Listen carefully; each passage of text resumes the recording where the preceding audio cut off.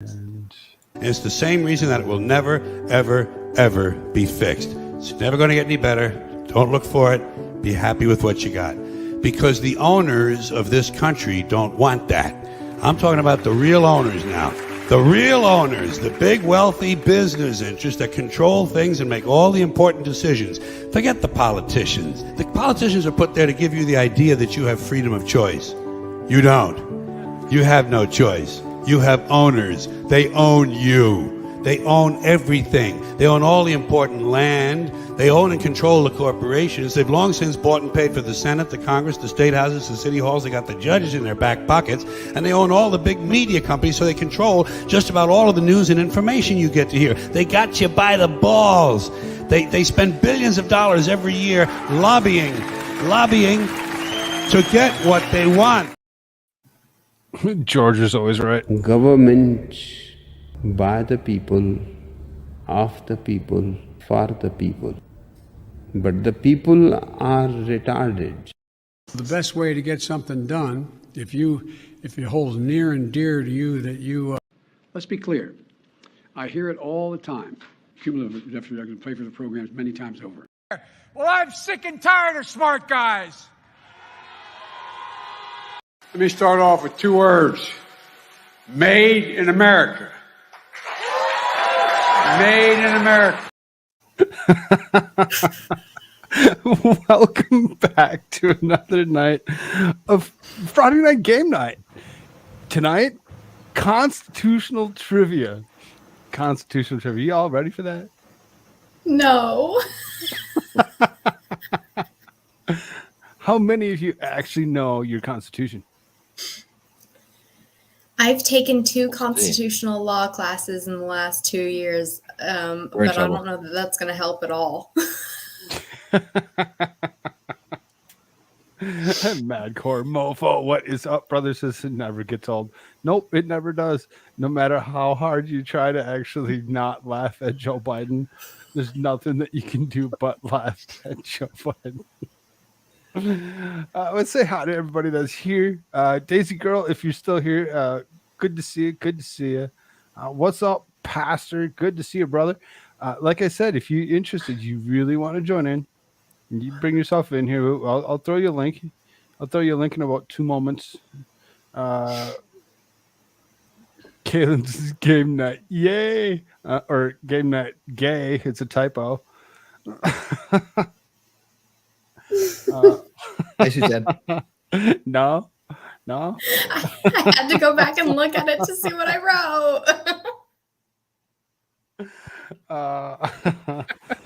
We do have a nice panel. Boomer is actually going to sit and chat too, or is that what's going on tonight? Made in America. Yeah, that's the maid that we also love. Yeah.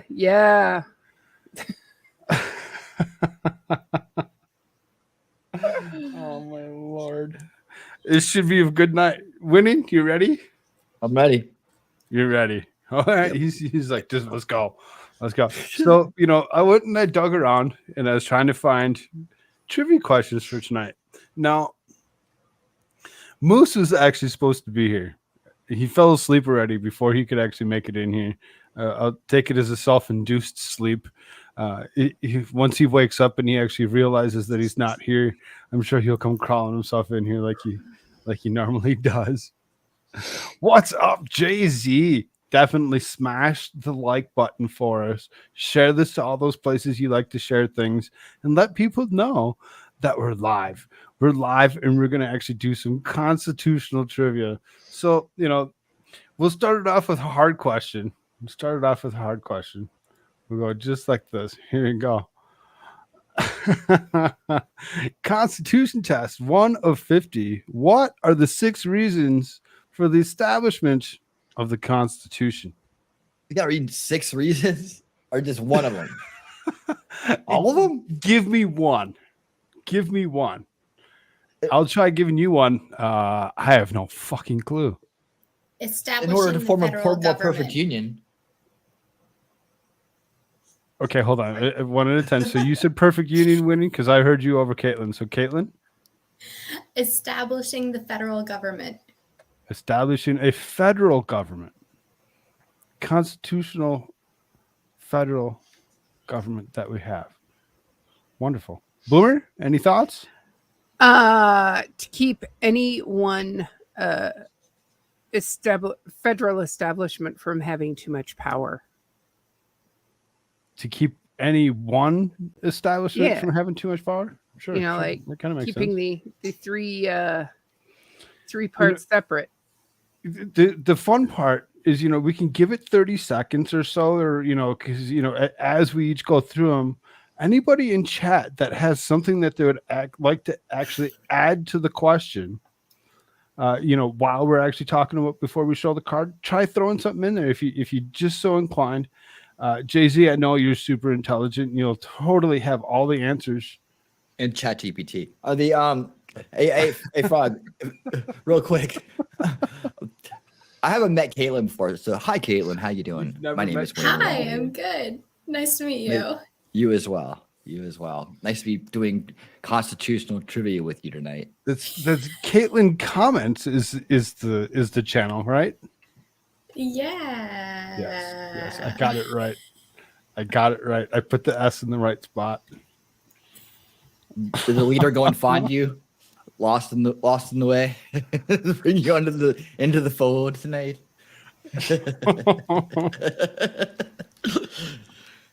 Oh man, well, great to meet you, man. I'll check out your channel for sure. I will. What's it about? What do you do? There's not really anything on it yet. I've recorded like, I don't know, 6 videos now, and I don't like any of them enough to put up. So we're working on it. I'm slowly learning how to use like the softwares and stuff. I've booted quite a few of them, so getting frustrated, but trying to work through that. Okay. So you know what actually caused me to actually post my first video? Because I had tried to make a couple of videos beforehand, but I deleted them because I didn't like them. You know what actually made me finally keep something? Oh no, what? America Shirts. That's America Shirts or first.com. That guy, because he joined me the very first episode of Stick with Cool Frog, it stayed up. Well, it didn't stay up because YouTube didn't want it to stay up, but it's still up somewhere. I believe I have it over on the Odyssey side, if I'm not mistaken. You know, so we don't normally stream to Odyssey, and I'm not streaming to Odyssey, but it's somewhere where you can actually find the very first episode, as well as the links to the articles that we read that went along with COOF denialism. And it was very, very fun and very interesting. So that having somebody else made me actually keep the video up to the point that I didn't feel it was right for me to take somebody else's content down. That makes So regardless sense. of how I felt about myself, because it was him as well, it made me keep the content. So if you know, and I'm not saying me, I'm saying whoever you decide, pick somebody to help you with your first video. That way, when you feel that you can't delete it because it's somebody else's content, you go with that. I think just having somebody else on the stream will help me like not feel so self-conscious about myself too, and just put it out there. So What kind of topics are you covering? So I'm just gonna comment on a bunch of stuff that I think is a great idea. You want to comment about this Canadian $10 bill that I just got from Suzanne? Thank you so much, dear. She says, I'm off to bed, Cool Frog. Have a great stream. Good night, Suzanne. There you go. Perfect. Give me a call. I'll come do it with you. All right. That's what I'm saying. So you find somebody so that way you can actually feel confident about yourself, and you can actually, you know, because you know you don't want to get rid of them. You'll actually put yourself out there now, so that confidence, that nervousness that you get, all that stuff, it kind of just floats away. It's kind of fun. Yeah. No, I'll tell you, when I recorded the first video like 3 times, and I boomered it each time I tried to record it. By the time I was done after the third one, I was like, you know what? Never mind. I don't need to do it right now. I'll reestablish it in a few days and try to figure it out. So I haven't yet, but we'll You'll get there. You'll get there. That's awesome. I'm waiting for the first one to actually appear because I'll be one of those that will be there to hit that like button for you. Thank you. Caitlin, Winning Reality is a good guy to stream. He is a good guy to stream with. We did a couple streams together. We did a Rumble exclusive. There's been plenty of times where myself and Winning Reality had some heated moments, and we had some really fun moments. Mostly fun. And mostly fun. And one in particular, that Rumble exclusive, that one was kind of disgusting and a long, disgusting night. Yeah, it was a hard one. You know, that was that town hall thing. Mm-hmm. All right. Well, we gave everybody a moment to actually think about this 6-part question. Anybody else have something that they'd like to add to it before we actually flip the card over to see what's I think I want to clarify my There's answer life, a little liberty, bit. and pursuit of happiness. So that's somewhat. All right, Boomer, go ahead. Separation of powers. Okay. That's- Caitlin, anything else? Establishing, just the 3 branches in general to kind of bouncing out the separation of powers, but mostly the executive branch and not making him more powerful than anybody else. Sorry, Boomer, I cut you off. Oh, no, I wasn't saying anything. Finish your thought. You sure? Yeah. Okay. I don't want to cut you off. Don't let me cut you off. If you have more to add, you can cut me off. You cut anybody else off. I don't care. Go for it. Okay. Winning, you don't get to cut anybody off. What do you think? I think that perhaps it is also to establish a standing army in defense of the country. Ooh. Oh, Shizzy Wisdom. I will come on with you. Good morning, says Shizzy Wisdom, and then says, but I'm getting dressed to drive to Rome. Awesome. Oh, Rome, Georgia, you're back in town? Rome, Georgia, eh? It is a thing. I know. It is a thing. It totally is a thing. All right. Well, I have nothing to add to it because, you pretty, I really have no thoughts on it. It really something that's horrible and disturbing in itself is the inability to understand and read the Constitution. Oops. Let's flip the card. There you go. 6 reasons for the establishment of the Constitution are: 1, to form a more perfect union. Yoo-hoo. I think That was the first one I everybody said. pretty much understood that one. Yep, first thing that was said. To establish justice. To establish justice. Nobody said that. Nobody said that. So no points there. Points don't mean anything, by the way. So regardless of how many points you get, everybody wins. Number 3, to ensure domestic tranquility. Domestic tranquility. Anybody want to say anything on any of these? You can go ahead and Like 2 and speak 3 up. are like in trouble. It really does seem that way, doesn't it? Yeah. Actually, 1, 2, and 3 are in very, very much a lot of trouble. Yeah, I agree with that too. You got these radical states that are out there doing ridiculous things, but that's also what it's supposed to be about. I mean, you know? we get all Supposed to be about all that. 6 of them, and you actually think about the next 3 that are there, and you pretty much feel the same way. To provide common defense, to promote general welfare, and to secure the blessings of liberty in ourselves and our posterity. All of that's in jeopardy, in my opinion. Yeah, I think general welfare has gone out the dang window. Yeah, they changed it into like a different. They changed welfare into a different word. Cut us off, Boomer. Else. One of the biggest problems we have right now is that we have basically a republic style of federal government that has become way too in control over people's everyday lives. The federal government was initially established to provide for, the common defense and to secure, liberty and prosperity. But it's completely taken over. We've got in every single state that in the country, we have these massive cities that are run by Democrats that are destroying everything around them just for the sake of people having more power.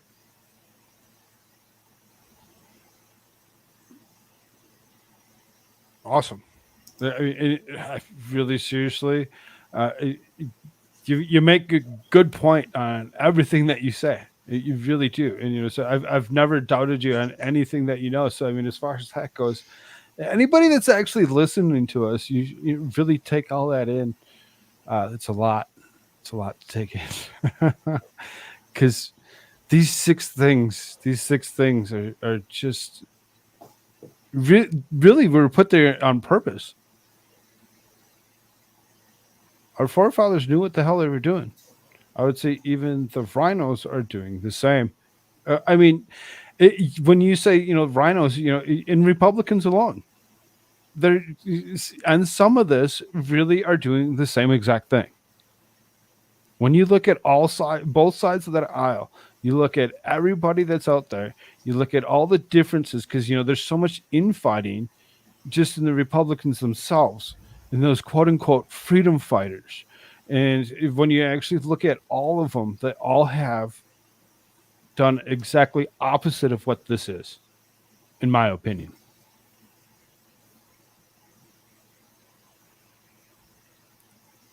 Anybody else got anything before we move on to question number 2? I think we're good. No, I think Nope. you hit the nail on the head. All right. What are the 3 branches of government? Executive, Executive, Judicial, judicial. legislative. Legislative. Yep. Right. What the hell? Yes. That was kind of a fun thing. I think we all kind of understood that one, didn't we? Mhm.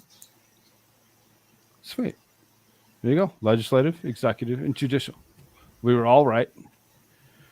That was a fun quick little question. What is the main role of each of the 3 branches of government? judicial runs the courts.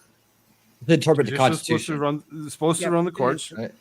right? So The legislative makes the laws. Yep. And the Right. executive is is the lead- president, Yeah. He to lead- enforces the Execute. laws. Right. Enforces. right? The executive, right? So, the one that gets to actually make executive orders, the one that's, when you actually look at him, just as much of a dictator as what he claims everybody else to be with his quote unquote executive orders. While he takes billions or millions, shouldn't say billions yet, but millions of dollars from China. Cough, cough. And or Ukraine, Burisma, nothing big there. Nothing big there. It's all just a joke, made up by the right, the extreme right, because that would be the easy way to actually try writing it up and trying to actually write their own history, because we all know history is written by the victors, right? So when it comes down to it, Which is a good leeway to the go ahead. The good leeway to my Thursday night show called Repairing History. It's all about going back and putting in those omitted facts on 9 p.m. Eastern every Thursday. there you go. Back to you. So then, the judicial branch, when it originally started out, it was 3 judges, and that was it. There's 3 judges that were supposed to oversee the land, and now, as population grew, it went ahead to the point where we actually started installing lower level judges, which would eventually lead to the necessity of people to pack courts to change the way the courts were actually reading their laws. and currently sitting at how many? Does anybody know? 9. 9. 9. Sitting at 9. And who wants to pack the court again? The guy that One said it was a time. boneheaded idea to pack the court, right? What did they Number- want to yep. increase it to? Was it 13? Right. The next is 13. To actually, get that majority, because it would be then you'd have 5 over, or you currently have 5 over 4, right? Mm-hmm. So then to go with 13 would give you what, 6 over 5. Yep. So That'd be 11. that's 11. So it was 7 over 6. 7 over 6. So when you actually think about it, for them to do any of that would be ridiculous. What's up, Go Hagen? Takes millions from China, launders billions to Ukraine. Yeah, we're not saying that there's a specific person that does that, but we kind of all know who we're talking about on that, right? The big guy. Right, the big guy. Right. So the legislative branch, that's the one that I don't really know a lot about. That's the one that's supposed to be like your House and your Senate. That would be the ones that create the laws, right? And originally, the Senate was not appointed by election. It was appointed by the governor of the individual states. Correct. Because if something happens to current senators, it's up to the governor to appoint somebody. So they still have that original law there. It's just that there's amendment to it where they actually started to actually vote for, elect those senators, 2 per state. And that's part of the reason why electing the most appropriate governor, regardless of political party, is so important. Exactly, right? I told you, we're going to learn something here tonight. We're not just going to sit around and do a quick little quiz and be like, oh, that was fun. So then when you actually look at what happens between the House and the Senate, both of them can create laws, but it takes the other one as well to actually push it through. So technically, it says that the House is supposed to make the law, and the Senate is supposed to actually vote on it to actually keep it as law. Well, they also have the abilities to appoint judges.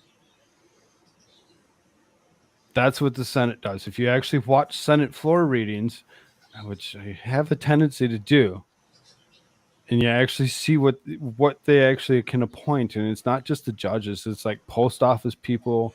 They get to name buildings. They get to decide to go to war too. Right. They can actually decide on a lot of that stuff too. Right. They can actually just decide to say, okay, this is what we need to do to actually protect the land. And, if it's the wrong side of the aisle, in your opinion, because everybody gets their own opinion, it really could kind of be dangerous to actually believe that they could actually go that far. And they don't need the president to actually do it. But on most laws, after the House and Senate pass, then it's up to the president, the executive branch, to sign that. To say this is exactly what's going to happen. And if they can't sign it, nobody else gets to either. The bills sit there until the president gets there to sign it. So then our current signer, he can go fuck himself. Oh.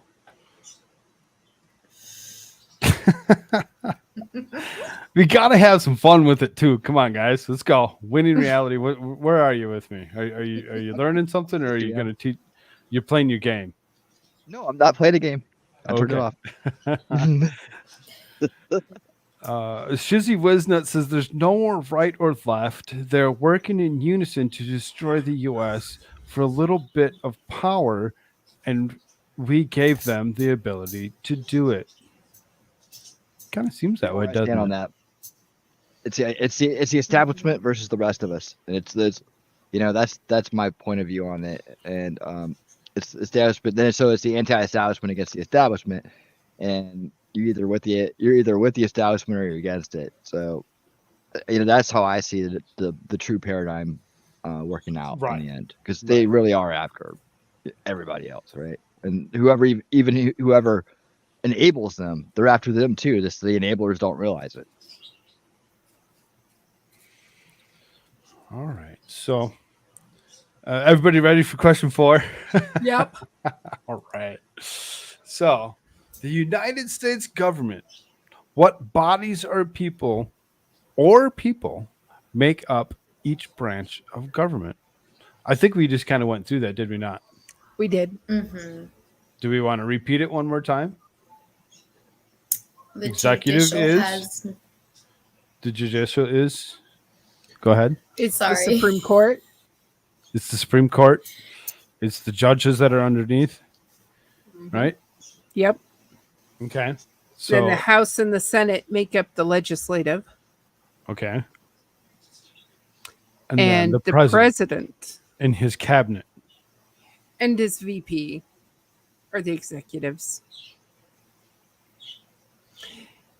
May the fleas from 1,000 camels infest their All crotches. his, and I would almost think that it would be a majority of his cabinet as well, because when you actually look at like Alejandro Mayorkas or who's the freaking asshole that just went to China? Buttigieg. Buttigieg. Right. He's the cabinet. Right. All of these people that are down underneath him that he has actually signed control to. And Anthony Blinken, that's the other guy. Those two we hear awful lot about, because those guys actually have. And then there you go. Shizzy wasn't it? As is the military. Because he's our commander in chief.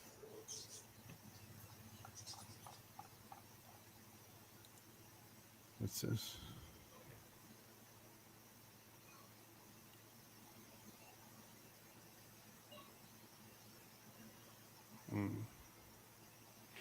Okay, so that's interesting. Should we actually? You should flip the card. Okay, so there you go. Legislative, Congress is the U.S. Senate and the House of Representatives. The state legislature is also California Senate, California Assembly, is as well as every other state's Senate and Assembly. And local would be county board supervisors and city council. So there's an awful lot more that we really don't pay attention to that we really kind of should. We should know who our city council members are. We should know who's on our county boards, because those people are the ones that go and pay the $250,000 to purchase another person to go do certain jobs. And you should also know your local sheriffs. Right. I agree. I agree. So when you see your executive, there's your national would be president, vice president, and the cabinet. So I get an extra point on that one. Again, points mean nothing. Everybody wins. State, governor, lieutenant governor, secretary of state, and other statewide officials. That's kind of an open other statewide officials. There's an awful lot of lot more under that executive branch that we really didn't pay attention to. And then your mayor. Your mayor is your local. So he's the executive of everything that happens in your city. So then judicial. There's your national. There's your U.S. district courts, your appeals courts, and your SCOTUS. The state level, you have your superior court, trial courts, one per county. Everybody knows where the courthouse is in their county usually, because usually there's something else that you go to that building for, other than just law. pay fines, pay other, do other like marriages, divorces, stuff like that, right? California Court of Appeals and then California Supreme Court. I don't know why they keep on putting California, but because every state has their own appeals court, and each state has their Supreme Court. Hey, Vicky, how you doing, dear? I see your message. I seen your message. Good to know. How do we all feel about that before we kind of kick over to this question here? Do we feel bad? Do we feel bad about ourselves at all that we didn't know any of that? Well, I wasn't even considering state and local. I was just considering federal. So, yeah. There's so much more out there that we all don't really seriously pay attention to. And as you can tell, all three of us, or I'm sorry, all four of us, sorry, Winnie, all four of us had no clue or did not pay attention to our state and our local. We only went for our national. Because that's seriously what's in the news all the time. Do you see stuff from your state? Do you see stuff from your local? Not usually. You don't pay attention to it. Nobody does. They're not doing as many things in my local area to mess with my situation as the federal government is. So. So somebody that's actually not listed, that when these other statewide officials would be like school board members as well. Your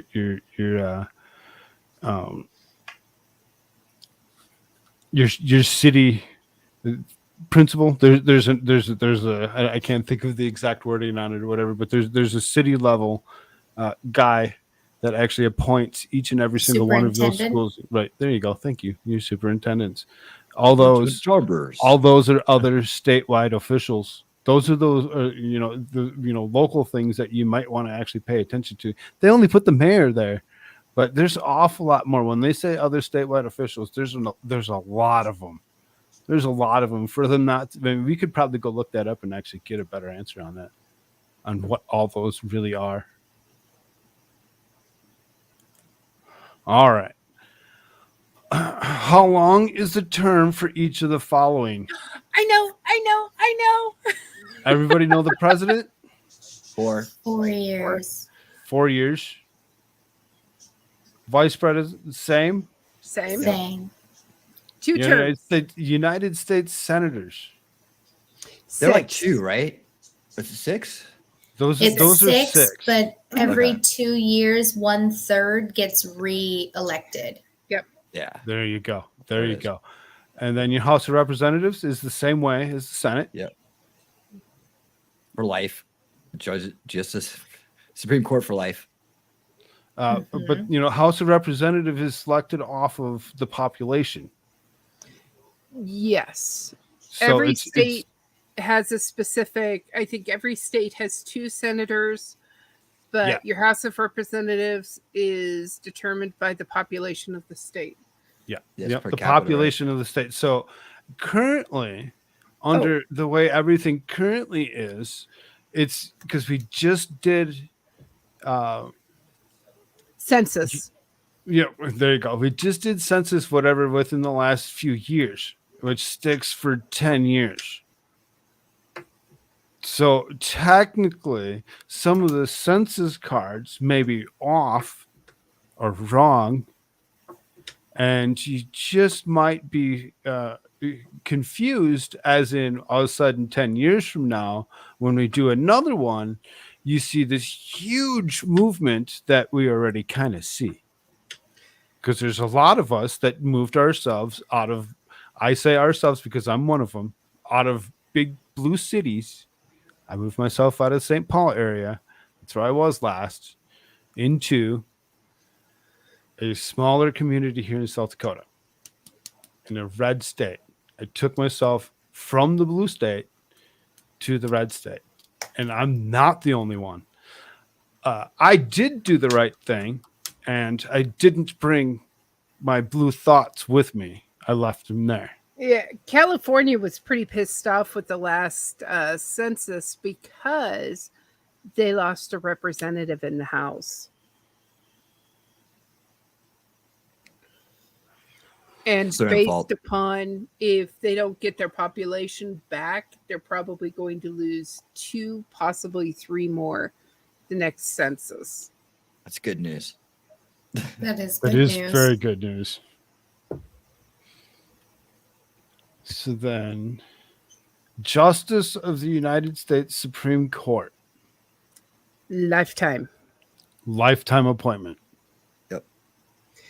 However, Right. they can be impeached by, Okay. is it Congress or Senate? Senate. I Senate. Wasn't it both of them? And like they have to start in the House. I think it has to start in the House. They have to actually go ahead and have a majority, simple majority, so as to get Because- anything over the other. But once it gets to the Senate, they would have to have a super majority of 60%. Because for the first time, people were talking about impeaching Clarence Thomas to get a conservative off of the Supreme Court. Correct. 30-30 pool. And then the federal judges, the same way. Yep. Lifetime appointments. Unless you're impeached by the Supreme Court. Correct. So then there you go. There's Ellie Font. How's it going, dear? She went ahead and she actually answered it right along with us. 4-4-2-2 life. Yes. Those first 2 4s, we have to remember that the president and vice president get 2 terms. It just asks how long is the term.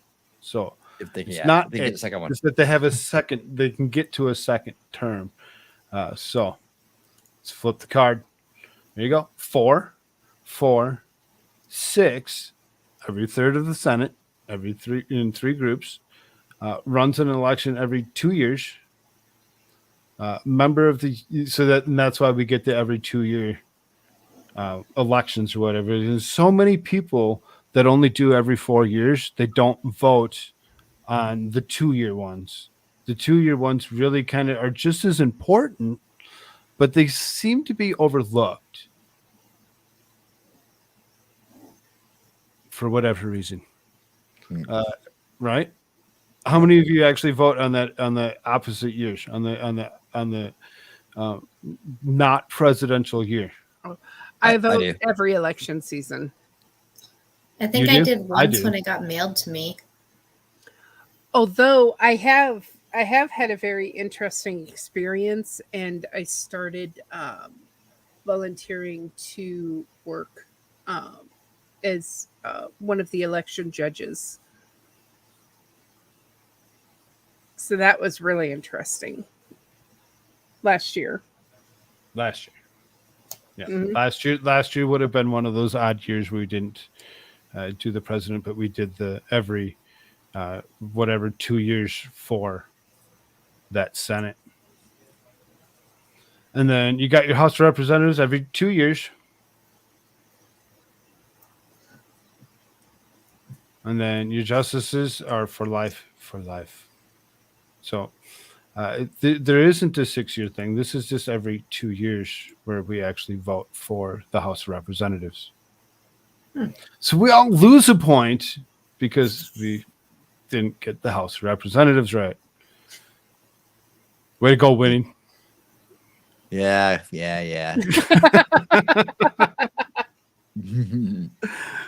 We all lost a point. But yet we're all still winning. He's just winning reality. Yes. Dozing, blooming gigs. Okay. And she says, didn't I get it right? I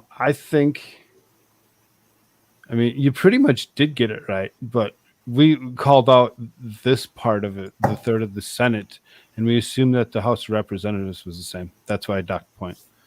At least technically we did get it right, I suppose, when you actually think about it. How many terms can the president serve? I think we answered that. We all know Yeah, that's 2. dose. Oh, I suppose here you go. President can serve too, just to make sure that everybody sees the answer. What is the longest a president can serve? 10. 10. And where do you get the extra 2 from? If you become something president because the president has gone away. expired, God, that's Right. scary. Right. Or was impeached and replaced. So like, right. So like, we watched, Trump didn't get impeached. We watched the last one get impeached was Nixon. I didn't then watch Florida, it. I wasn't old enough, but He got impeached. he retired though. He quit. Didn't he surrender or whatever? he just resigned. Right, but- technically retired. He stepped down before the impeachment went through. And do you know who one of the people who is a big part of what was happening that caused him to be impeached? That Hillary was Clinton. discussed? Yeah, bonus points. A young radical Hillary Clinton. This could be interesting if I don't know if he. I just seen a message from somebody. That'd be interesting if like Madcore. What are you doing? Playing Far Cry 5? To have somebody that's not from the United States to see how much they actually do know. Because I'd be surprised. Really surprised. Madcore, you mofo, join us. I mean, just saying. It'd be so much fun. It'd be so much fun to actually have somebody else from some other country try answering this. You might be surprised; they might just know as much as we do. Cool Frog's just making sure that he wins. That's all. The longest a president can serve is 10 years. This is because the vice president becomes president for 2 years in the preceding president's term, can be continue for 2 extra terms if elected. So. Yes. Very good. Everybody gets a point. Why is the Senate called the House that never dies? I have no idea. Is it because the governor can appoint a representative if something happens to one? Right. There always has the to number can't be- change. There always has to be 50 senators. Or I'm sorry, 100 senators. There has to be 100 senators because there's 2 per state.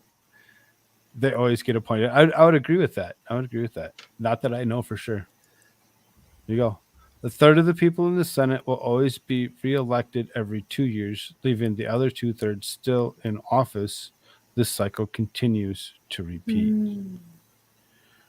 Oh, we all were wrong. We all lose 2 points. Wah, wah, wah.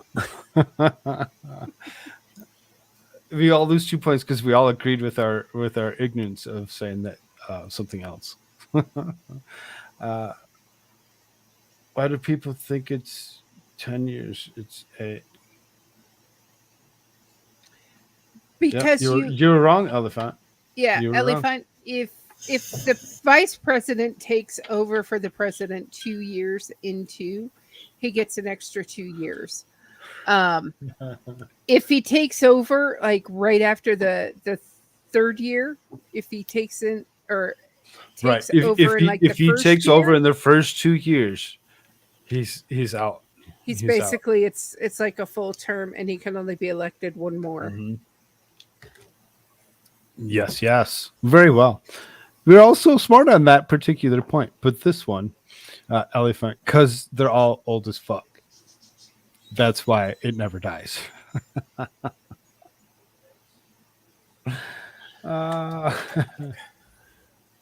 What? I to stay in office? I'm not gonna say how, but I think that if something did happen to Joe, something would also happen to Kamala. I would almost hope to God that was the case. Oh, did you know that she is the first vice president to go through 3 full staffs in 2 years? There's a nice little nugget for the history books for the first female vice president. For the So first that's what female. she's been doing. Yes. because she's not been doing anything else. Well, she has been terrorizing little kids at NASA meetings. Oh yeah.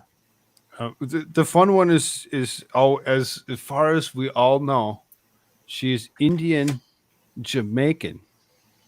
She's not from Africa. And she comes from a family that Yep. owned slaves. Right. She Slave comes owner. from a family that owns slaves. Yep. Right. Exactly. Yep. So just to be clear on that, we have said that one several times in this, this year and a half, almost 2 years that I've been doing this. We said that several times. We actually did a whole piece just on her alone when Ketanji Brown Jackson was being selected for SCOTUS. We went through Kamala Harris because she was one of those that was potentially going to actually take that seat. Right? Just look great. Their picks are right there, including the one that's in office now. We won't digress Oh. into that. We've already talked that. but- Interesting fact. Did you know that you don't have to have a law degree to become a judge? You can be appointed to become a judge without a law Correct. degree. Correct. You don't need a law degree to be a judge. First to suck her way to power. I mean, we have no clue why she's using a vacuum so much. Shizzy, I was taking a drink when you put that up there. Shame on you. Oh, so good, so good. That's question 9. All right, give me 1 second. Why is she vice president? Because she sucks. I have Like a a Quizlet Hoover. account. Yep. Oh God, he heals a I parrot. have to go and I have to go and put in my information for this. No, I'm not a teacher.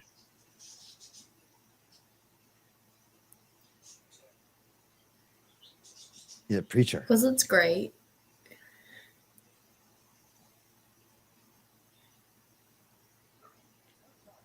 Okay, so Ellie, you are now my favorite human.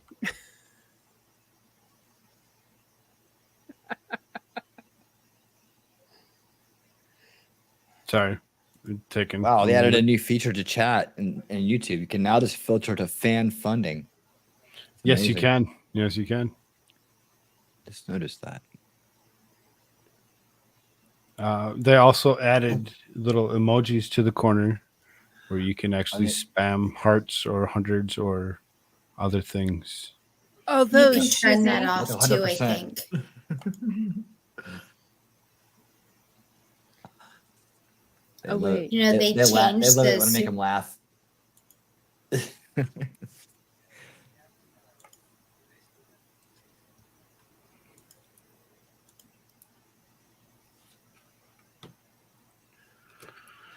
Oh, really? What's wrong? Your screen went down. can't see I it. had to take it down for the moment. Just Just for a to moment. log in to get the rest of the questions. Right. It's I- making me log in to get the rest of the questions. All right. I'll go back and let me play the damn game.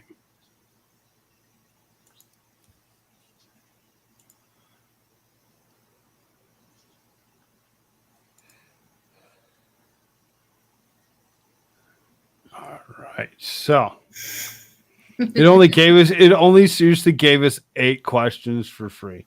Really? Like, what the hell? I don't care if we Free? can actually finish this. Yeah, it cost me like $2.99 to actually go ahead and bring it back up. It's so ridiculous. Thank you, Quizlet Plus. We're having fun with it. It's worth the $2.99. I'll cancel the subscription after we end the show. Well, Suzanne dropped 10, so that should cover Right. a few more rounds. No, right, exactly. So it's paid for now, so we can actually play whatever Quizlet Plus allows us to. Let's play for Just the next saying. 48 hours. Great. What is meant by Samaro? By camera. By Cameral. By camel? I can't even say the word correctly. How would I Buy even cereal. know? That's How what you're would I supposed to do when you know? go to the store. So this is fun. It gives us a hint. there are 2 chambers in the legislative branch. That So- would be the answer, I think, not the whole hint. Just a hint. That sounds like the whole answer. It means that there's 2 houses to pass laws, like the Senate and the House Is of it actually Representatives. calling out the 2/3 or the No. whatever the every 2 years? No, By it literally just Bicameral. means it two, has a the Senate word and a by House. at the front of Two it. houses. Two, Like two Okay. here in Congress Nebraska, pieces. we are very unique because we have a unicameral legislation, which means it's all one together. So here's your answer. There are 2 chambers in the legislative branch. Senate, 2 members per state. House member amount of dependent on the state population. We actually went through these. We actually knew this part of it.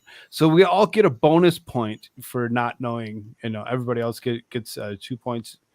I get 1. Fuck them. I had no clue what the hell that word even meant. Never heard of it before. I could have went and Googled it and just been right, but I didn't. Thank So, you, my right? schooling. There you go. Staying What on. are the qualifications for becoming the member of the House of Representatives? Oh, Mary, I don't know. Breathing? You have to be 25. And you have to Um, be a resident live- of the state that you're running in. Yes. For 14 years? No, I think just currently. Yeah, Yeah, people because move around all the time. Hillary was trying to run for House of Representatives right after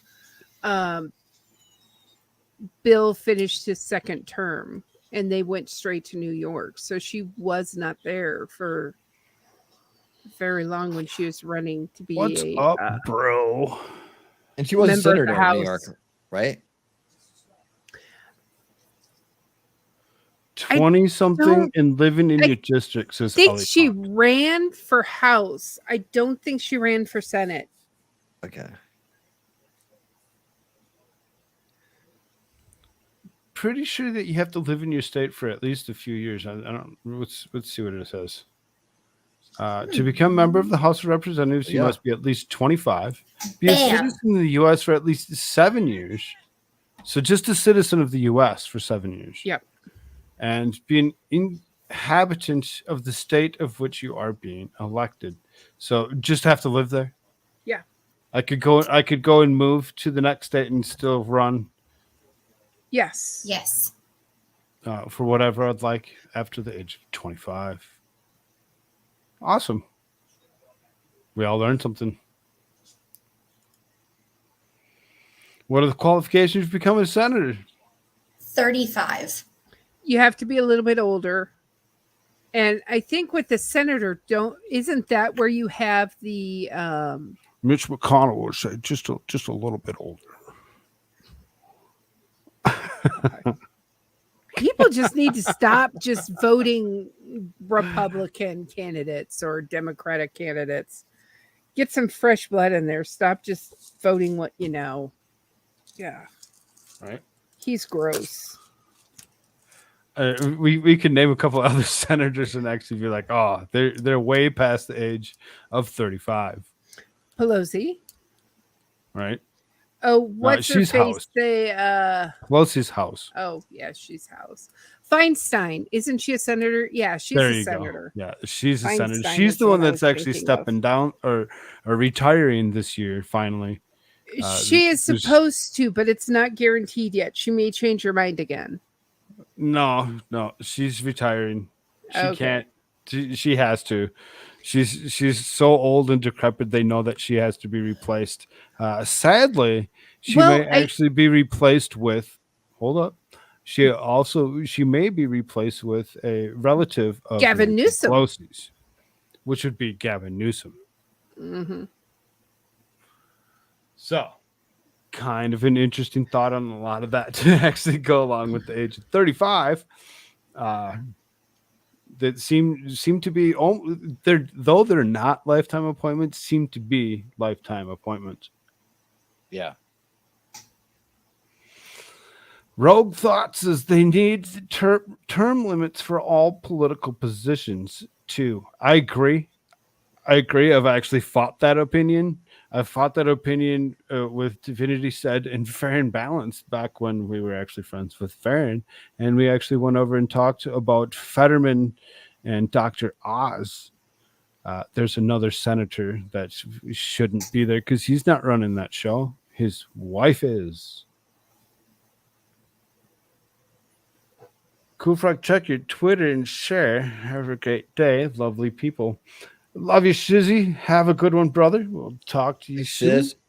And Shizzy, man, get back. I know you come back on the 27th, man. We're going to do that show together when you get back, all right? Oh, he's excited. There's a couple of shows that are in play because I'm going to also join him one of those first nights he gets back to go through all of the topics that he's missed in the last few weeks of him being on vacation. I thought you guys were going to read the Federalist Papers together. There's 85 of those. I know. I have the book sitting behind me. I had intended to actually read it over on Locals, so that might actually be a thing that I might still do. He's done like, 3 or 4 of them? Doing a very good job. I'm glad that he's doing them. I might join him. I might join him for one of them. I didn't have plans to actually join him for all of them. So You guys could read them at the same time, though, together. It'd be a unique experience for everybody. no, right. It's just your time frames sometimes don't work out because that's dinner time. Oh, yeah. And I have to, be a dad and cook dinner for my working wife and make sure Tadpole's fed. We just got our table in today, so we'll actually have a dining room table to actually eat dinner with each other. So my dinner won't be separated from them any longer. Nice. Right? Yeah. So Awesome. age limits and term limits, that's also an interesting thought to go with that, Elephant. I kind of agree with you on that. The age limit should also be a thing, is once you hit the age of, 65, 75, whatever it is, one of those, ripe old ages before they get to 85 for sure. I think we can all agree on that. I think 75 at this point, even though people are living up to 100 years, I think 75 is still too old because that's when everyone starts to see the cognitive decline. Well, see, you'd almost, depending on consumptions of things that they've consumed over the years, whether it be sugars or alcohol or any other drug, Yes. would actually hinder that as well. So you can see it sometimes in some of them at the age of 65. Mm-hmm. Well, yeah, I was going to say like retirement age. Why is that not a thing in Congress? Like, Because nobody retires which at is usually 65 anymore. right. It used to be that it was 65. For me, even it was like 76 or something like that they gave us. And I'm 46 years old, so it's only going to go up for those that are younger because your life expectancy is going to increase. I already feel it is. I feel kind of the same as whereas I think Ian Copeland says it. Feel like I'm going to age to the age of like 120. No, we are on the cusp of life extension technology. Like that's a real thing. And it's Right, coming with exactly. AI. That's what AI is doing for us. Right. I just did that in my last Lordy. show. I have a show on Yeah. Tuesdays called Tech Reality Tuesdays. We cover AI topics with one of a 10-year professional named Space Power Monkey. He's my Yes, good friend. Space Power And Monkey. he's a good guy. He's an expert, an AI expert. You can ask him anything you want to about it, and he has the answer. We do that at 10 p.m. Eastern on my channel every Tuesday, Tech Reality Tuesdays. Check it out. As far as Space Power Monkey goes, that channel hasn't always been around, but he's been around. He's been around since the beginning of this show's inception. He's been one of those that was one of the original viewers of Shtick with Cool Frog. It's very awesome. You can actually run into him, but it's simply actually hitting yourself up with a Discord link and getting yourself in there, and you can hold conversations with all of us almost on a regular basis. It's amazing how many of us actually hang out on a day-to-day basis in Discord. It's almost scary. The It almost. it's almost like, it's almost like Far Cry 5. We also have we have a special channel on my Discord for just the tech reality stuff. So if you have AI questions, we also have resources there too if you're curious about it or want to know what kind of stuff could help improve your life. But our last show we were talking about life extension technology. That's why I brought it up. Easy way to get that Discord link. Grab both of them. They're free. And I don't specifically charge for it. It's just that I do put it under the members link for those that are that pick up some membership from whether it be somebody else or themselves. You'd be surprised. Okay, let's get this answer here. Yeah. Oh, we were all wrong. It's 30 years. Not 35. Dang. Be a U.S. citizen for at least 9 years and be an inhabitant of the state for which you are being elected. So why do we think that there is discrepancies in the two chambers of the legislature in the age and how long you've been a citizen of the United States? Why not just make it easy and make it all the same?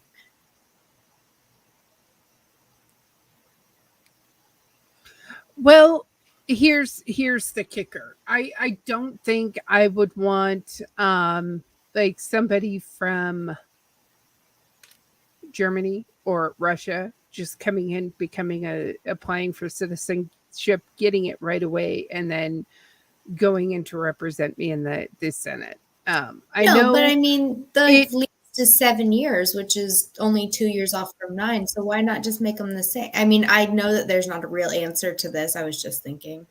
I'm sure if we looked it up, there probably is a real answer to why. I would bet it has something to do with the fact that senators were initially appointed by governors and not elected officials. Sure. That would kind of make sense. Because if somebody's 30 years old, chances are they wouldn't be the governor's child. To actually go along with that, when you actually, how long can a governor be a governor? I think that varies from state to state. Do you think so? Some have term limits, some do not. I don't think California has term limits. I know Nebraska does.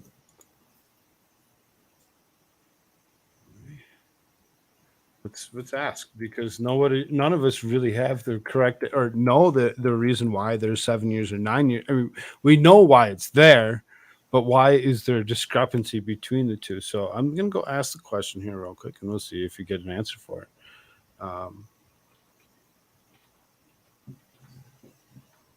Unless Winnie knows off the top of his head. I'm trying to think. It would be a guess. I don't know off the top of my head. I'm just trying to make some logical sense out of it. Right. I told you, we're all going to learn something here tonight. Are we going to retain it? Yeah. See. So just going back to the governor thing, for example, Alabama, the governor is popularly elected every 4 years by a majority and is limited to 2 consecutive terms. But that means that they can reapply for election after a term. You can't go more than 2 consecutive terms at a time. Mm-hmm. I've seen that happen. I think Sonny Perdue did that here in Georgia.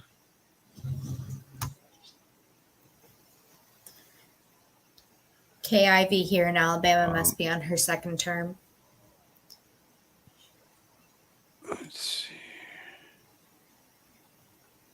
So, I knew I heard a twang in your voice, man. I was just like, I was trying to guess it, man. You're like it's like a literate twang, So it's like just a little bit. I grew up in Georgia and then moved to Colorado. I was going to guess that. I was waiting for you to invite me on your show, and I was going to be like, "Are you from the South, Georgia?" Yeah, from the South. Moved to Colorado. Oh, sorry. Go ahead. No, you guys are fine. Go ahead. Oh, I was just going to say, when I moved to Colorado, I got horrendously made fun of for my accent, so I got rid of it. And then moving out to Alabama has given me a little bit of twang back. Ah, I see. Okay. Okay. So you start out in Georgia and then you moved out to Colorado. Got sick of monograph and came back. We know a lot of people out in Colorado. It's a crazy little place. What did you? Well, actually, I don't want. I was going to ask like what part of Georgia, but if you don't have to tell me that, it's like no big deal. No, I mean, I lived there a long time ago. We lived in like northwestern Atlanta. It's called Ackworth, very small town. I know where it's at. I'm in northeast Atlanta. Oh, nice.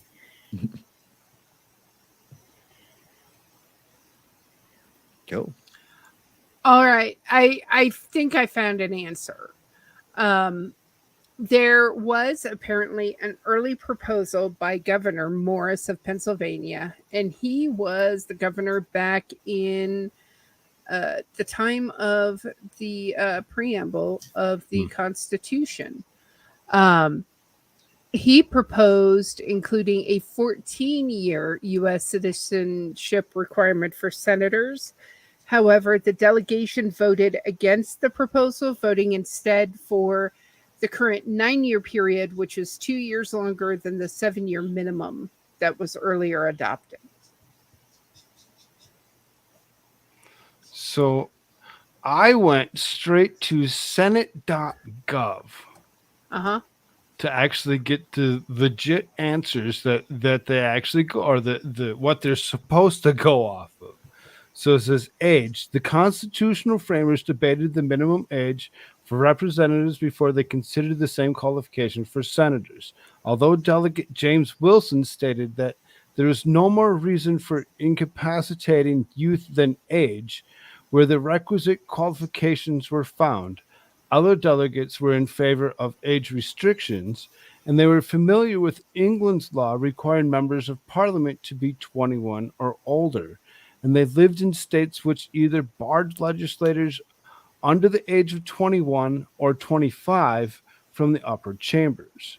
As introduced in May 1787, James Madison of Virginia plan left Senate age restrictions to the delegates to decide, only stating that members of the second branch must be the age of, and it left a blank, at least.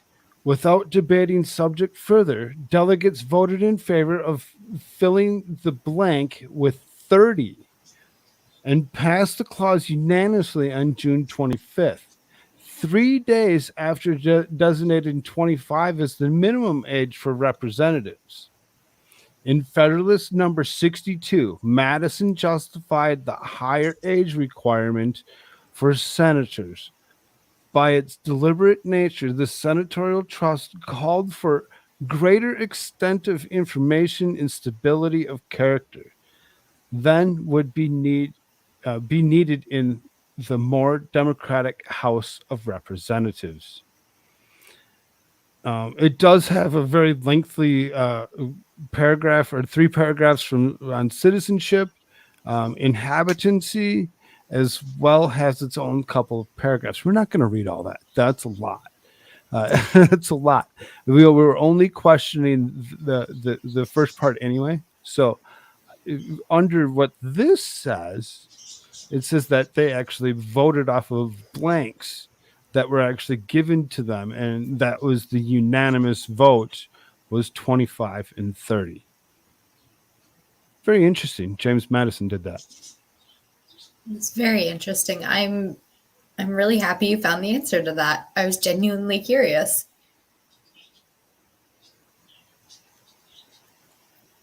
Very, very interesting. Where did you get your answer from, Boomer? I got mine from a random Google search. Summarizer is what came up. But there were several mentions of it on other before I chose that one to kind of read off of. But that's just with the number of years, not with the age. But I do find it interesting that they said you've got to be a little more mature to be in the Senate, because you're definitely there longer and you can do more damage.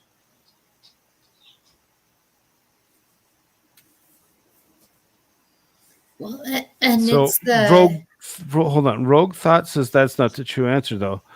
Did you say that before I read the actual Senate.gov, or I think he was talking about his earlier comment. okay? I with- just want to be Yeah. sure on the time frame of that particular answer. Yeah, because they came in one right after the other.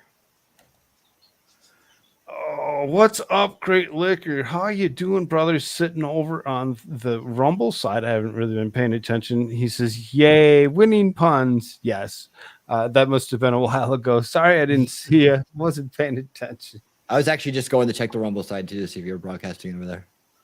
Yes, definitely broadcasting on Rumble. That's the only way to do it. That's the only way to grow an audience over there. 490 followers over there. Thank you all so much. You know, anybody that's watching, go ahead and hit that thumbs up button.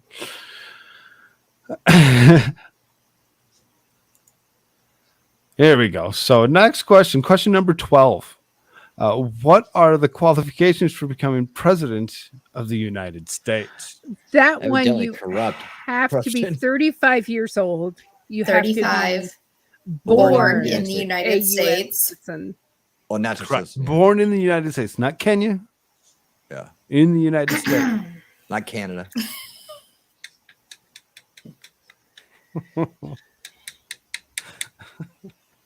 And I know there's one more, but I can't remember what it is. I'm drawing a blank. Um,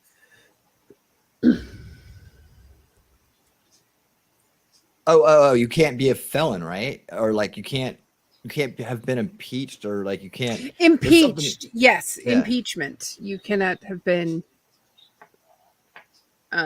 Forcibly removed. removed from prior office. Right. There's Elephant 35, natural U.S. citizen and reside in the USA. Again, anybody that's sitting out there that actually wants to throw an answer out before we actually flip the card, because we take so long to actually read through it and actually give our answers, you should have time to actually give answers before we flip it. 14 years for those 35 years of resident in the U.S. What's Rogue Thought still kind of behind or something? No, I think he's adding in. I think he says that you have to be a resident of the U.S. 14 out of 35 years. Okay, 14 years. Like, Yeah, So that's like, that's where I got the 14 years back. from earlier. It was this. Was the president? The president has to be resident of the state for 14 years. of the U.S. for 14 years, not just the No, state. in their state, or in right of the U.S. They have to. Yeah. And be a natural born citizen. So, you know, it's like you could move away, but once you came back, you'd have to wait 14 years.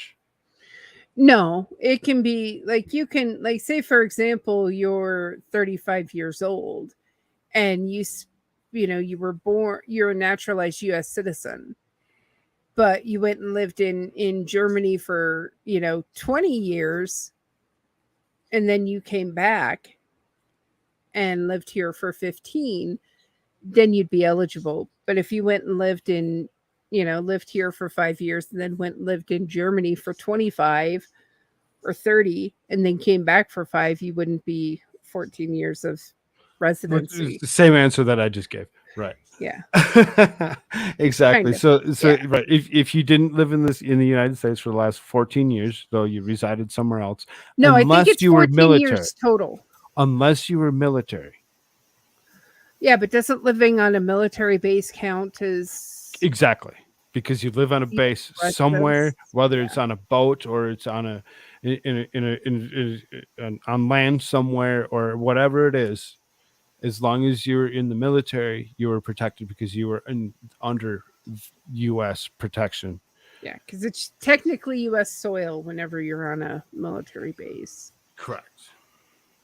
So, let's see what this says here. To become president, you must be at least 35. Everybody got that right? Be resident of the U.S. for at least 14 years. We all got that right. Right, Winnie?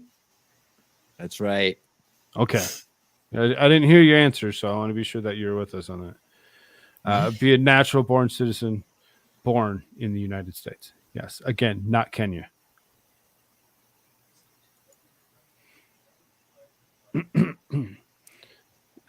What are the qualifications for becoming Justice of the United States Supreme Court? Being black. That's it. You just have to be black and a woman now. That's the only qualification. And a Marxist. I'm sure there's Yes. an age limit, like 30, or an age minimum. Right. There should be an age limit. There should be. I would agree with still having some kind of residency of the United States for a period of time. You'd hope so, anyway. Whether it be for at least some amount of years. Winning? I'm saying that there's definitely an age limit there somewhere, or age minimum. Resident, Citizen. true. Yeah, citizen, Citizen. true. And Natural probably born a time citizen, or period. do you just have to be a citizen for so many years? It's That's a good probably going to be question. so many years. I think the president's the only one that demands that they are from here, which is odd. So then we all kind of said earlier that there was something that you didn't have to be a lawyer or know Yes. law to be a judge, right? So Right. there's no qualification there. Do you have to be a previous judge? I would think so. I don't I Well, I would think think that they would you would look at have you to have already otherwise. been a judge in some state of form before being selected. Yeah, they Caitlin? kind of filter that out in the selection process. So when they put the Yeah, you nominees think so? in a basket. Caitlin, any thoughts? I'm wondering if they have to have been an appointed judge before and not just a judge. Like you could be an elected judge, but Well, maybe you have to be appointed first here's to the be thing. considered for the Supreme Court. Ted Cruz has never been an appointed judge, but they were talking about considering him for an appointment to the Supreme Court. So I don't think so. Okay. Interesting. I didn't know that. So, That'd be a good job for him. Just let him do that. Rogue Thoughts is a licensed attorney.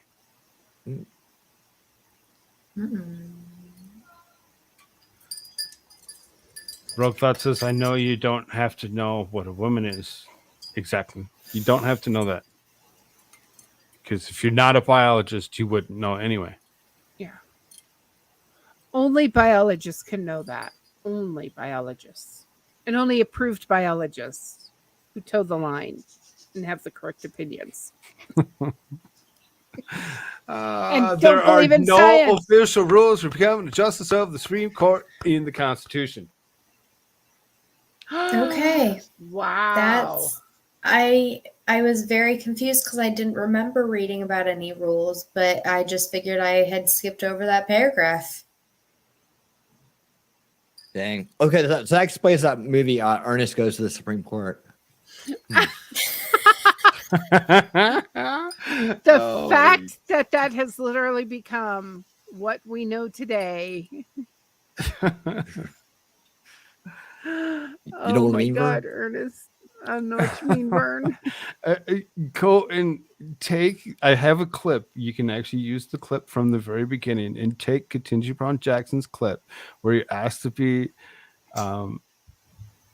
asked the question of needing to be a biologist to know what a woman is, and go and pose over the top of her, Ernest. See, have that same answer. It'd be so funny. Yeah. It's horrible. There's no official rules. There's 0 rules that were written in the Constitution That is or scary. SCOTUS. But I guess the only good thing is you do have to go through the Senate to be approved.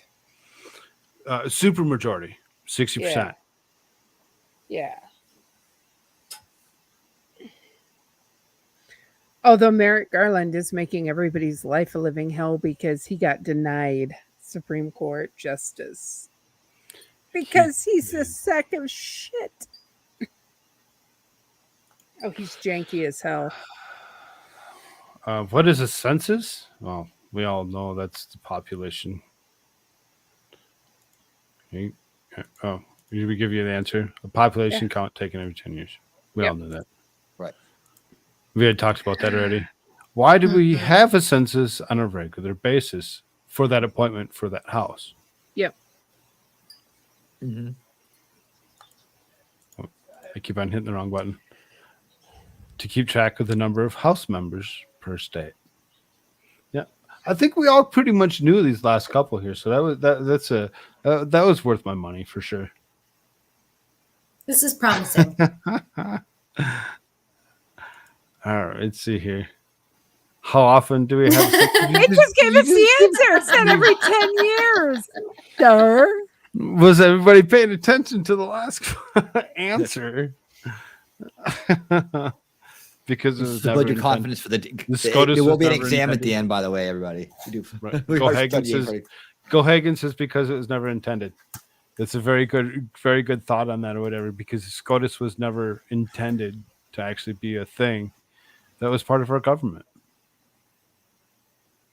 Apparently. So, who is the presiding officer? How do we get the three branches of House government then? Representatives? How do we get the three branches of government? Hold on.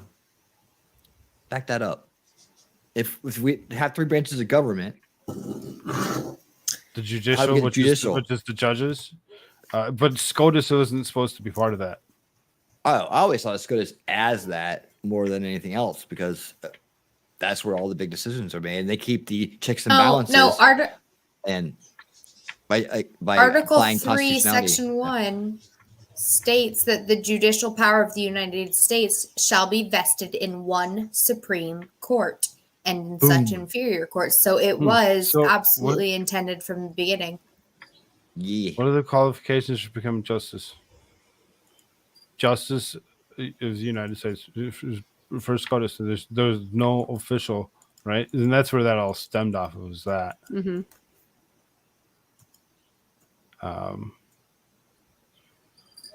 Who is the presiding officer of the House of Representatives? It was Nancy Pelosi. Now it's that butt crack guy. Kevin McCarthy. Yeah, McCarthy. What is his actual seat? Speaker of the House. Speaker. Yeah. It's called the whip, right? No. No. The whip, I think, is a person from the opposing party. Oh, okay. Yeah, that makes sense. Which is the third person. Chair. It's like Madam Speaker. It's Speaker of the House, right? Speaker of the House. Well, they're the third person in the secession. So if Joe Biden croaks today, Kamala Harris steps up one, Kevin McCarthy steps up one, the Senate pro tempore steps up one, right? Yeah. So when you think about that secession and where people actually go, because the second that senator actually steps up to be the Speaker of the House, he still can be the senator, because there's no. We better not go there, because we'll give the answer to the next question if we actually give that away. The Speaker of the House, correct. We all get 3 points for that because we all knew who the Speaker of the House was. Right? Yeah. You And called definitely him LA for what he was. You knew who you were talking about. Though you didn't have his name off the tip of your tongue, you knew who you were talking about. Oh, that creepy guy. Yeah. That creepy guy that took 15 votes to get to his position. Because he wouldn't back the fuck down. He actually got violent with some of those freedom fighters. Went and He actually did. chewed. He did. He Now went he's and chewed become, Matt Gaetz out right in front of the But rest of I find the it House. I find it kind of creepy that him and Marjorie Taylor Greene are like in cahoots now. That was a little disappointing. Matt Gaetz still wants to tell him to fuck the Marjorie hell Taylor off, Greene but- is a special flower in that field. She really is. She's one that's almost like a rhino, but she still fights for the Republicans. She's almost like she's more of a dino. but still sitting on the Republican side. Yeah. Almost. Right? Something weird with her. Yeah. But yeah, that special flower. I think she's just playing it close, keeping people close. And if anything, if she's charming them, she has charm on them, and she can keep tabs on them. But I think that she's, I think she's just a typical kind of Georgia girl, and she's playing that Georgia girl game. Elefant says at least it isn't Pelosi anymore. I think we all agree on that. Amen. If America Shirts was here, he would have been going off for at least 15 minutes using his Nancy Pelosi voice. It would have been great. It would have been great. And Elephant also says, I kept praying Joe wouldn't die because Harrison Pelosi in the Oval Office made my butt pucker. Yeah. That one can be felt. Definitely felt that would have been totally horrible. Even now, though, when you think about it, with Kevin McCarthy, would still be scary thought. Underneath Kamala Harris. Yeah. You don't need another person underneath Kamala Harris. It would go very, very radical, very fast. I mean, nothing would get on. Anybody want to read the question? According to the U.S. Constitution, who is the presiding officer of the Senate? Anybody know who the majority Senate Senator Pro is? something. The Senate Pro Tempore, right? Do you know who your Senate Pro Tempore is? Because he's Mike number. McConnell, isn't it? He's number. Mitch McConnell? No, I don't think it is. It's on the Democrat side, isn't it?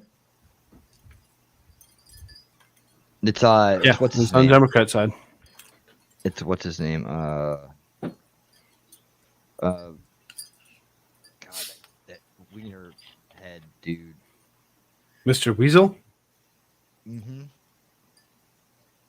I can see his face, like his bulging eyes, but I just can't remember the name.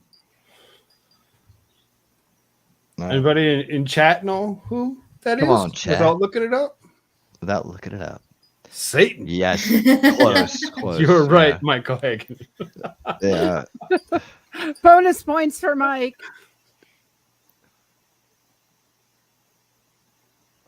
Dude, I could see his face. We're I just all can't think of the winning name. tonight.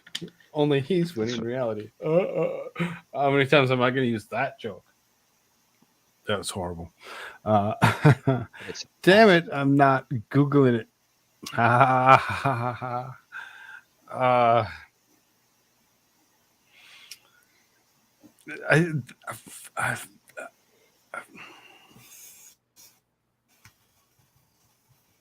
Fuck me. It's on the tip of my tongue, and I seriously can't spit his name out. That's what I was hoping somebody else would be able to. Oh, damn it. We know it's the Senate Pro Tempore, so here you go. Oh, it's the vice president. The 51st person. Yeah. The deciding vote of a tie. I was going to say the pro tempore is a woman. We should have remembered that from when Pence completely failed the country.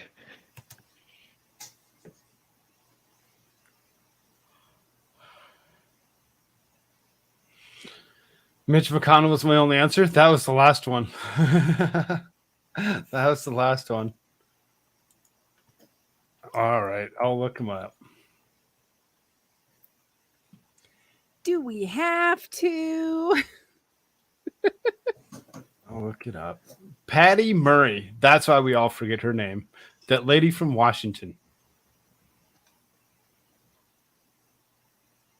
Well, who? Patty Murray.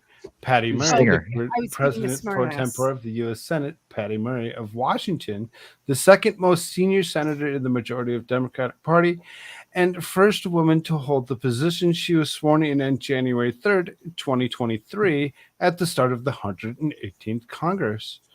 But she was overlooked, so shrouded, because she wasn't a woman of color. She was just a woman.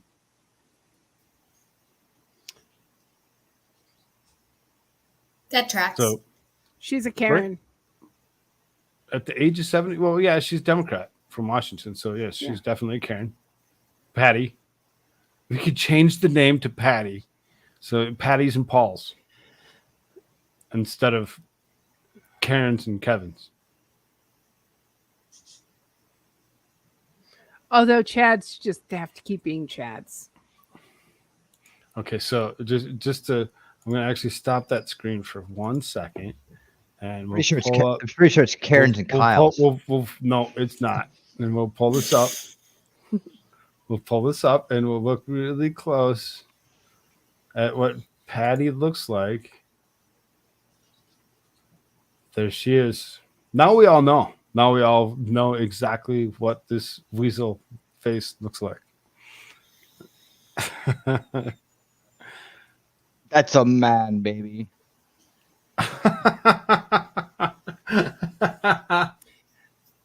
You are not a biologist, so you cannot define what a woman is. Just saying, Winning. Even women. Actually, I'm a cannot biologist. I'm a define rocket what a woman biologist. does. Women aren't even permitted to define what a woman is anymore. Good thing.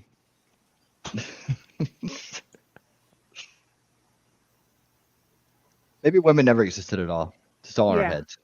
Yeah, it's all a figment of your imagination because, you know, all women are really men. Yep. Seen it on TV. It has to be true. Mhm. Okay, so I'll go back to presenting our quiz. Here it is. Next question. Who actually presides over the Senate? Be the vice president. Yeah. Isn't that the same answer? The vice, No, that would the be vice the pro president. tempore. That would be Patty. Patty presides over the Senate. Patty, the Senate pro tempore. Patty cake, Not patty Pat. cake, patty But- cake. But that person in particular, the Senate pro tempore, Yeah. is where we're going to go with that. Why don't you Right? just work the omelet bar? President pro tempore of the Senate. The omelet bar chef. I love it. How would you like your omelet? Pro tempore, please. Say. Look at that. Actually, starting in the womb, we're all female. Well scrambled, please.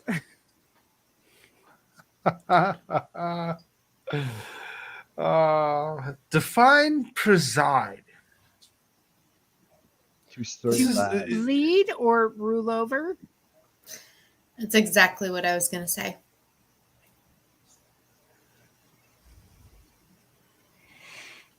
Winning got anything different to say?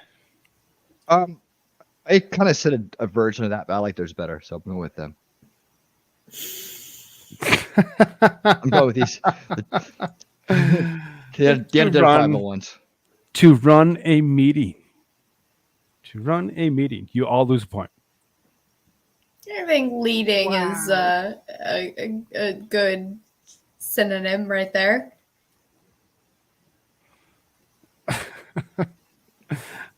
It's still wording was off, so He's just being mean because Winning sided with us. It's just like Winning. Yep. You He gets you, jealous. You gotta he watch him. lost the bro Yeah, code, so I'm gonna get him back. all right. Well, yeah, it's how it It's works. to run a meeting, though. I mean, we've already started presiding over that term a lot, so I can totally see where it got confusing. I guess it means the complete definition of it, but preside over. To run a meeting. To listen for it more often, see how people use it. Because, like, the Supreme Court judges preside over the Supreme Court, but they're not running meetings all the time. They're hearing cases and they're presiding over the cases, which means they're leading and deciding things. So I don't know. I would like to argue with their answer. Yeah, I would too. Yeah. I it's a little narrow. Some people like to argue with things that are true, but it's okay. Whitney, you want to read the question? Who has the power to impeach? My answer: the deep state. Anybody, everybody is my answer.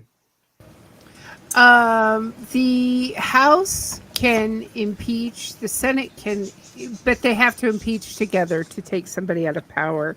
The Supreme Court Legislative can impeach branch. judges. I think the Supreme Legislative Court branch. Specific, huh? does. Yeah. But I think the Supreme Court has the ability to impeach judges, don't they? Under their So- It might be a two-part It's answer. Usually the House that actually brings up the impeachment stuff, they have to do the investigation Yes. because it's treated just like a censure.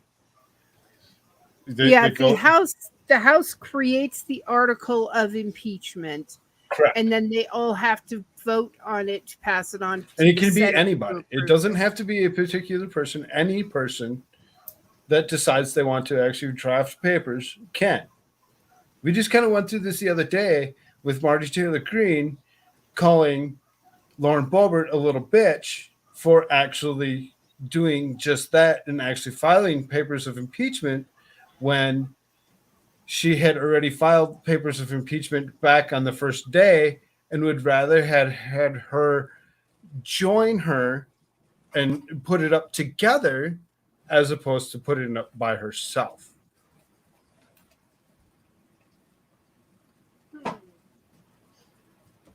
Anybody catch that? Oh, that was the show that I produced the other night here on Stick with Cool Frog during the week where I actually read the news and go through politics. The House of Representatives. But the Senate still has to confirm it.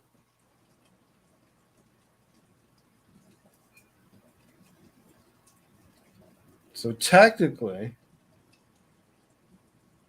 I'm going to disagree with the answer. Just as you guys can disagree with an answer, I'm going to disagree with it too.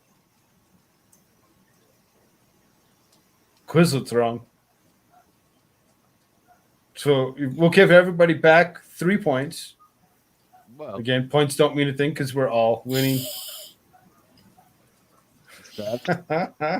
Just remember, these Quizlets are made by people who can put in their own These aren't vetted? answers. Well, no, you know- none of them are vetted. oh my god. All right. Did this quiz come from Google or Delete. It's Quizlet. I don't know. yeah? But is it powered by Google, aka I don't think it is. Alphabet? I'll say most of the time when I use them to like verify answers, when I have homework and stuff, most of the time the answers are really accurate. Especially if you get specific questions to a specific class, they are really good. So honestly, Quizlet's an awesome little site, but I would argue with the one I had, and I think Cool Frog is legitimate in arguing with that one too. Right? Exactly. Yes. And that's why I said everybody gets 3 points because I think we're all right and they're wrong. So,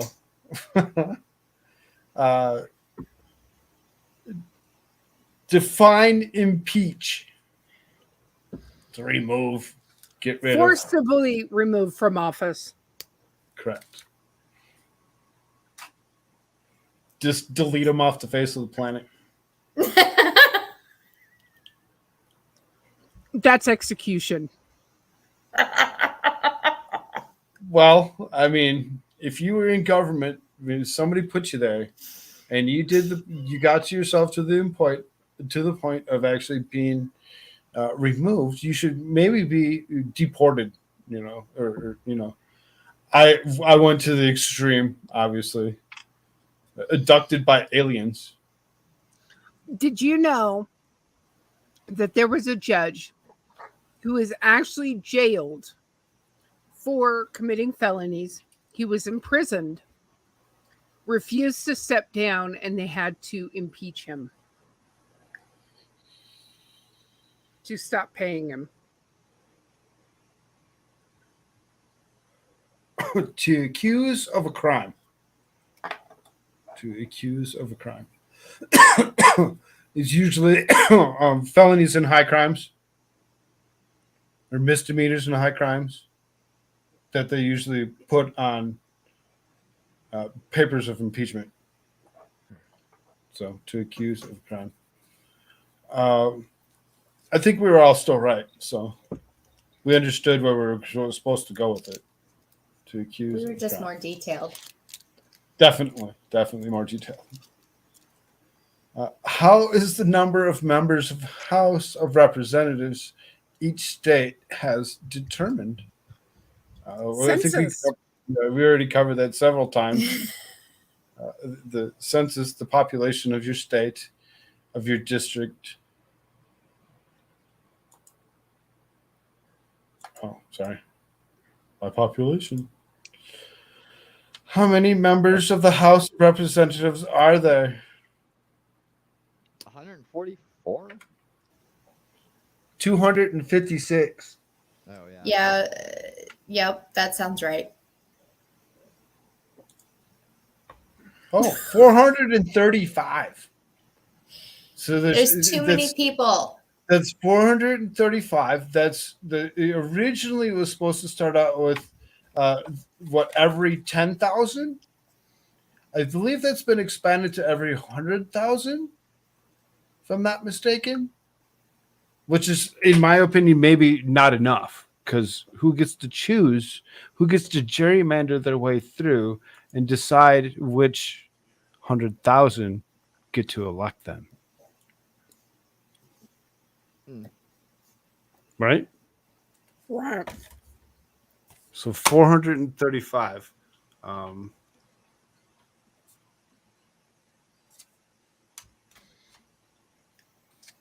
Get a more detailed answer out of what Google has to say, because the Google's is we've used it for figuring out who the president pro tempore was of Patty Murray, right? So then,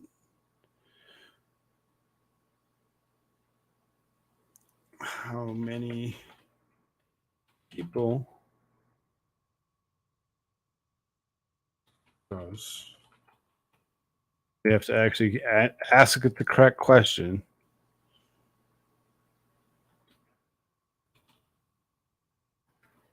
Does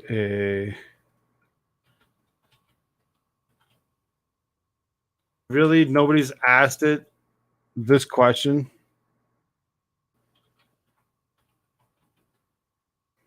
Google's not even trying to help me. How many people does the representative of the United States? You fuckers are making me ask the whole question.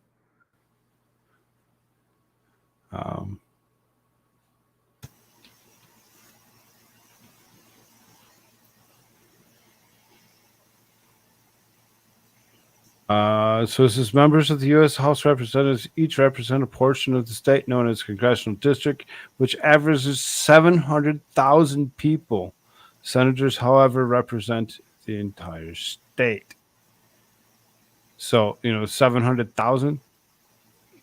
So 435 times 700,000 is your population of the United States, technically, for how many are there. So now you have to think about how many of them are now pouring across our southern border that's wide open. But you have to be a U.S. citizen to be counted. You do have to be a U.S. citizen to be counted, but do you need to be a U.S. citizen to actually vote in your county? You can vote in some states in local elections, but not federal. You do have to be a citizen to vote in federal elections. But we have to actually know who those local ones are, because those local ones are the ones that are actually going to appoint other people to certain positions, right?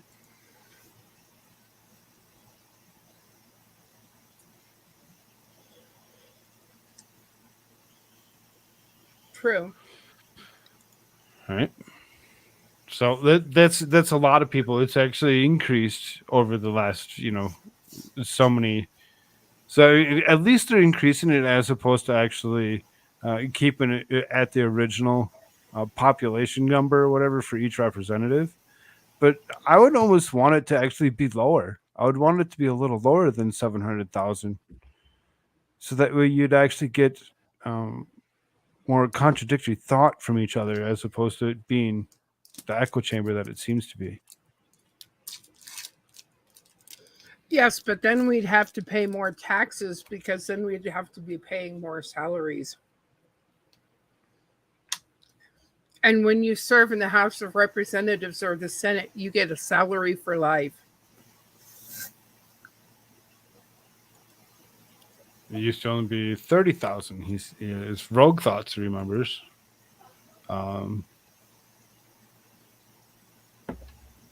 It's been asked in search, has been suppressed. Definitely, because the second that you know that it's 700,000, you're like, oh, okay. So it's like I lived out of St. Paul. That was 280,000. So it's like it was a very large, much larger area that would actually pick up that representative. So it would be the whole Twin Cities pretty much. That would actually cover that, which is probably why they put the number so high, was to actually cover certain areas. And that's why when you actually look at those maps that we actually go through as we get into election seasons, that you actually see how large some of those sections are compared to others. And the larger ones seem to be red, whereas the smaller ones, like the large cities, seem to be blue for whatever reason. Isn't that weird? Wonder who's bought and paid for there. Elifant says, I have 2 expanded census questions for you. How long does it take for the U.S. Census records to be released to the public record? Not really sure exactly on that. Winnie? Because they did it in 2000, Right. 2010, Right. 2020. And I Right. think we had the results of the 2020 by the 2022 election, because it was the most recent election that California That- lost a representative. Right. So Makes sense. Yeah. Let's just say something like 2 years. that would make sense. Yeah, that makes sense. Make sure that you had it up for the next 2 years, but you only do it every 10, Mm-hmm. right? So what census was just released within this last year? Within the last year, which would have been 2022, would have been national census? Yeah, it was the 2020 election, or the 2020 census was released in like 2021, and they had to redo a whole bunch of districts, especially in California, because they lost one. So they had to have it figured out before the 2022 election.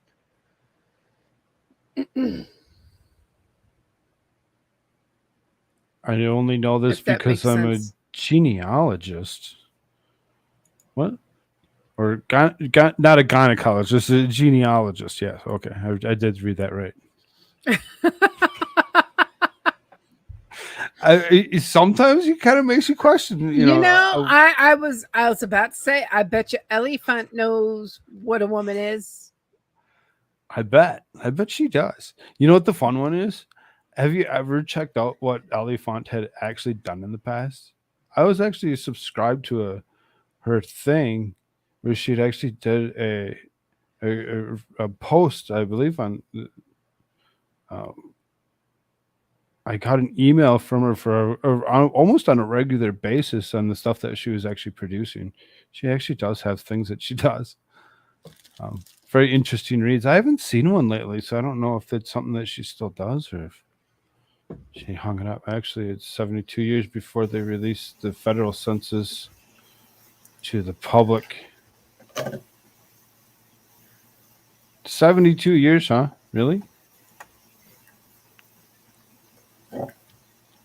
That's interesting.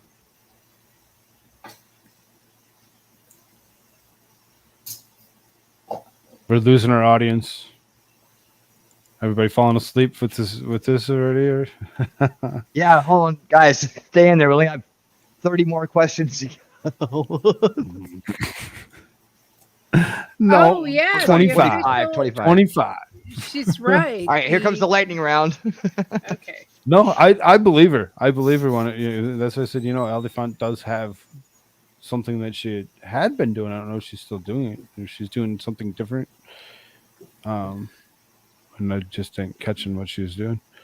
How many members of the House of Representatives does California have? Too many. But they have one less now. Why is it so specific 38. in California? I think it's This must be a California test or something. I don't know. It's probably a school in California giving the test. 53. 53 it says. I was wrong. For whatever reason, it's really interesting to actually think about it, because for whatever reason, it's always California that everybody really pays attention to. It's California that actually has those names that everybody knows oh so well, like Nancy Pelosi, Gavin Newsom, and Dianne Feinstein. It's some of those people that have actually, been through California, like Kevin McCarthy. It's really kind of interesting how they're so important. It's kind of interesting to actually think about. I bet there's more to this California thing than we're actually putting it to. Is that up to date? Because California has lost because of the mass exodus. In that you're right. I don't know if this is actually true, as current exodus, even from like states like Minnesota and those other states that there's so many just moved away from, that you'd actually see very large discrepancies in this number. They were also doing the census through the pandemic, and a whole lot of people started leaving California in 2020. The number of people that they lost is exponentially greater now than it was back in 2020. So when they do the census again in a few more years, I think it's going to be very interesting.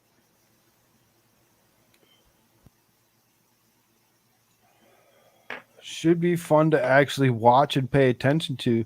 Stick around with this channel and you'll actually see some of that content, because we will go through it. Or I will, at least. How many United States senators are there? Oh, we know. 2%. 100. 100. How many senators does each state have? Well, 2%. I know. Went through that. Gee, how many names of the United States senators from California? What are the names of the United States senators from California? We know Feinstein is one. Right. I just listed a bunch of them. Pelosi, Feinstein, McCarthy. Yeah. So is it McCarthy and Feinstein now that are the two? Well, McCarthy's actually House. So Feinstein and that's the one that Newsom wants. Oh, isn't it that one black gal, Maxine Waters, or is she House? Maxine Waters is House, I believe. Yeah, she's House. And this may not be up to date from the recent election. I don't know what year this is from. Right. Some of these questions are kind of centric on this California thing for whatever reason. Dianne Feinstein and Kamala Harris. Yes, it's off. Yep. It's off by a few years. So now we can actually date ourselves, before 2020, because that's when Kamala Harris would have actually moved, right? Mm-hmm. So who do we know who the other California one is? Just because, I think maybe we should probably try answering that. Alex Padilla. Alex Padilla. Sure. The jackass himself. Yeah, awesome.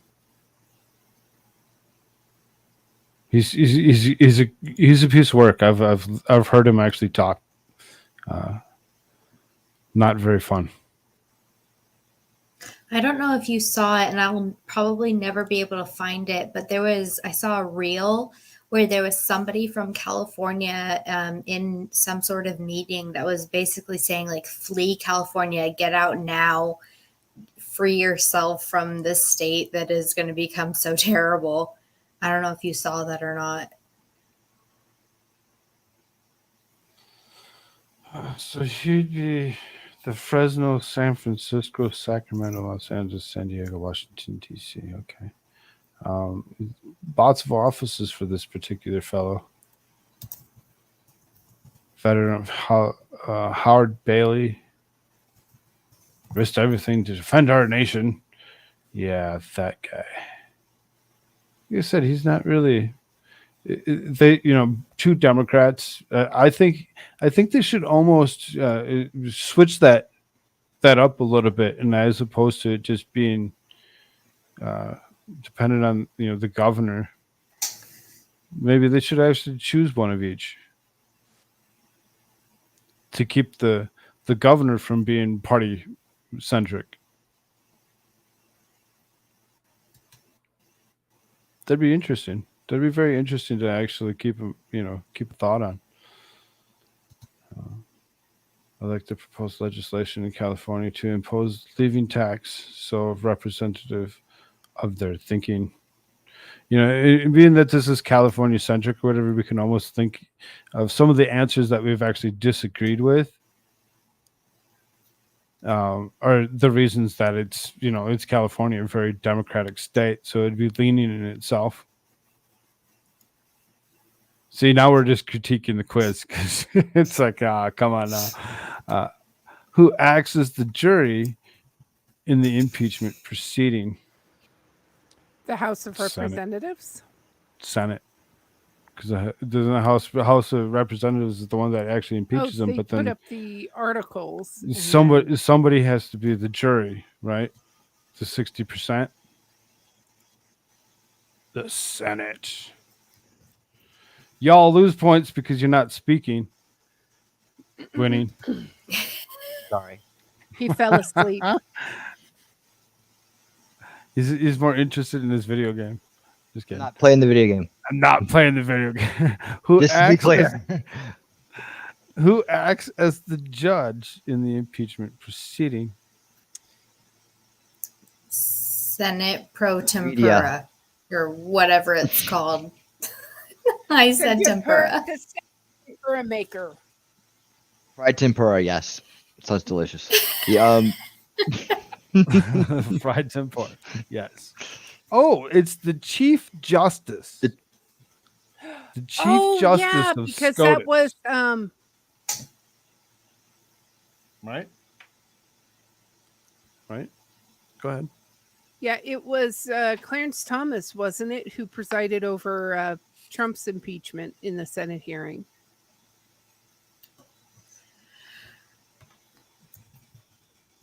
And the reason that he got looked at the way he did with his glowing red eyes, because I had something.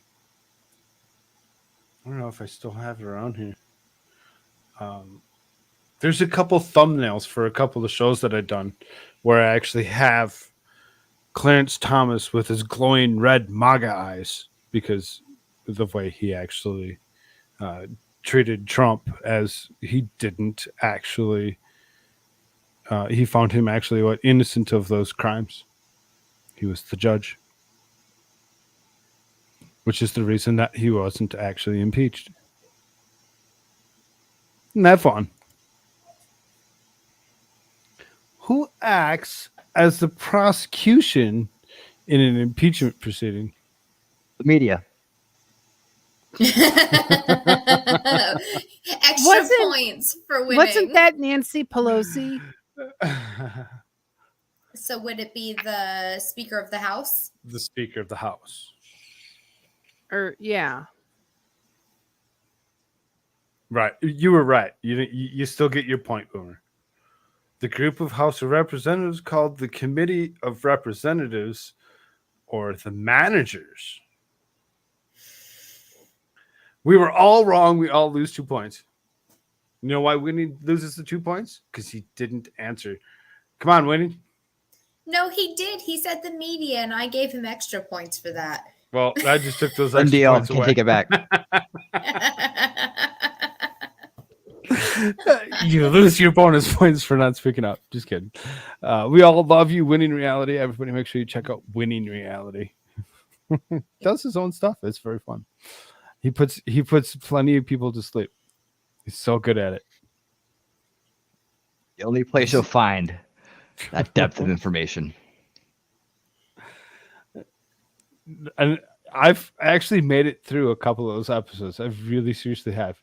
Otherwise, I usually put it on like the Xbox and I let it play. I just let it play, There you go. so that way He'll sneak in from the background. You know, Right. Play it through the night. Sometimes you turn the volume up just the slightest bit, so you can hear it, and it just you fall asleep to it. 4 hours later, when you wake up, you're like, yes. Why am I watching whatever this is? Because it redirects to something else. Cool Frog, you're generally in my ear through my AirPod when I'm falling asleep. see, I got you. don't- Other No, people that's should awesome. sleep faster and listen It's to just Cool Frog late. read. It's just late. It keeps Like doing it I'm for me right way now. It's exactly. Oh, good It's Lord. so late at night. It's midnight on East Coast when I, just like we started tonight, 2 hours ago. I've been awake for that's just- 20 hours. I mean, people literally fall asleep in his Discord. Literally fall asleep in Discord. Yes, like they did tonight. Moose, where are you, Moose? That's also because they're not allowed to leave, but we won't talk about that. Just come on in. How many senators does it require to convict an impeachment proceeding? Well, that was the majority, right? 60. The super majority of the Yeah. 60%. Mm-hmm. Yes. Winning?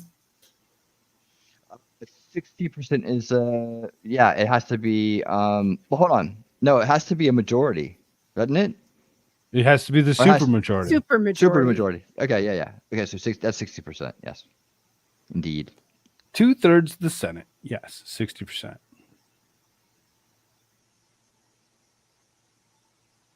Not pretty good. Awesome. So, I mean,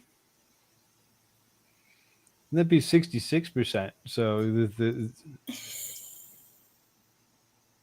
little bit bigger than that 60%, right? An actual supermajority, 2/3. That would be 66. Right. That's what I just said. 50%ish. 2/3. You, 66. you could say 66. 67, you could just like you can just you have 4, or you can think of it being just like 5. It's old stupid math. This is just shit that they used to try. But yeah, 66%.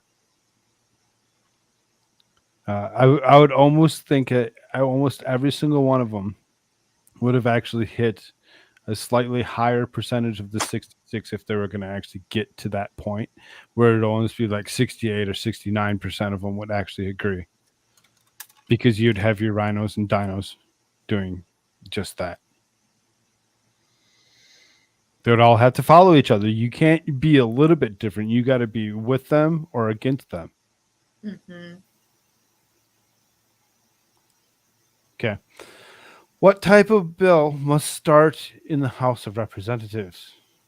Bill of impeachment.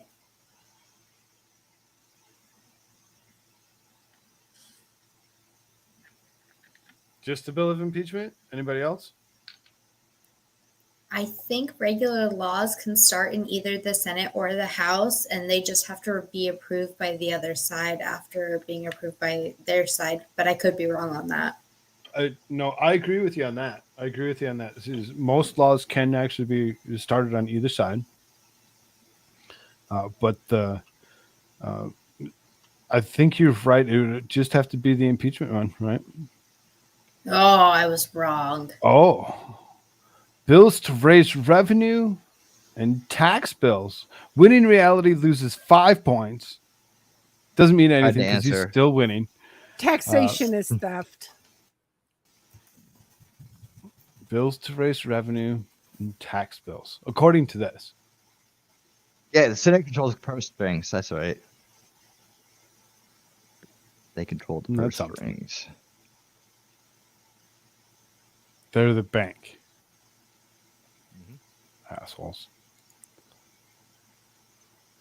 They're supposed to be in charge of the treasury, right? And then, but That's- that question was a must start. yeah. So you still have to have a majority vote out of the Senate to actually go along with it. Not a super majority, but just a majority to go along with it. So it's not that they only one side of it controls the purse strings, whatever. But if both are on the same side, it's almost unlimited on what they would actually do for bills and how much money they would actually push through, kind of sort of like they've been doing with Ukraine. Right? Because he had Pelosi, but yes, he had Mitch McConnell, which is Rhino, which, it kind of, agitates things. Because we have to go back, we have to think of 2020 or before, pre-2020, because Kamala Harris's name was in here as being senator. What is an ex post facto law? Ex post facto. So, what I know about ex post facto laws is there's a great example with the Alec Baldwin case where they tried to charge him with laws for the having the weapon, but because those laws weren't put in place until after the fact, they were not allowed to charge him. So it's like, yeah, exactly, after the fact laws. Which ex post facto, which is in the words in itself, if you were just going to define what that was or to convert it to actual English, would be after the fact, right? Ex post facto. Those are not English words. New laws that do not apply to crimes committed before the law was passed. New laws that do not apply to crimes committed before the law is passed. Yeah. So, like I was explaining with the Alec Baldwin thing, they had passed that enhanced gun charge and tried to charge him with it, but they had passed it after the incident had happened. So they actually couldn't. And that's why it was dropped. All right. Awesome. There you go. Winning? Yes. Very true. No, here, you can read the question. New laws that do not apply to crimes committed before the law was passed. No, the question. That was the same thing we just said. No. Right. No, read the question. What is a bill of attainder? Attainder. Attainder. No clue. A bill It of is. The attainder bill. It's a bill to attain.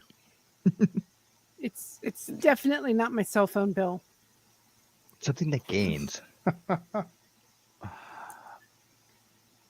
retainer. There's an attainer. Attainder. punishing or more. convicting a person of a crime without a trial. So you can read the answer. So, Edward Snowden. Oh wait, I'm looking at the wrong screen. Oh.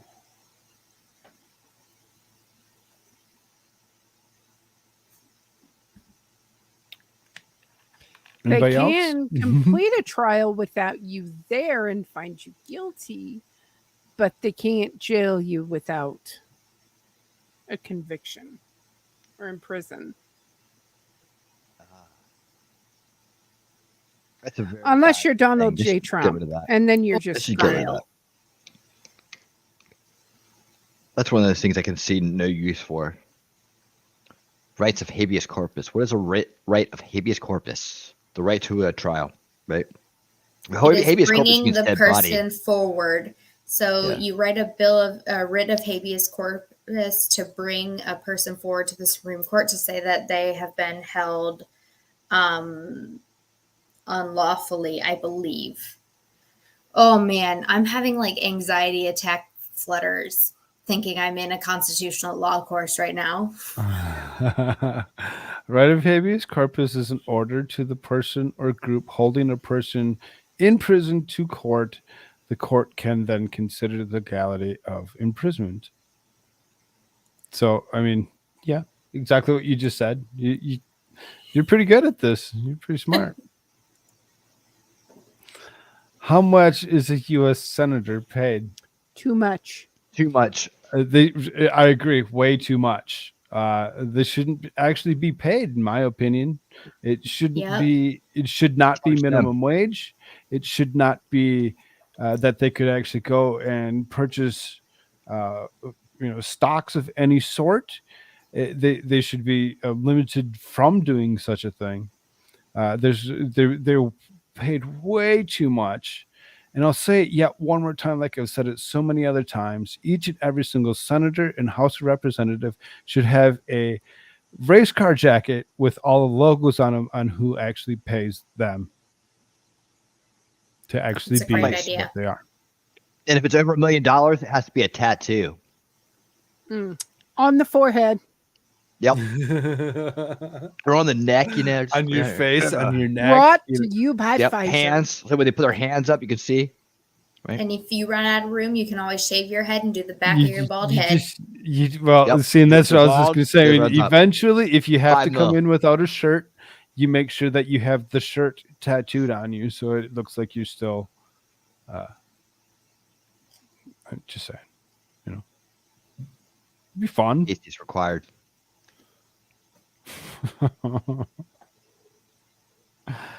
It might make it very interesting and on the thought of how old they actually are. Well, you make it more fun to watch. Would some it be young more people in fun there, to I'll tell watch you that. somebody like Dianne Feinstein actually sitting all tattooed up? No, With the that's the shirt one off? thing. We'll start putting young people in then. They'll be like, no, we're not doing another 2 years with you, lady. It might be. perfect. Sorry. Don't go. Oh God! Imagine having to have a earring and a nose ring, and have them attached with a chain and little danglies for every single big sponsor you have. There we go. I was going to say it might be fun to watch the tattoos being applied.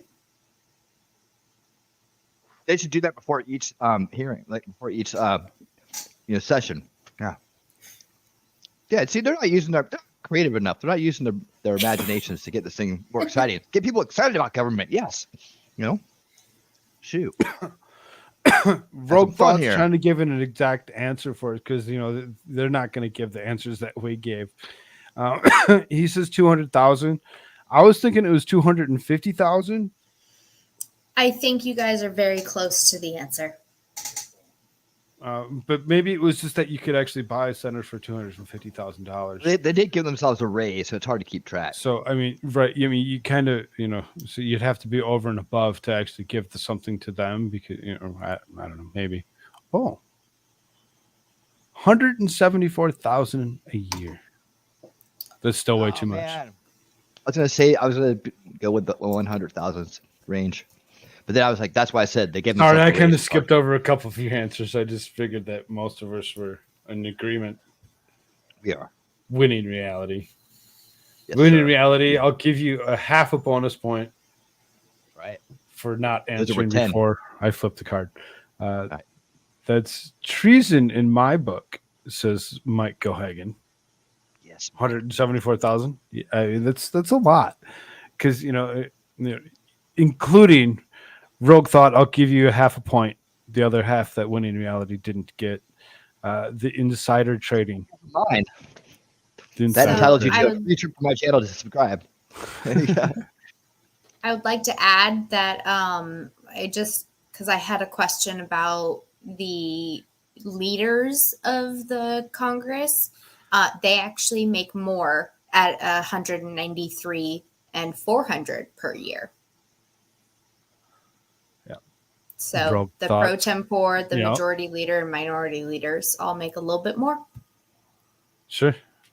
So the original question was the U.S. Senator. How much was the U.S. Senator paid?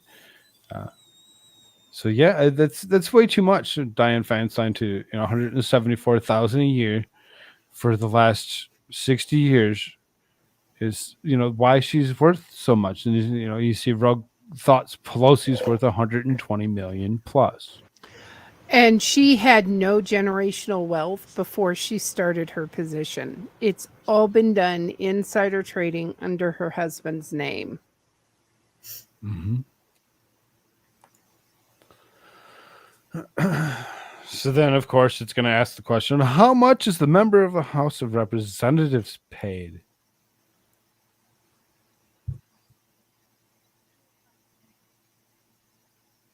I would say probably the same thing, but maybe less.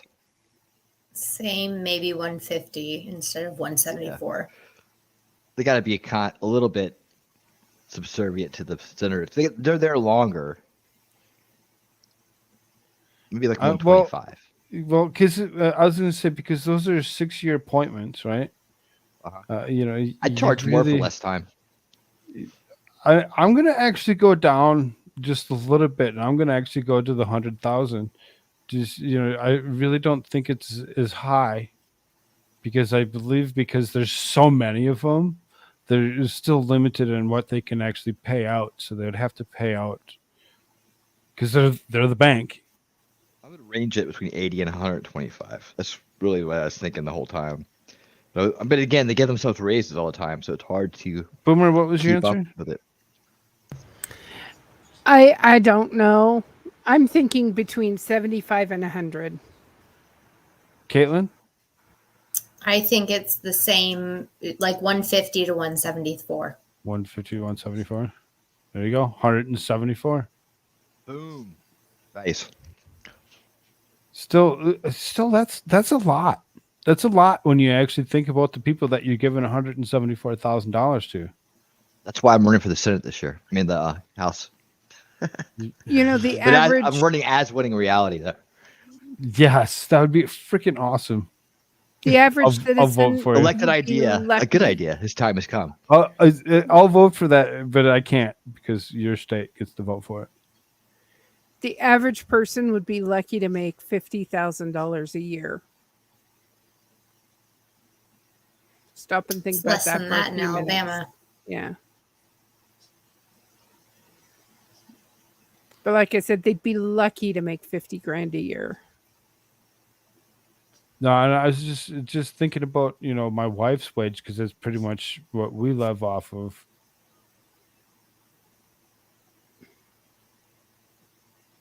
And yeah, that's nowhere near this.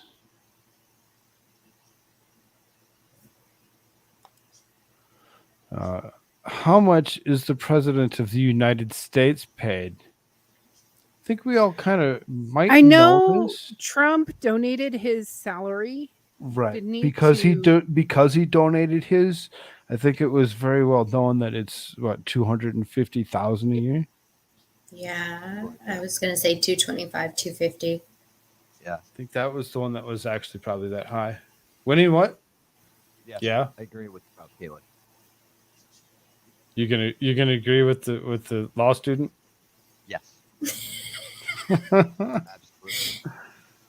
400,000. Ooh. Oh, Rogue Thought said 450,000 just before I flipped it. That seems like it's gone up. 400,000? Yeah, that seems That's why way Obama high. probably raised it to that high. No, I need more money. It's like, boom. 400,000. Overpaid. Way overpaid. For a guy that has as many millions as he has from being a politician. Anybody know how much our current president's worth? Well, here's the kicker. It's probably like 15 million more than has actually been reported. You want to know? Does anybody know that our That current we know president's of. IQ? What is Joe Biden net worth? It's 112. And that's His net worth was 2.5 million, but the years between holding political office and net worth shot up to 8 million, according to Forbes. Celebrity net worth pegs Biden's estimated net worth at $9 million, however. And they're forgetting the $15 million in bribes that we know of. Right. The ones that we've actually reported on. Yeah. On this particular channel. Go ahead, check it out, and you tell me what you actually think about our current president. I'm sure there's so many people, even Democrats in themselves, are so upset with this guy. There's only a select few that are just like, yes, this is the best thing. I love it that they're taking so much more money from me.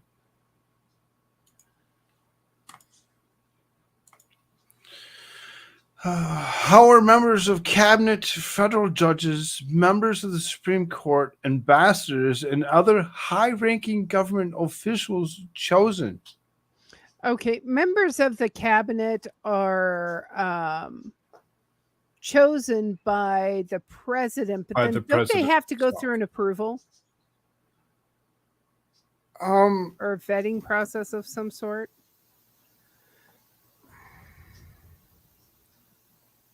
I don't think they do. I think they just, because he's the president, he gets to appoint.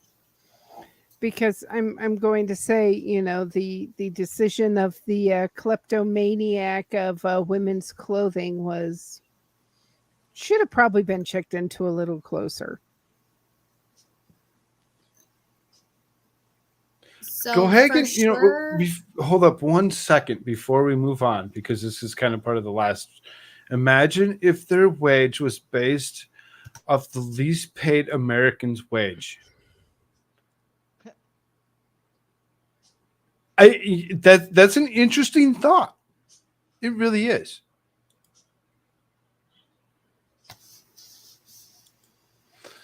Elefant says Joe approves them based on their brown, female, and gay, equivalents. She's not really wrong. But they have to be the right shade of brown, because he definitely doesn't like the certain flavors of brown women. Right, just some chocolate chip ones. I'm lost. Because he hates the ice cream thing. Oh my lord! It presented itself, and I had to. So sorry. You're not sorry. Oh. I know better. I figured that part out. You are not sorry. Not one bit. Members of the Supreme Court are approved by the Senate. appointed by the president and Ambassadors are confirmed by the Senate. appointed. And some high-ranking government officials are appointed, but they have to be approved, like Merrick Garland. Right. So he'd be other high-ranking government official. And right? Bill Barr. Right. Well, Bill Barr, because he's AG, isn't he part of more of like a yeah, he was appointed by Trump, but he had to be approved through the Senate. Right. Right. So, multiple, point answers on this. Winning Reality, any thoughts on that? No, I think but Boomer had it. Oh yeah, I know it's the Senate, because we've been going through all that shit for a while now. With the Supreme Court's Trump put in and Biden and so on. I'm guessing the way the question is worded that they're all going to have kind of the same answer. So my answer would be appointed by the president and confirmed by the Senate. Nominated by the president and approved by the Senate. Yeah, that's why they had such a concerted effort to put people on Joe Biden's staff that was going to make sure John Z. Brown, the social, the woman with the Justice Democrats and that leftist lobbying organization she was a lawyer for, right, got in. Right. Like she was already going to be in, like a long time ago. Right. It didn't. You know? It didn't matter that she was black woman or gay. No. She It was just picked one mattered. before It he just said that. simply mattered for the simple He was fact just that telling us. He was giving us a that's spoiler. exactly where he wanted it to go. He did this. He's done that several times, where he went with a diversity pick, as opposed to a knowledgeable pick. Oh, He had 2 people on his staff that worked at the same place for the Justice Democrats, sort of, to make sure that this lady was going to be a Supreme Court. They wanted it was the person who was in charge to help him bind him with the nominations, and guess who? Circle back Jen, the girl who was like his press secretary. Mm-hmm. They were all part of that. That was already in the bag. And then guess how did she get the spot? Right? They forced one of their own to retire. They were to get her in the spot. So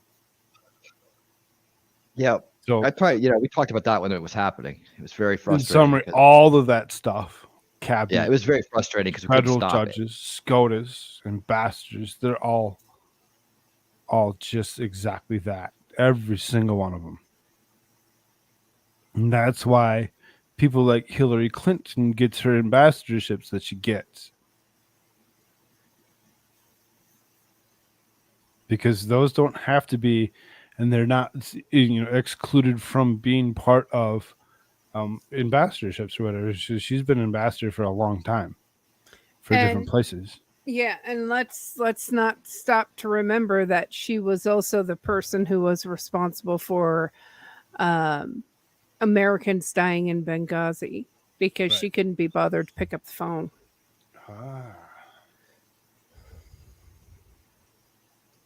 So then She's got away with so much stuff we just can't lost track, between that and the email server. When Winning Reality goes and wins President of the United States as Winning Reality, Yep, just an idea. Good idea. Cool Frog can actually get an ambassadorship somewhere. Cool Frog Yep. could go and get Poland. Be part of SCOTUS if he wanted. If there's so happened to be a seat open, Caitlin can be a federal judge because she'll be the Attorney General. Space Power Monkey will be on there the you go. Supreme Court. Oh my God, put me There in we charge go. of the FBI. I really Sure, want to done. fire some bitches. who are you going to select for your They're in vice charge of president? dismantling it. Can I be your vice president? We might have to do that. You can do a good There you job go. as vice president. Yes, I'm vice president. So as far as that goes, we could all just kind of take it over and actually correct it from the way it is, because the way we all feel about it. Now that we're making $175,000 a year, Winning Reality is up at $400,000 a year. I'm buying like wherever we're going. I buy Outback for everybody. Everybody gets steak. Hey, better than Or no McDonald's. expense. Would it actually get to us to the point where, because we were making so much money, that we also would be, well, I want to go and invest it, I want to go and put it somewhere else, I want to do something else with it. Would we actually succumb to the stuff that they're actually doing? No. No. I would guarantee that as president, that will not happen. And promise you as far as that goes, because a lot of people say the money gets to you or whatever, and it kind of takes you over once It'll you get to actually me and I'll start making spend it. Yeah. For as long as I've actually been monetized on this channel, not once have I felt that it was something that I needed to actually just be like, oh my God, and go and change the way I am because I'm making money. I've been the same exact What are you person. making, dude? I've been not enough, but they say any money changes a person or whatever, and it's like, Yeah, that's not true at all. when you're actually That's not making true at something, all. you can actually have something to buy something to actually pay a bill or to whatever it is. You level They say out they at say every that's what upgrade. they say, and that's not what I say. Damn, That's what they those say. And guys. I don't feel how that's could ever be a thing where us and you're just like, yeah, I feel much better now that I'm making $400,000 a year. I couldn't imagine.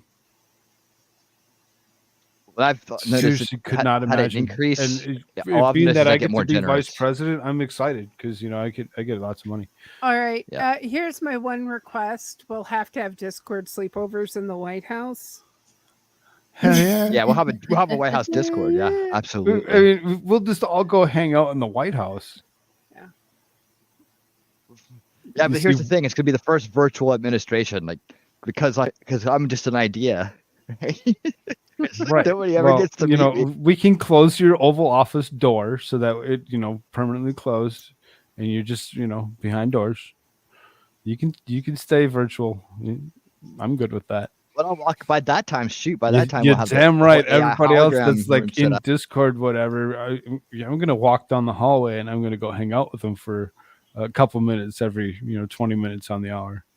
So Just winning like- reality is going to be the new Wizard of Oz. Just a good idea. Just a good idea. That's it. So You yeah, just that have to could pass work. a See, plate underneath the door every couple of hours so he has something to consume.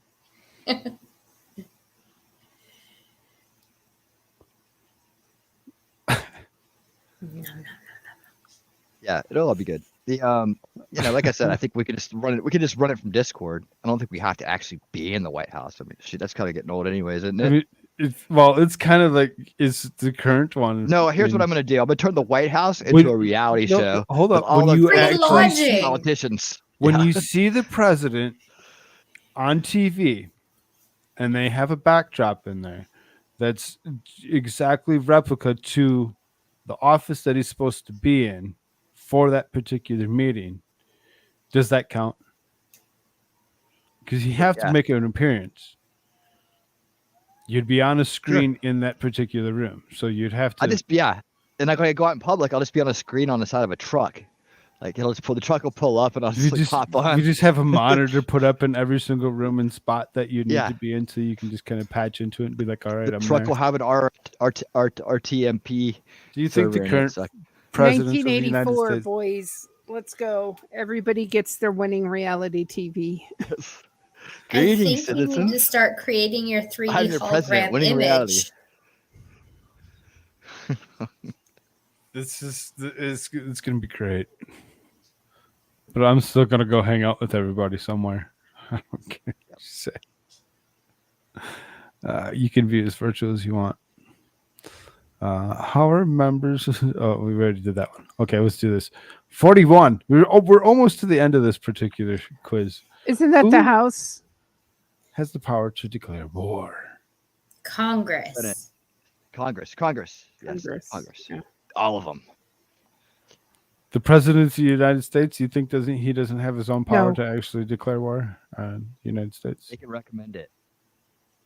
He can what does he do? He goes, I'm So- going to go so- to Congress and Same they have the purse process. strings. Nomination, confirmation.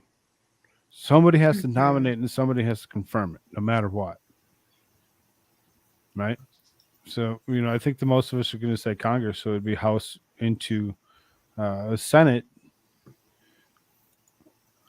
The Congress. There you go. Who is Commander in Chief? Well, the President of the United El States. Presidente. That guy. Currently, Joe Biden. Well, technically, it should be 45, but Maybe, technically, but officially, it's 46. with the most votes ever by any president, Joe Biden. The with an president of the admitted United fortification.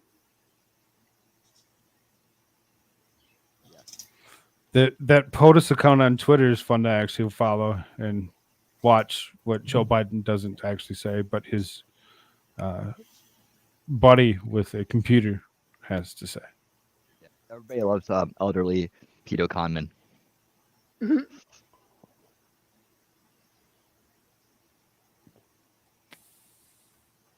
Congress, unless you call it a police action, then the president. Nice workaround.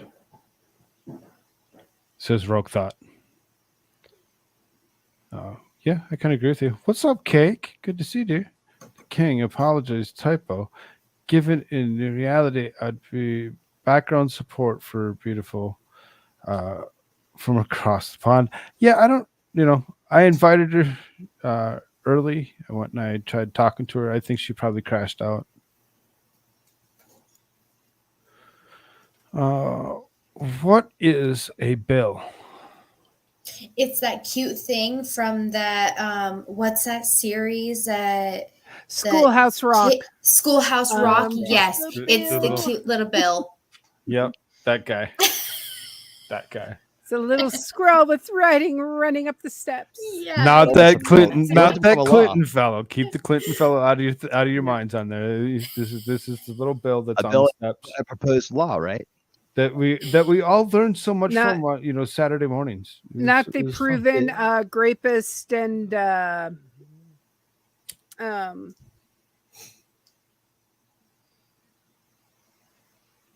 adulterer.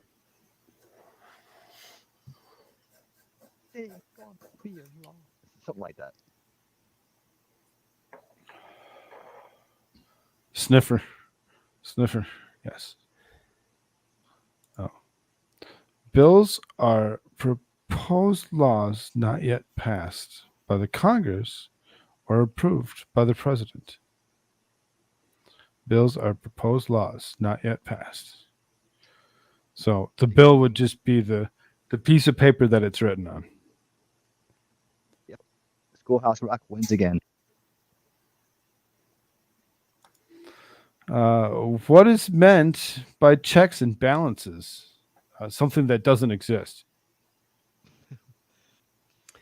That Go means tell. that the Supreme Court is supposed to have the ability to check what the legislative branch is doing. The legislative branch is supposed to check what the presidential branch is doing. The presidential branch is supposed to be able to check what the judicial branch is doing, and so on and so forth. Well, the president can veto bills. That's his check and balance. Yeah, the president checks the legislation. The judicial branch checks the Constitutionality. of laws. All right, let's get the correct answer here. So that other branches can stop another branch from doing something. So it's just any of them can check on the other branch and stop them from doing something. Whether it be the legislative branch can make it a law and approve it, but the president can veto it, like he had said. So everybody was right. Y'all get 2 points because every single one of you are right. Is that like Dos Equis? And the world's most interesting man? Sure. All right. That's a good. Yes, I agree.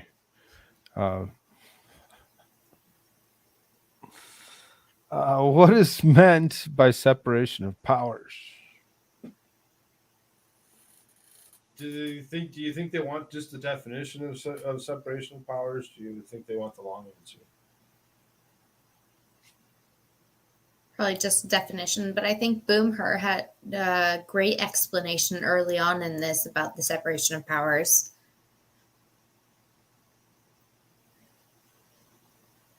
Boomer, do you remember what that was? Oh, dear Lord. My brain stopped functioning about 2 hours ago.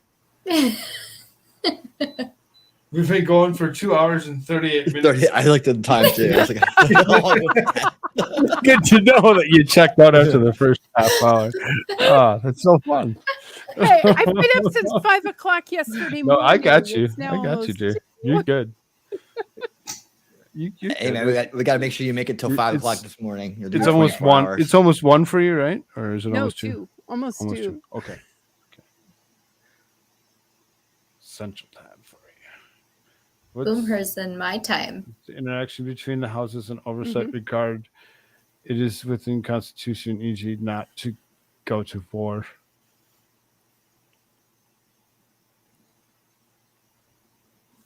says Cake. Yeah, so the separation of powers just means that there's different powers limited to each branch of the government. So legislation does their lawmaking, judicial does their interpreting, and the executive does the enforcing. Enforcement.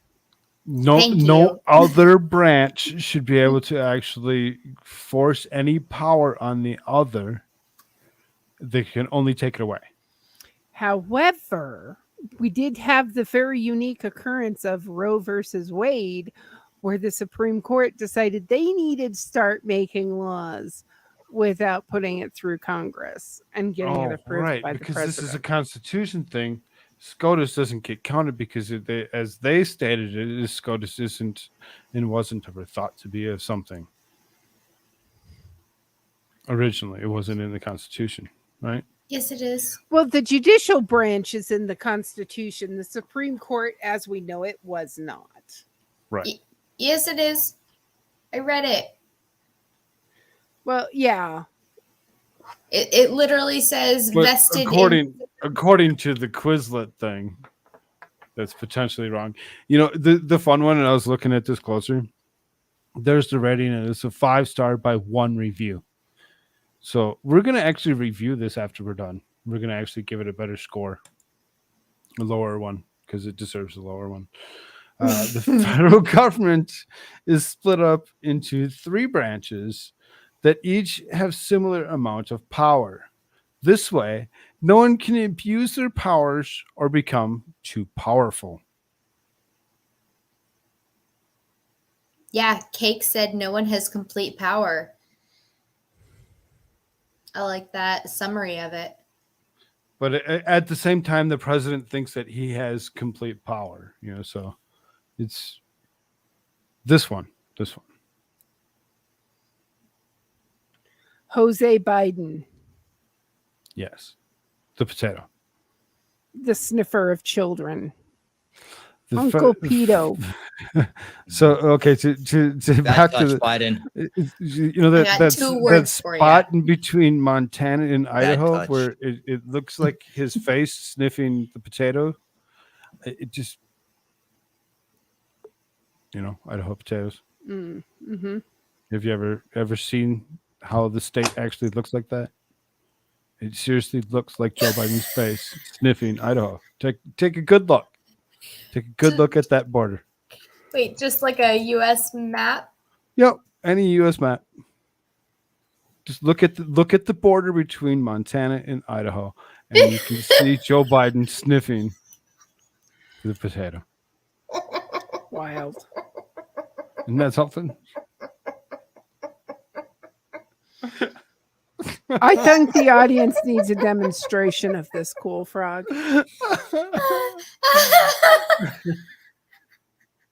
Do you see it? Yeah. Okay, good. Just as Rogue long as- Thought says, "Show us, cool frog. Okay, I'll give me a second. Let them eat cake."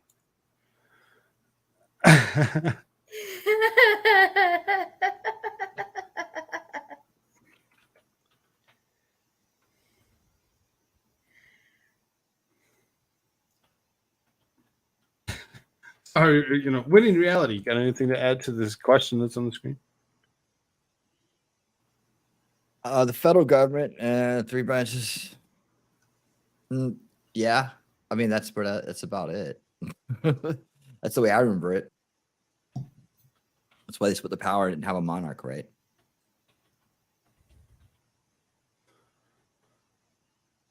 Yes.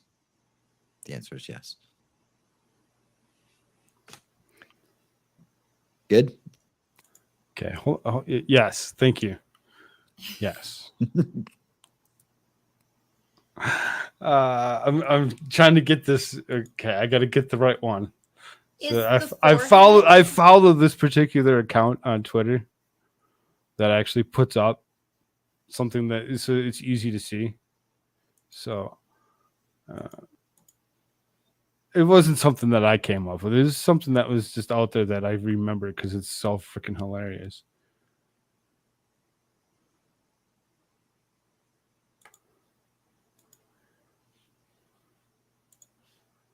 This here This is the Swedish canary. There you go. Joe Biden sniffing a potato. It's the forehead that gets me. Do y'all see it? Yes. That's pretty good, eh? And it will never be unseen.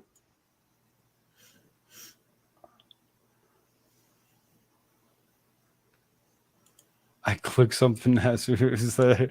I had to unshare it because I bumped to the what's happening thing or whatever. I'm like, nope, not airing baseball. I've been there, done that. So anyway, I'll bring that back up for one more time because this is where I bumped it. It was in the corner where it actually says Athletics Blue Jays, because I went to go click on the screen to actually bring the screen up from behind. Two big monitors sitting in front of me, and it's not enough. Someone said Montana looks like Joe Biden sniffing Idaho. So there you go. Everybody that needs that picture in their head, now you have it. You have it a couple times. The dent is so accurate too. It's so funny. So funny. All right. What is meant by separation of powers? We did this already. I know we've done this. I'm sorry. Yep. I clicked the wrong button each time. What check does the president have over Congress' ability to Veto. make laws? Right. The veto. Yep. What is But veto? that can be president's overturned by ability. 2/3 vote. And then sent right back to him for signature after redebating it between both the House and the Senate.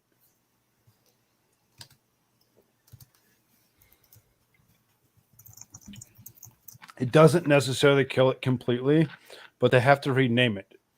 We watched this happen. No. Congress We've can watched- override a veto by passing the act by a 2/3 vote in both the House and Senate. So it wouldn't require it going back to the president. Just the House and Senate have to approve it by 2/3 vote. And then it becomes the law without the president's approval. Right. What is veto? It says executive rejection of a bill. I think we kind of went into our own questions about veto as opposed to actually answering their question. Sorry. Like, no, it's good. It's what we do. It's what we do. Squirrel is the best.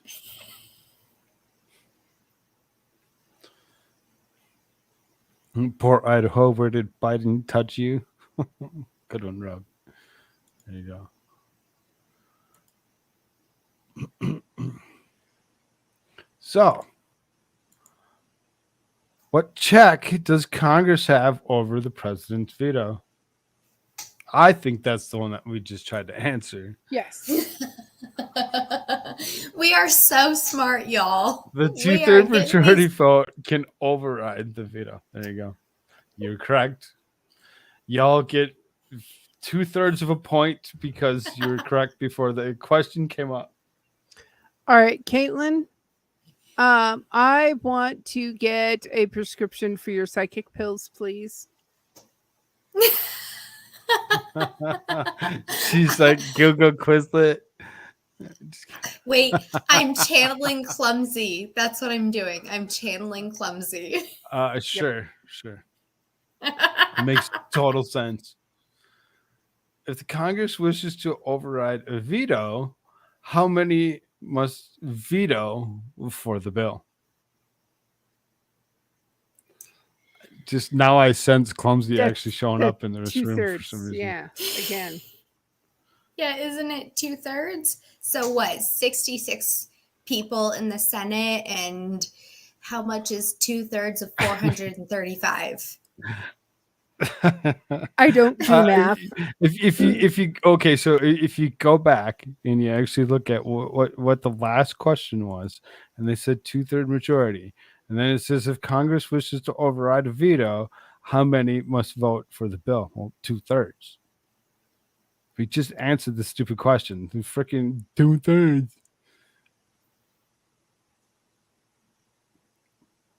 Really? I mean,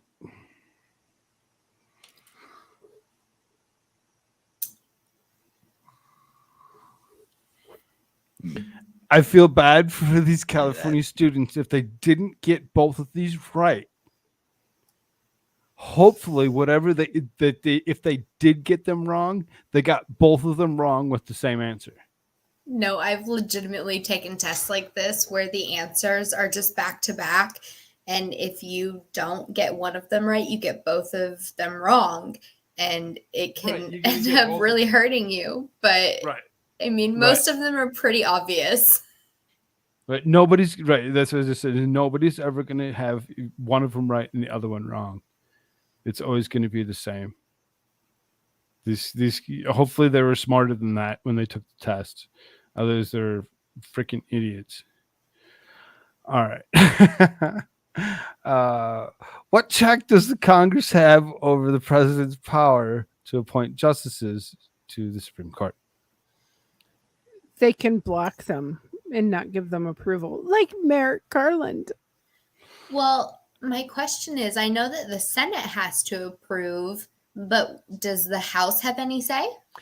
Oh, wait, they can impeach. They can impeach the justices.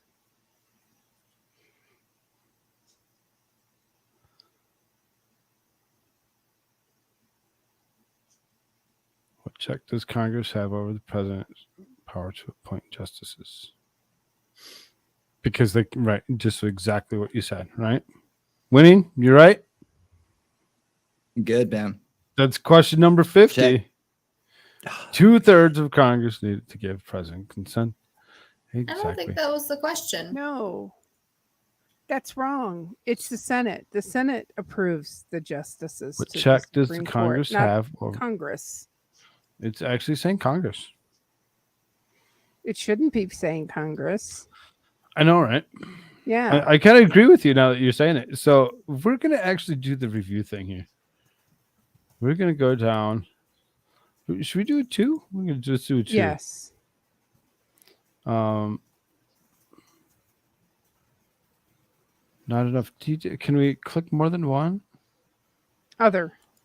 We're just going to do the other, and we'll do all of those plus some. Enough detail. And we're going to give it an answer why we feel not enough detail, poorly formatted, and incomplete, and irrelevant. And Congress does not approve justices. Most answers were Yeah, because the Senate has the sole power to confirm those of the president's appointments. So the House does not have any say in it, I don't think. I Well, think it's just the they Senate. They can start articles of impeachment for. But that's after judges. appointment is the Yeah. only thing I was thinking. Yeah, but that's the only power Congress would have over a justice is if they did something bad and could be impeached. I mean, this brings up a great conversation with the Congress wanting to, give Play it into them. the justices issues over their ethical Make sure to whatever mention they're California doing. being mentioned too often. Yes, hot meat kettle, please.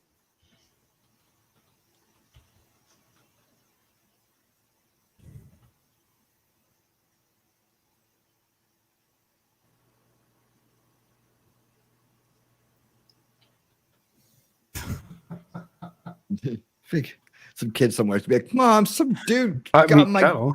Quizlet taken down for my high school constitution test. So it didn't. That And big old meanie.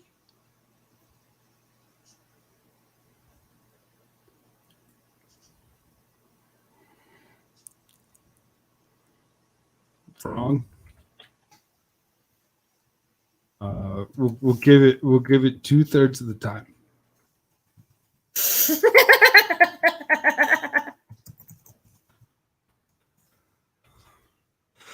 because that would seem to be the answer for most of it, where we went into more detail and actually explained why. It should have been more of a different style format, if anything.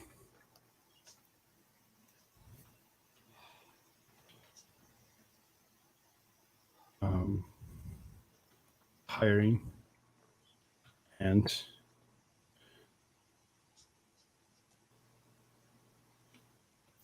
poorly.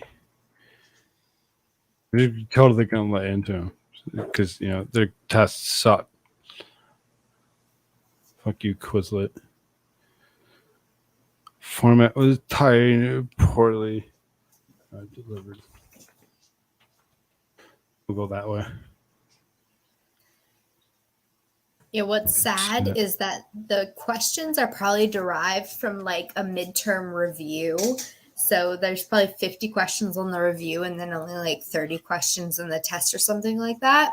But if those are the questions derived in the review, I have a problem with the questions themselves because I think they're asking the wrong things and not worded correctly. And this would be why we are So I would implore scoring each as of the you dumbest kids to in the go world. to Quizlet Plus that actually watched here and go and give them a rating. And you don't have to be as more, as potentially rude that I was. You give it your own legit answer, and give them a correct thought on their quiz because their quiz is, we all took it, and they had one review. It was probably the guy that wrote the freaking thing went and reviewed it for himself and went ahead and hit the 5-star because who doesn't review their own product?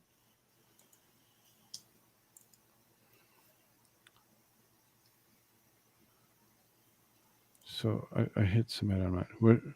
I want to see the other review. Created by Spiffy TLL. Yeah. Screw you, Spiffy. Just saying. That was just 1 through 50 only? Was it saying that there's more? No, that was 50 out of 50. Max 50 questions. Mm-hmm.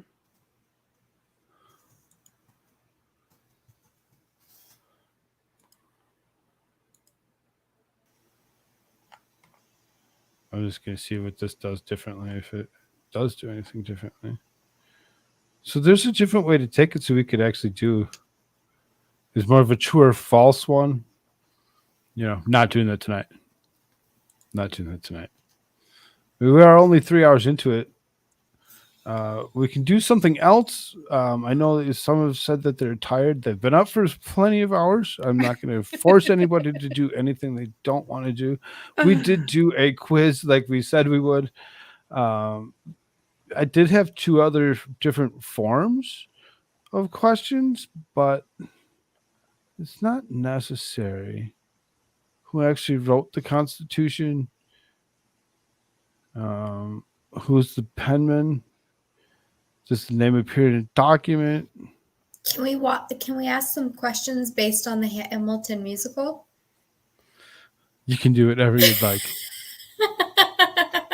I I allow have to this date not watched the Hamilton musical. Everybody fell asleep needs to to it watch it. 3 times. Really? I seriously can't watch movies. Yeah. Some people say, and they don't believe me when I fall asleep in a comfortable setting. Like at any point in time of the day, I will just fall asleep if I'm just sitting there doing nothing. Like today, because we were at the park, I did sit down, randomly or whatever, because I'm freaking old and it's a kids park, so, I did have to get up a couple times. I ran up, through it a couple times with them or whatever, because, it's loud. So you just have to crouch. You have to crouch going through whatever. Some of the spaces are small, and being a 235-pound 6-foot guy. You're tall. Yeah. It's still pretty big to actually climb through such a thing. I couldn't imagine anybody any larger than that attempting.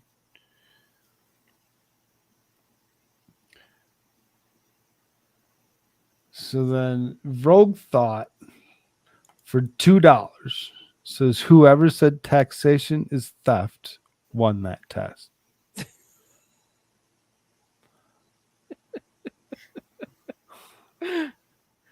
I don't Thank have you. a clue who Thank that you would have so been. much for the $2.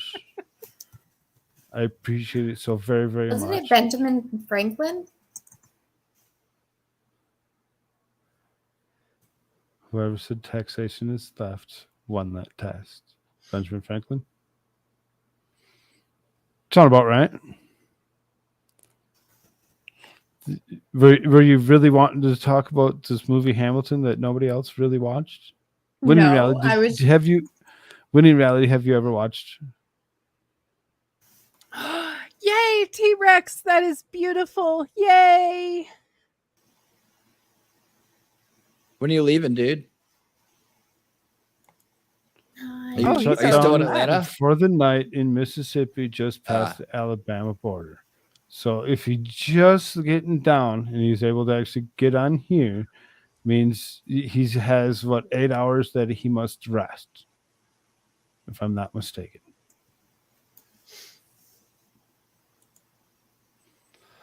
Got my truck and I'm on my first solo load, Atlanta, Georgia to Oklahoma City, Oklahoma. Awesome. That's sweet. So Congratulations. Oh. Are you going to pick up Bear now? So you get. He has a chimpanzee that rides with him. I think. You should. Here, Caitlin, go ahead. Turn your camera back on. Here, there you go. I'll give you a face shot for however long that would be. Because everybody's sleeping. Everybody in the house is sleeping. So I'm good. I was just dancing for T-Rex. That helps the OCD a little bit to actually put you in a being that we're both on camera. So, Boomer, do you want more questions? Do you want to just hang out? Sure, Do you give me wanna- some more questions. You want some more questions? Let's All right. get some. Winning let's Reality, really you get okay the with brain this? juice You going. down? More questions, or are we going off the Constitution, or I'll do this national. What we'll do is the Bill of this? Rights next? Archives.gov, America's founding documents. Although It's a I little am bit going different. to cheat, I'm going to go grab an iced coffee because Do it. We'll kind of goof around with a couple of these before you while you're getting your coffee. How are deputies of the Constitutional Convention chosen? They were appointed by the legislators of different states. Interesting. I didn't know that. So I mean, it's given us an answer. So I mean, for what it is it's pretty much we can put it in Spanish so that way I can't answer any of them. What are any restrictions as the number of deputies is state might send? Further restrictions? No. Number of deputies a state might send. So they can each state can send as many deputies as they like to help out the elected member. Is that how that works? I think it's talking specifically about the Constitutional Convention. How many of them were allowed to go, instead of restricting the number from each state or at the time colonies. Because I don't think they were quite states yet.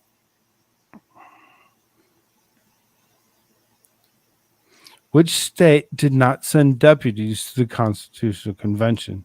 It says Rhode Island and Providence Plantations. So this is like the old because this is archives.gov. So I'm going to see if I can't slow this down a little bit so we don't see the answers right away. So the next question at the very bottom. Were the other 12 states represented throughout the Constitutional Convention? Were the other 12 states represented? Because there's original 13 Well, colonies, right? I would assume yes, if Rhode Island and Providence, I am assuming, is the part of Rhode Island that became Providence, Rhode Island. But my answer would be yes, I assume.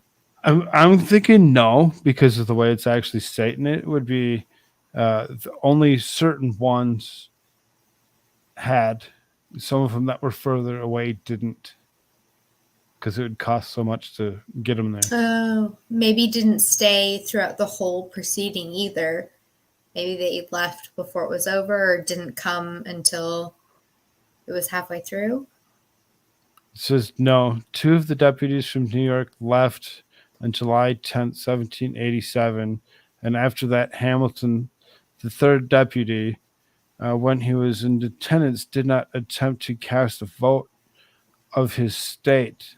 The New Hampshire deputies did not arrive until July 23rd, 1787, so that there never was a vote for more than 11 states. So just 2, New York and New Hampshire, according to this, and separate, on that particular year of 1787. I don't know, we're not talking about, 1619 Project bullcrap either, but, this is the actual signing of, certain things under the Constitutional Convention, right?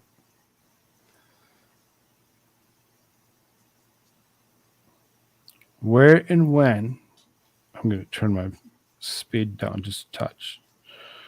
Where and when did the deputies of the Constitutional Convention assemble? Philadelphia. Philadelphia, yeah. Home of the world's greatest football team. In Philadelphia. The State House with the Declaration of Independence was yes. signed. We're going back to The meeting was Believe it. called on May 14th, 1787, but a quorum was not present until May 25th. Interesting. Because it took so many days for you to get there. This is exactly why the Philadelphia Eagles are America's team. It just goes to prove that, billionaire marketing stole Yeah, the term. not the Dallas Cowboys. The Dallas Cowboys, who have not been to the Super Bowl or even won a playoff game in decades. Oh, so you want to go to Super Bowl stuff? Then you look at places like Minnesota they've made it there, but they've never won. So I mean, Fran Tarkenton. But how large was the population of Philadelphia? 28,000. Ooh, I was going to say 13,000. At the time? At the time of the Constitutional Convention? Mm-hmm. Yes. Maybe like, I'll say 4,500. So I had no idea how. What'd you say, Caitlin? I'm sorry. 13,000. 13. The census of 1790 was 28,000, including the suburbs, about 42,000. Wow. So I got higher there. Philadelphia proper, 28,000. I remember this from a different something or other that actually had this in there, because the reason that it clicks for me is because it's the same almost population of my hometown, 28,000. So I can actually kind of put that into play where I can actually see about how big Philadelphia really was at one point in time to where they are now. Anybody know their population now? No. She's like, let me Google it. 1.576 million. Big difference. 1.75. So then when you actually think of the population of Philadelphia as where they were actually sending, very few, 2 at the time, maybe because of the number was really low. Now it's in the, you think about how many delegates and stuff are actually being sent out of Philadelphia proper. It's amazing.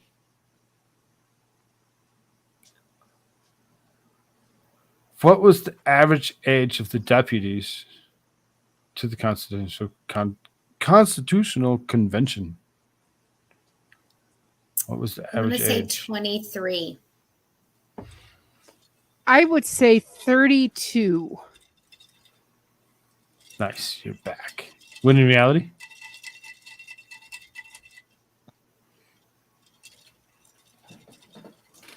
Winning reality.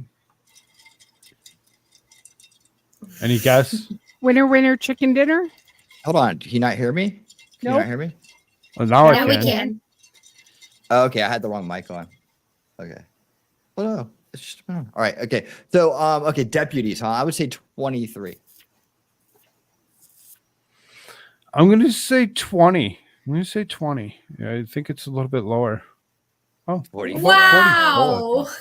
they were actually, decent age. So you think about it, though. I mean, I'm 46. Deputy sounds so young. It sounds When like in it's not- reality, sorry, he's in his 50s. No, I'm not in my 50s. Oh, he is 50. That's right. Caitlin, you're just a kid yet, right? You're I'm 30. 20. Oh, you're 30. Oh, okay. So you're a little bit more than a kid. I guess you can have a kid by now. It's all I'm state an of mind. adult. Right. No, you're good. mean, I just think like, I think legally. about kids. I think about my oldest as being 25. It's just amazing. So about 44 though. It's kind of That makes sense, though, if you think about the time that it took for the Revolutionary War to actually happen. And all of those guys were probably in their 30s going through that and then getting past it into actually creating the United States. Makes sense. sorry about that. About 8 minutes ago, Cake says, P.S. Mom says, congrats. Also, hi to everyone on panel. Hello to your mom if you're still listening. Take care, everyone. Until next time. I'm guessing maybe not, but most of you give you a good night, good day, whatever. It's 7 hours.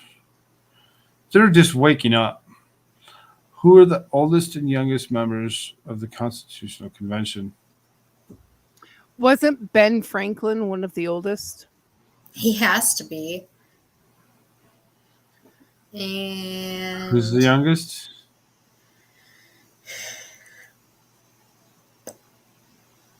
Alexander Hamilton. Benjamin Franklin was 81. Jonathan Dayton was 26. There you go. Ben Franklin was 81 during the Constitutional Convention. Why did I think he was so much younger than that? Right? It really kind of makes you think about it. I always thought that he would have been younger than 81.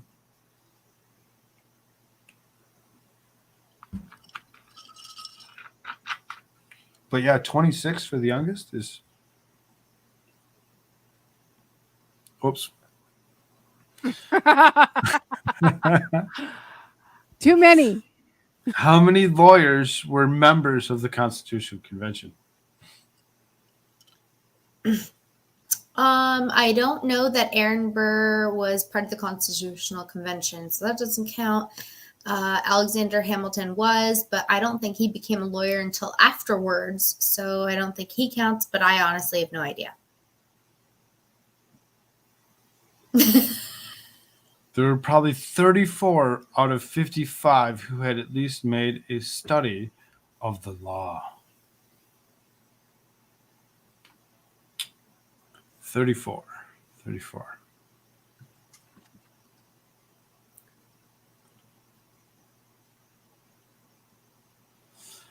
What classes of society were the members of the Constitutional Convention drawn? I think they drew them from all classes. I agree. Or middle and upper for sure.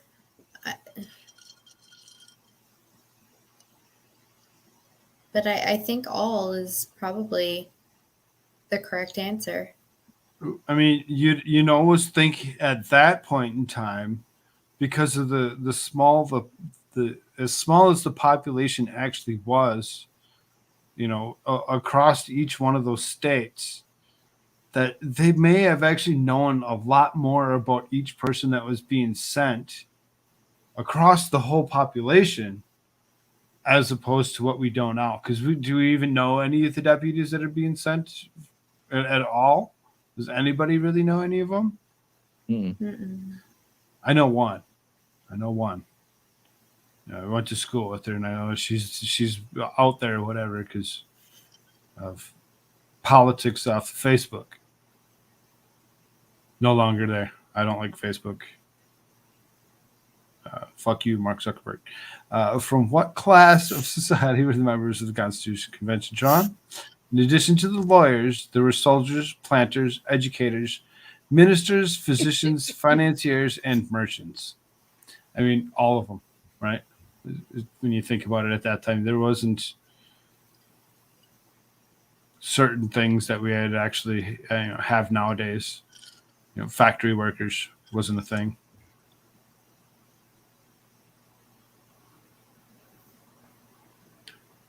How many members of the Constitution Convention had been members of the Continental Congress? How many members of the Constitutional Convention had been members of the Continental Congress? I'm not sure. All of them? I'm gonna say 10.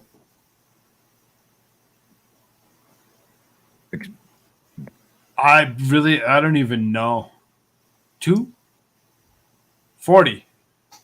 And 2 others were later members. Okay. It's kind of a loaded question, really, when you think about it. So, I mean, it would have been, all of them eventually.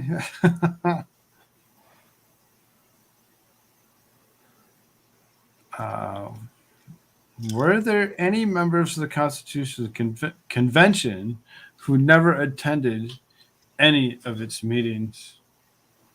For them to ask such a question would make me think there would have to be at least one. That's what I was thinking. Not to be so vague about it, but I mean, at least one. So then, Let's say 6.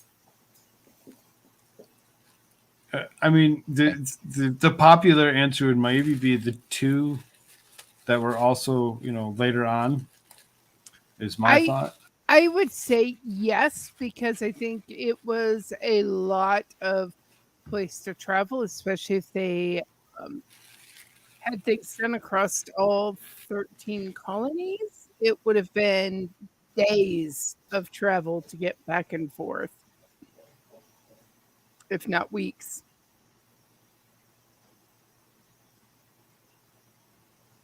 Days, if not weeks. Right? So,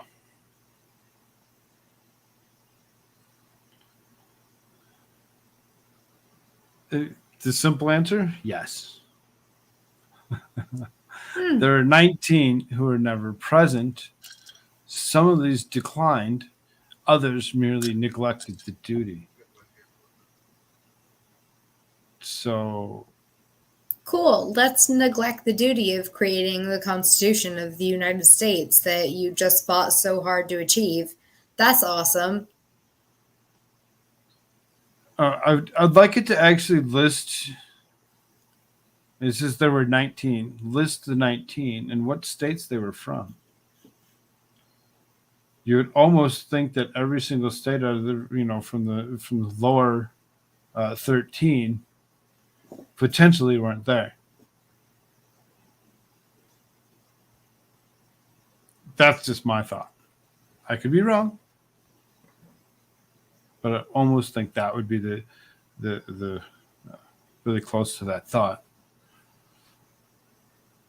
right? Maybe. What is the lower 13?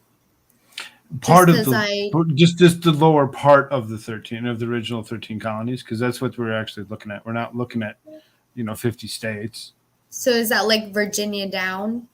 Like Georgia, Virginia, maybe, at that time it wasn't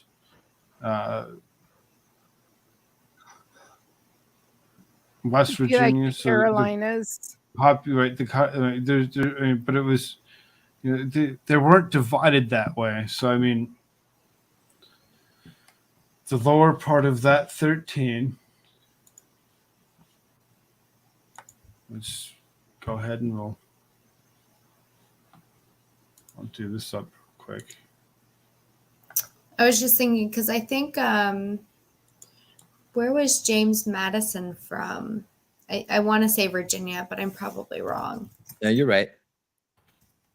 You're correct. And he was definitely a big part of all of it. Yeah, you're right. He was definitely Georgia, South Carolina, because there's North James Carolina, Madison University in Virginia. Virginia, and then as Joe Biden likes to say, Delaware is part of the South, so even maybe Maryland. Okay. Which there wasn't a West Virginia at that time. The tail or the lower tail of West Virginia here. I'll stop sharing the screen real quick and we'll bring this one up.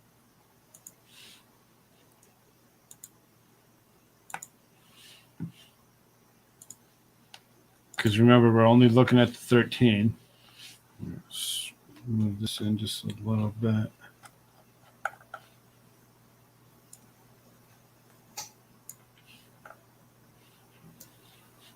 So then, there you go. So Georgia was even kind of really small at that time. Georgia, South Carolina, North Carolina. You can see some of those borders grew. Virginia's borders grew. That whole tail of West Virginia's cut off. You got Maryland and Delaware that look exactly like they did. New Jersey looks a little different in my opinion, but I could be wrong. Yeah, I don't think it Rhode looks like Island, a New York. seahorse anymore. Yeah, it looks a little different than so like borders are drawn different. The white lines are the originals, or what they are now. And the way they actually have it overlaid is kind of confusing. So the thick dark lines are actually permanent ones. So it looks like it's still supposed to be. I don't know. It looks a little off. Looks a little off, if you actually ask me. So when it comes down to it, I mean, you see what I'm saying here? It's like this here. There's this little thing here, and then there's this is Jersey or this is New Jersey. The thing that sticks off of New Jersey, yeah, that part right there doesn't seem updated to me. Right. It's like this territory in here that there's a line up and over and down, like that doesn't exist. It doesn't. Is that Connecticut? Is it supposed to be Connecticut? Just because it says Con over on the other side, right. that's So this the only little reason I'm shot asking. here is supposed to be Rhode Island. So either way, what we were actually supposed to be looking at is that southern part of it. I would almost think that most of the deputies that didn't show came out of these states down here. Mm-hmm. That's what we were actually looking at because it was. Yeah, and if there wasn't a certain, there because any I was numbers? trying to figure out like the demographics of 19 of them out of 55, so Which that ones sounds about right. neglected- right. Which ones neglected their duties? These ones through here, Mm-hmm. because they weren't going to be for whatever is being written up, in my opinion. I can be wrong. I can be wrong. Don't. I bet there's a Federalist paper on it. I bet so. I bet so. So let's bring this back up.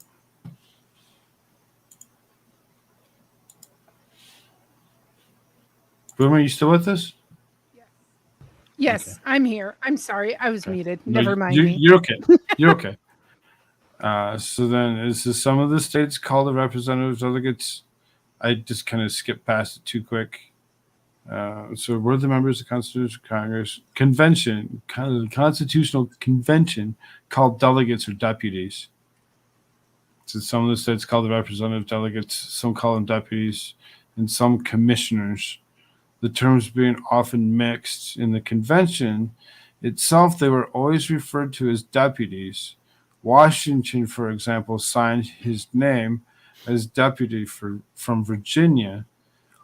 The point is simply that whatever they called themselves, they were representatives of their states. The general practice of historians is to describe them as delegates. So generally, historians call them delegates, but technically, what they're supposed to be is called deputies. So all of our delegates that we call it today aren't really that. So you're actually considered deputies. Kind of fun. I'll slow down. Considering, sorry. No, you're good. I was just going to say, it's good to know considering like all the questions had been about deputies and I kept wondering why it kept saying deputies. So that answers my question as to why it did not say delegates. There you go.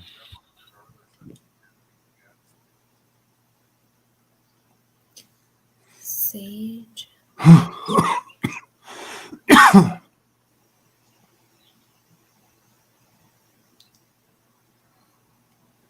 What was called the Sage of the Constitutional Convention?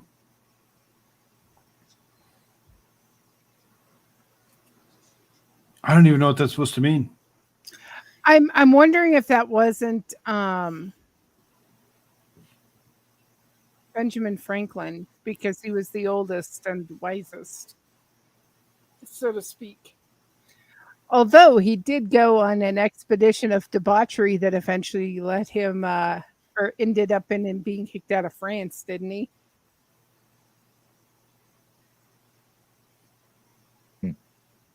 Sure. I don't know.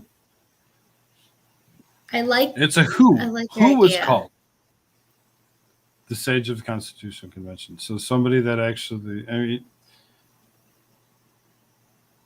My John guess Hancock. is. Huh?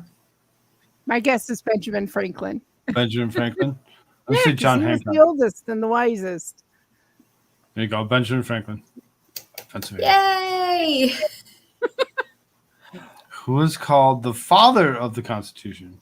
That's Thomas Jefferson. Yes. Yes. James No! Madison of Virginia, because in point of erudition, the actual contributions for the formation of the Constitution, he is preeminent. James Madison, the father of the Constitution. Huh.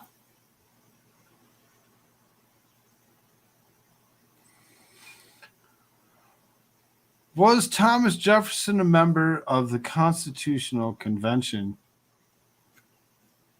Maybe No. he was not. I don't think he came back from France until they started having the debates. Because I don't think he came back until he was appointed part of George Washington's cabinet. Now that I'm thinking about it. When in reality? I agree. I think, let's see. Yes, he was a He wasn't. I don't think he was a member of the Constitutional Convention. I mean, I think. Hold on. I don't He think had he to be was because he either. was there. But I don't know if he was a member. But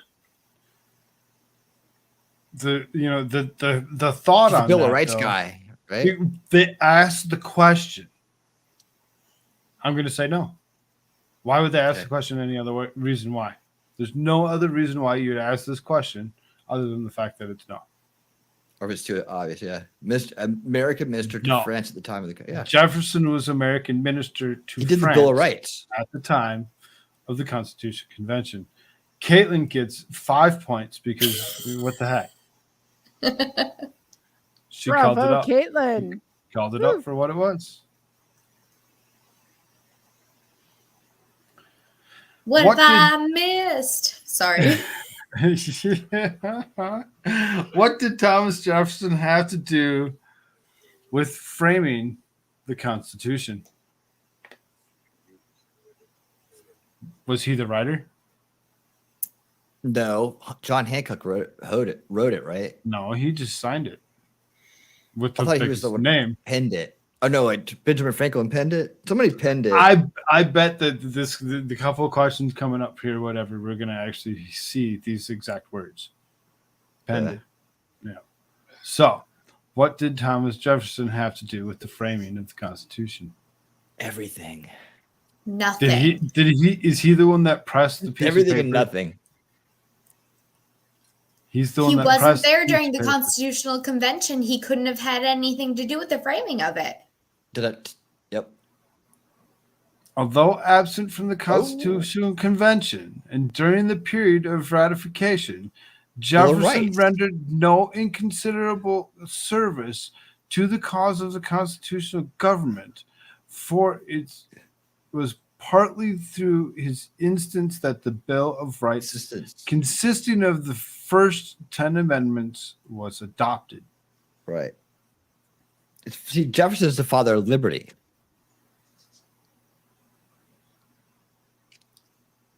The Tree of Liberty. Mm-hmm. And Ron Paul is the father of liberty rebirth, of the rebirth of liberty. See, it all works out. So technically, he wrote the first 10. Is that how it's framing it, right? Yes, I believe so. I think we all get a couple points on that one. Who presided over the Constitutional Convention? Who presided? That means they ran the meeting. Right. Who was the president at the time? George Washington? George Washington? Mm-hmm. George Washington, chosen unanimously.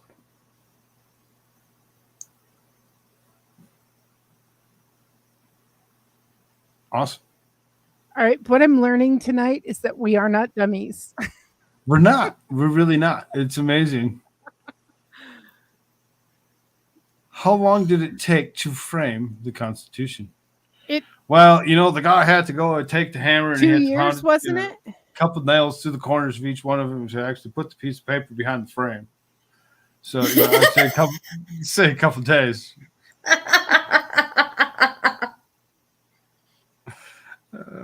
There you go.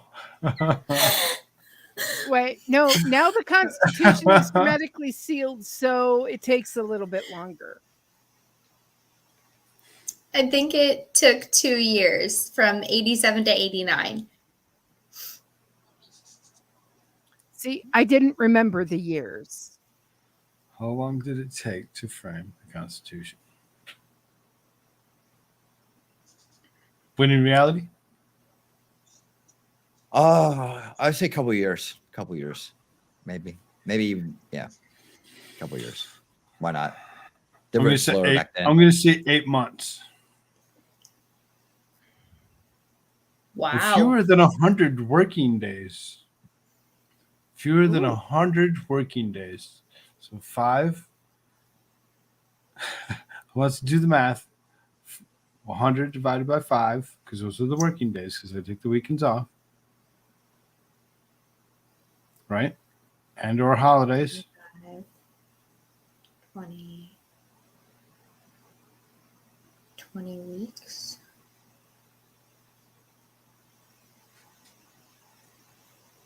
So It's 5 20 months. weeks. Yeah. 5 months. Not bad. Not bad. You have me doing math at 2:36 in the morning. No, Ye- it would be 4 because under 4 because 4 times 30 is 120. Sure. I got you. 3 months, 3 weeks. 3 months, a week and a half. You made me do math. I hate you now. Yes, I told you everybody's going to learn something tonight. President Jackson secured the Congress. Oh, I'm sorry. Never mind. How much was paid for the journal kept by Madison during the Constitutional Convention? I didn't want to answer that question anyways. Right. It was a horrible question. President Jackson secured the Congress in 1837 an appropriation of $30,000 with which to buy Madison's journal and other papers left by him.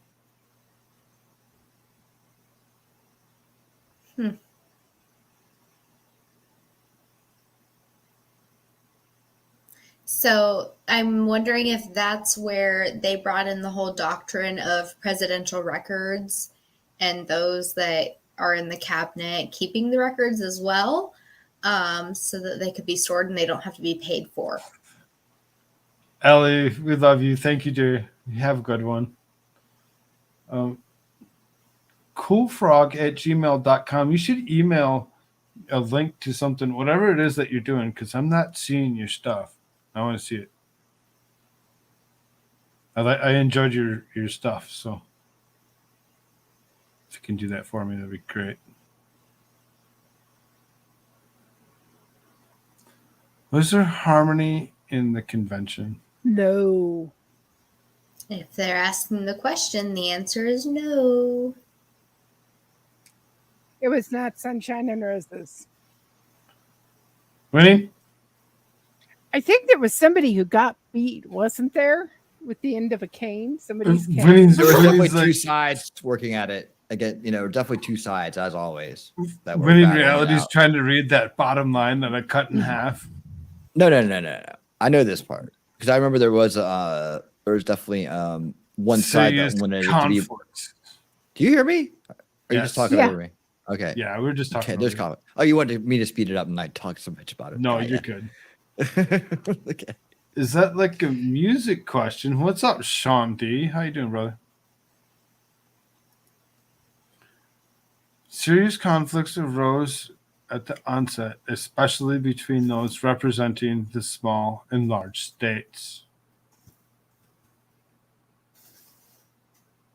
Interesting.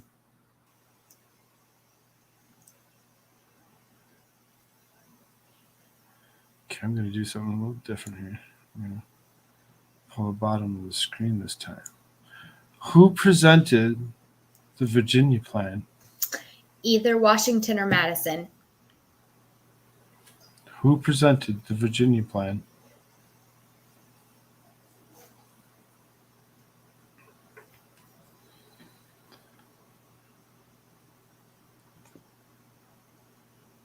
Wayne? The Virginia Winnie. Plan probably it probably would be Thomas Jefferson. He was there. Why not? Or James Madison. He was there. George Mason was there. I don't know. Pick one. Unfortunately, you can't see me shaking my head because I have no clue. I'm going to say George Mason because he said that name. Edmund Randolph. Edmund Randolph. Oh, I think we man, all old got Ed- that one wrong. I'm Ed sorry. Randolph. He was known as the funny one. I'm assuming that Boomer did know this one, so I'm going to give her a point. Edmund Randolph. Just kidding. What was the Connecticut Compromise?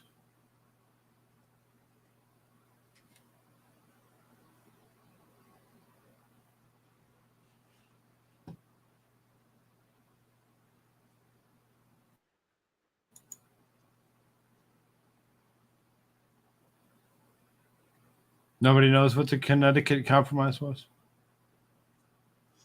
Nope. Um, But I could explain the Cornhusker kickback really well. there you go. The Connecticut Compromise had to do something with getting a specific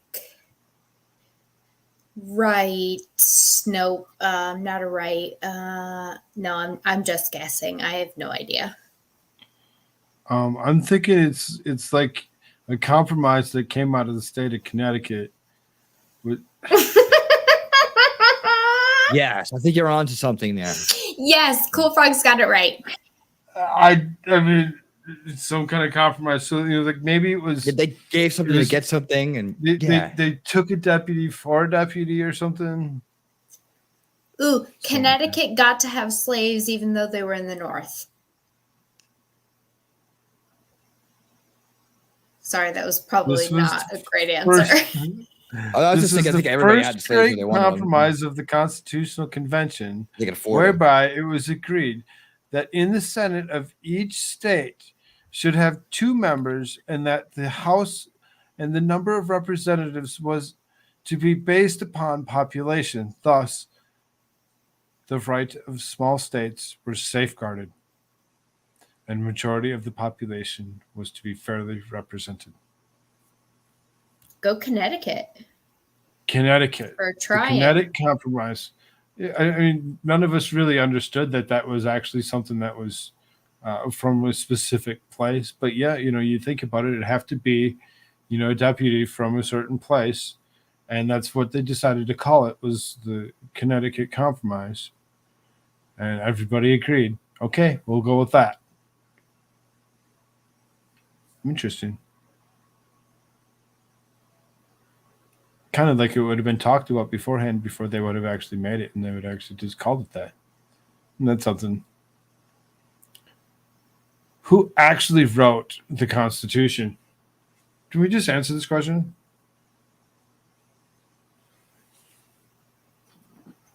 We need reality. Caitlin? See, who actually wrote the Constitution?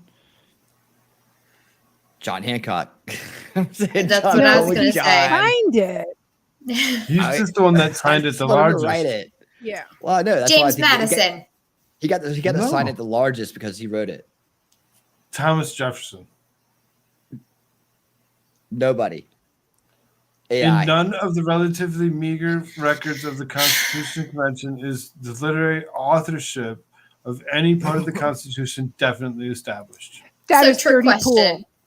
The deputies debated proposed plans until July 24, 1787. Substantial agreement having been reached, a committee of detail was appointed consisting of John Rutledge of South Carolina, Edmund Randolph of Virginia. And so these bills that we, the Connecticut thing, whatever, Oliver Ellsworth, and James Wilson of Pennsylvania. So all these states, each one of them presented a form of a bill. So then, or just like we see today, where then and they'd be voted on, and 2/3 of the people actually said this is what we want, or whatever, blah blah blah. However it worked out at that point in time, every single one of them, each state had their own writings that went along with the Constitution. That's fun. About 57 sections debated continued until September 8th. When a new committee of style was named and revised the draft, this committee included William Samuel Johnson of Connecticut, Alexander Hamilton of New York, Governor Morris of Pennsylvania, James Madison of Virginia, Rufus King of Massachusetts, and they reported the draft approximately its final shape on September 12th. The actual literary form was believed to be largely that of Morris, and the chief testimony for this is in the letters and the papers of Madison and Morris's claim. However, the document in reality was built slowly and laboriously with not a piece of material, including until it has been shaped and approved. The preamble was written by the Committee of Style. Interesting.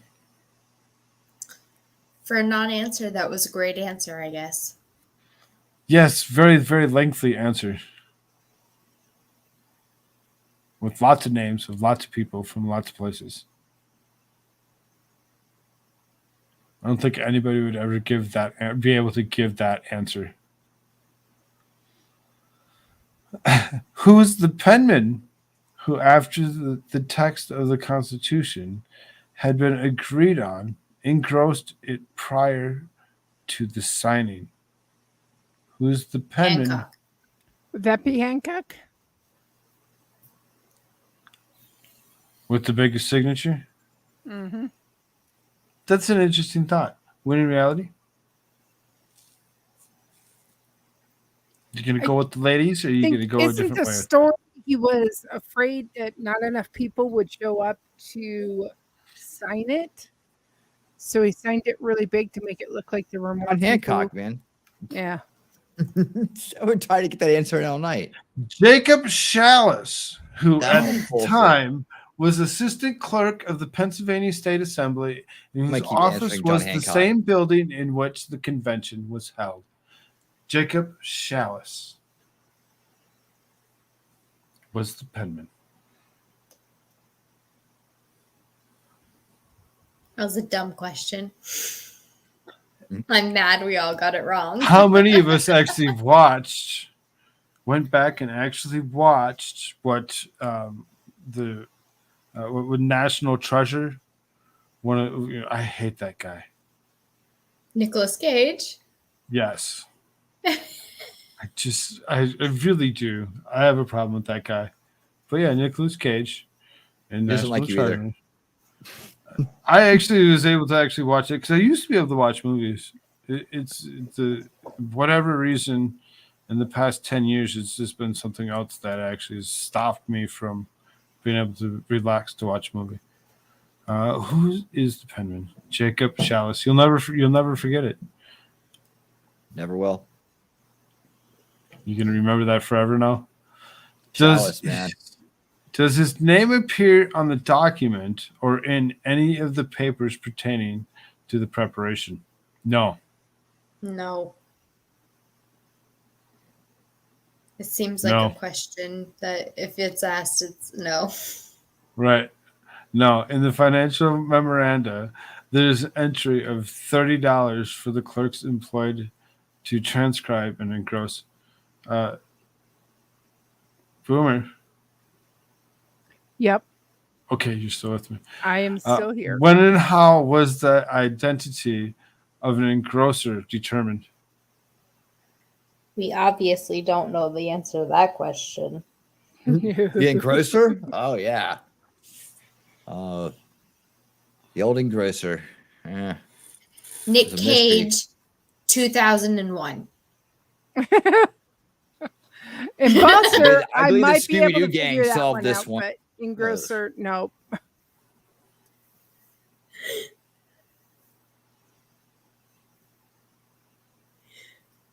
Cool Frog, do you have an answer? When and how is the identity of an engrosser determined? I don't know. Wait, is that a kid sniffer?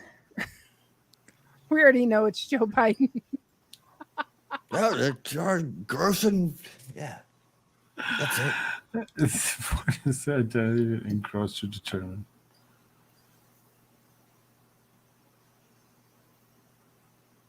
That's Biden's. That was Biden's nickname. He was a junior senator. It was like, the I have no fucking clue.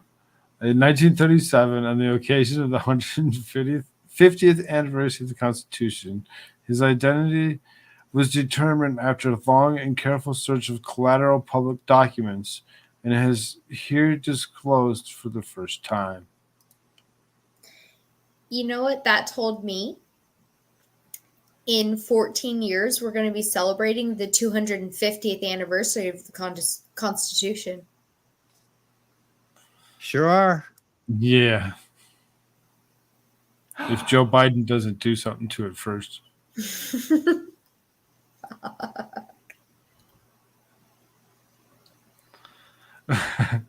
Where did Chalice do the engrossing? No. New York City. That's my answer. New York City. Boston, Massachusetts. Oh, I must have done it at the Tea Party. I think John Hancock was there. Would you say Philadelphia? Yeah, why not? That's probably the right answer. There's no record of this, but probably in Independence Hall. You know, Where is Independence Hall? Philadelphia. I am going to say Aha! that I had to do limericks last night, and I sure could have used the name Chalice.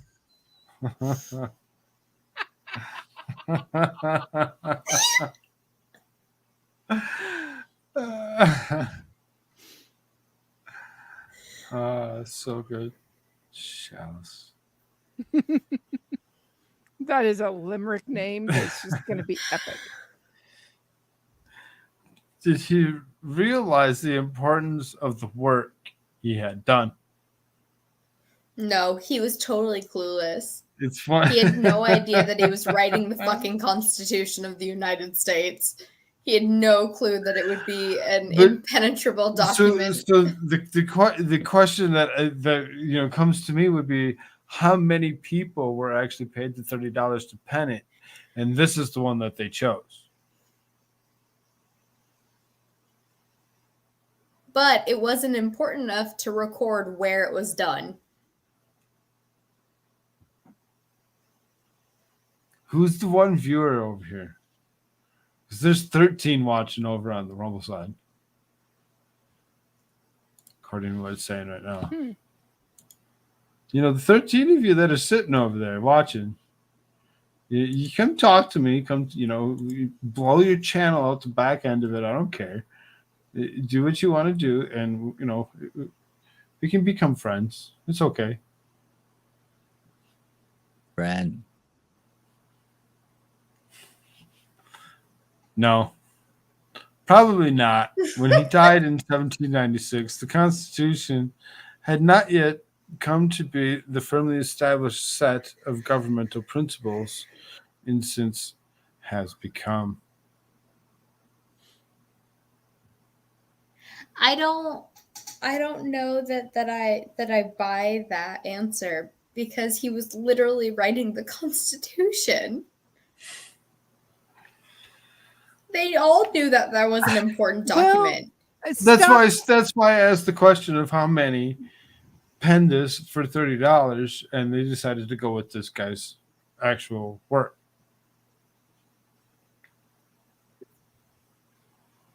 Here's the kicker. If they'd have been in Europe at the time, they'd probably have a priest from a monastery do it. I don't think we had any monasteries here at the time. No, they wouldn't have had a monastery do it because of the separation of church and state.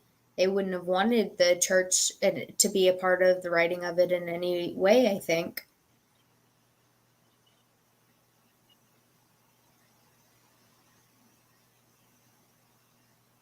But I still think the scribe of it knew that it was an important document. I don't think that he thought it was just going to get trashed the next year.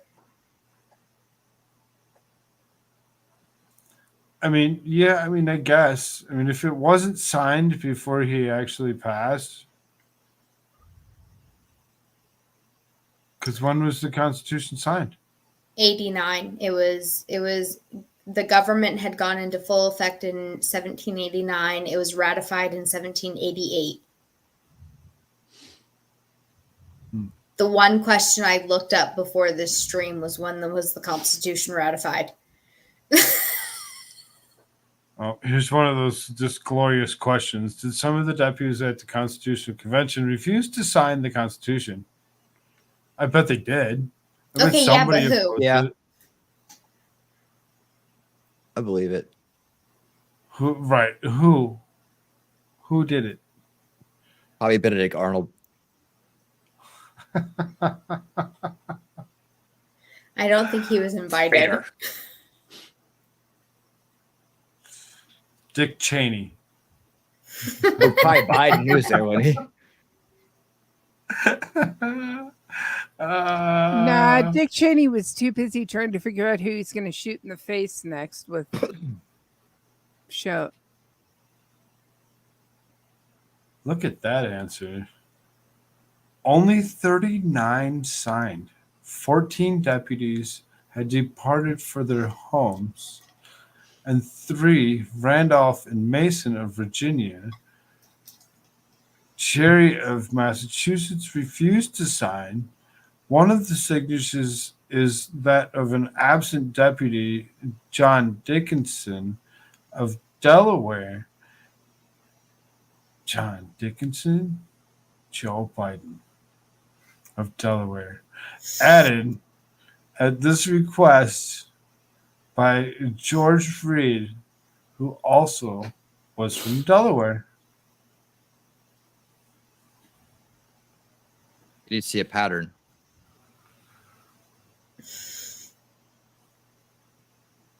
So George Reed signed John Dickinson's name. That's plagiarizing. That's plagiarizing it. Damn it. The Constitution's no good now. It's been plagiarized. It's fraud. He let his fellow constituent from Delaware actually sign for him. Did he get power of attorney? It was by his request, and I don't think power of attorney applied back then since there wasn't actually rules and regulations to law that they were abiding by. Which is so I would which is assume that at his maybe an request would be good argument enough. that somebody had at one time. And for that reason is the reason that they actually passed a law saying that you can't do that. But even now, like voting by proxy is totally a thing that local and state representatives do. Is once they get old, to a point where they don't want to go in and show up, they vote by proxy, which They is had been essentially doing the that for same thing. several years, but McCarthy changed that. McCarthy Oh, did changed he? that. Yeah, he changed it back to what it was originally supposed to be. He actually changed it because he didn't like that they were voting by proxy. But does that apply to states? That was one of the first things that they actually did was actually pass that, because you have to do the rules committee first. The rules of the House come out, and he's the one that actually gets to pen that. That's his rules of the House because he's the speaker. So that was one of the first things that he did was actually change that in the rules committee, that it immediately goes into effect that everybody must show up for their seat and be in their spot in Congress. They're not to actually vote in proxy. So if they're not there, they're a no-show. Yeah. The problem I see from it is that I see more voting by proxy done in local governments rather than like the federal government. I guess it's just not as I don't know if I'm just not as well aware of it in the federal government, but I know a lot of local governments do it, and I don't know that affects local governments. But I think it should. I bet it I think does. voting by proxy is stupid. If you can't be there, then why But are you're you in the you're job? no show, you're no vote, or whatever it is that you mark you as. Not there. You went and fucked off. Whatever they want to call it. Boomer, how can it be said that the signing of the Constitution was unanimous when the deputies of only 12 states signed and some delegates refused to sign? Majority rules? but it says it's unanimous.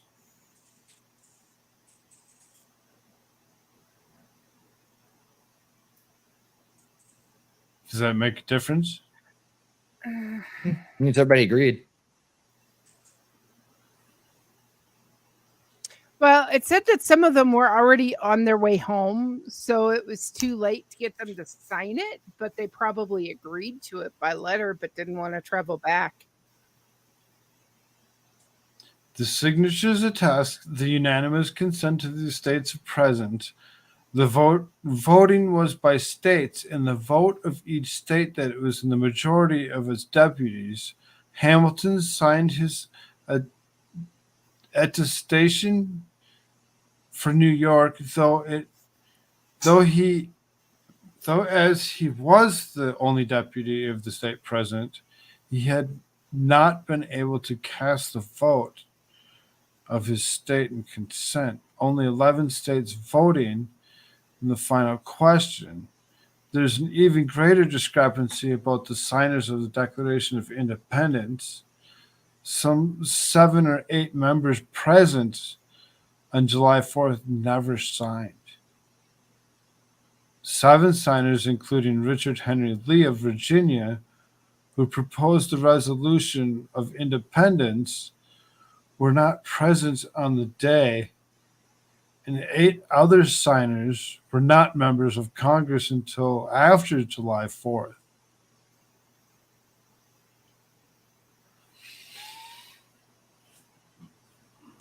I don't think any of us was going to try answering something like that. No. And so you singled me out to answer that question. Nice. Each time that I've singled you out, I'm going to give you the next question again. I'm teasing. So, I'm teasing. no, did George Washington sign the Declaration of Independence? No.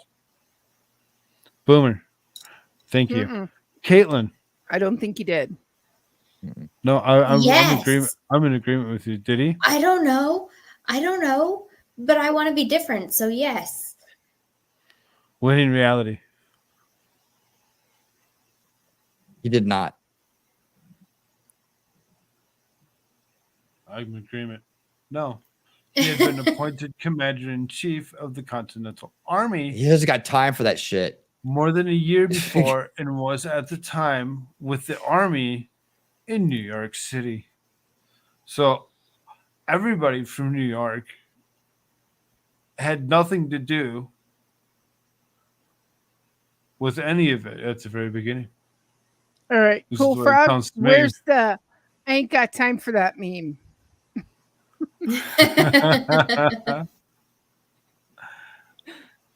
I'm not. No. He's just too big. He's ready to go kick some butt, man. I'm already gone. I'm at the door. You guys sign it for me. You want some? You want something? Yeah, I'll give you something.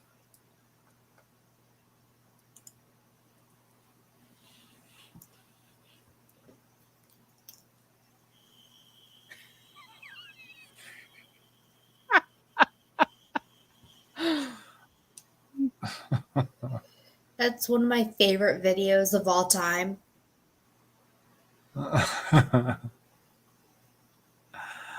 What are the exact measurements of the originals of Declaration of Independence and of the Constitution of the United States? What are the exact measurements? That's a ridiculous question for us. We're not. I mean, 18 by 36.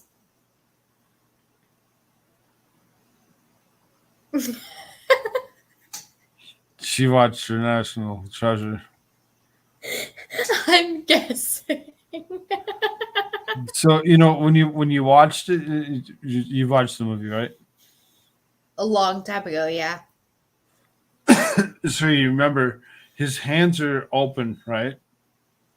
Like then it's very wide, and when they go to unroll it, as many times as they do, and they don't break it for whatever reason.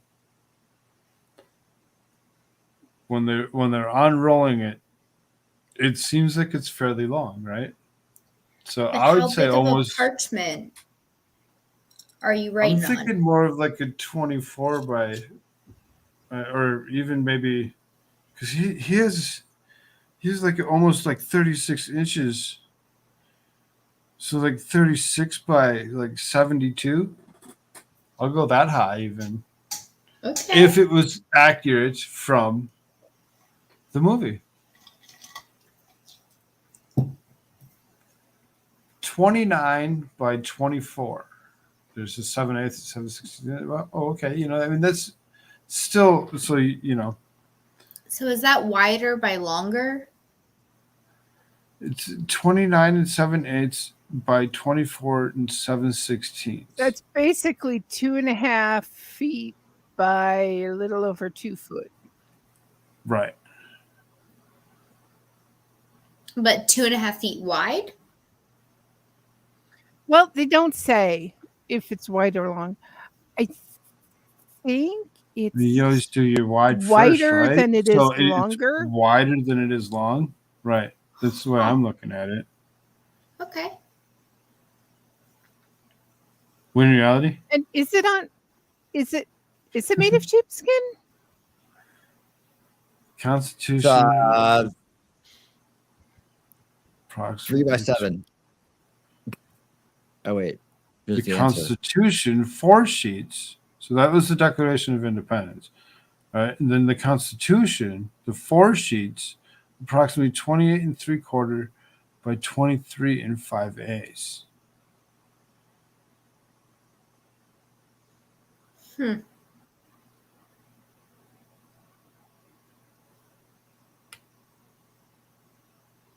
So it's 4x5 basically, right? I would love to know the backstory of the person who made whatever they wrote the Constitution on. Right? It's like, bring something out of the back. What do you got? Well, there's So, this old so poster I was winning gonna make. reality, trying to actually change people's minds. There you go. There's a good one for you. You go figure out who actually wrote it on what and why they wrote it the direction they did. Why it's not represented the same way in the movie. That'll fix everything. It will. It's the secret. God, why wouldn't we think of this in the first place? We're just go back to having fun now. Finally, phew.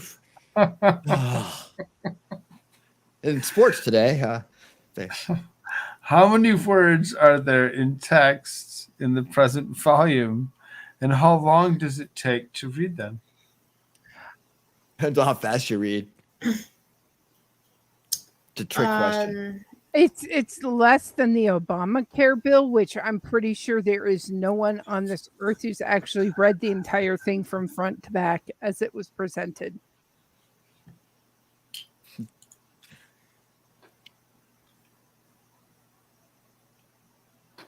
You know what? When they put those bills out now, I'm gonna take it and say, Chat GPT, can you scale this down for me? It's gonna be like No, because there's only an extensive amount of characters you can put into ChatGPT, and it doesn't that's too go past long, yeah. 2021. So you I know, but can't do it just that. simplifies it as a natural model. It doesn't have to pull up any additional information. It's going to use basic grammar and writing styles to try to condense it, right? So like literally you can highlight the whole thing and say, just condense this to a readable thing. I actually did it on my show. Tech Reality Tuesdays, that's on Tuesdays at 10 p.m. Eastern with Space Power Monkey, a true AI expert. Someone who's been in the field for 10 years. Only place you can find us. A Tuesday night, an AI expert will answer all your questions. Yeah, we actually had this big long thing going on we were reading. I said, hey, I had this thing called Merlin. It's a plugin that'll sit there and do the same thing. I'll access ChatGPT. I said, will you summarize this for me? I was like, okay, that's still a little bit too long. Can you do it again? And boom, it gave me like 2 paragraphs and I summarized it. It was awesome. Great display of its use right there. Got me out of a lot of reading. I'm gonna actually think about this for a few seconds, and you know, when you think about it, it's for the size of the piece of paper, and you know, probably the larger style of words. Because if you remember the movie, the little boy was able to actually read the lines and like some of the things or whatever that he was reading, and all that stuff would probably been roughly around the same. I bet there's only one guy that out there that was making sheet stock of any size or shape. And most people would have been using about this size and shape. So, like, some of those other like the Silence Do-Good letters and shit like that, whatever. All the Hamilton stuff, when you actually go back and look at all of them, I bet a mass amount of them are written in different sized papers like this. If that's the case. Because nobody else is listening to be like, oh, we're just going to use a normal sheet of paper. Because they didn't figure that out back then. They wouldn't have a big piece of paper so I can read it from a distance. Well, right. The writers of things or whatever, they all had probably the same, similar kind of dimensions, I bet. I want to go back and look and see if the writing gets smaller towards the end to try to like cramp in the last bits of it, because I'm totally that person that cannot determine the size of a piece of paper for what I want to write in it, and my words always get smaller at the end. Random thought, sorry, but All right. How many words are there in text in the present volume, and how long does it take to read them? We still didn't look at how long do you think it took? I'm going to say like a half hour, 45 minutes, and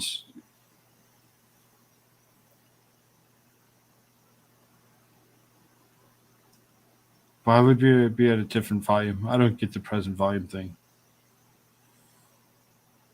The Constitution is 4,543 words, including the signatures, but not the certificate of underlineations, and takes about half an hour to read. The Declaration of Independence was 1,458 words, with the signatures, and takes about 10 minutes to read. The farewell address is 7,641 words. It requires 45 minutes to read. all right. So remind me if I ever want to do like a read to sleep type channel that I can read the Constitution and the farewell address, and that will be good size videos. Yes. Sleeping to the Constitution. It's very American. What a great way to fall asleep. A very American way to fall asleep. It's Although practice your soothing soft sounds of voice. liberty dancing in Draw your ears. out the vowels. Really make them sleepy. So there's interesting things that if you actually look around in people's channels and you look back at things that they did way back when they're first starting out trying to figure out how to do shows, how to do things, how things worked, and boomered through things. When you actually look at the videos that are out there, Cool Frog, did you do something like this? well, let's see here. Videos. If I go back, there is something.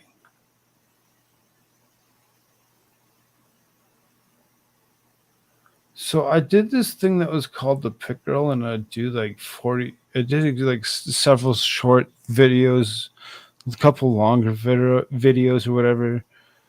And I was trying to do something different. I had, a couple views, 29 views on a couple of them. At one point in time, I did read something.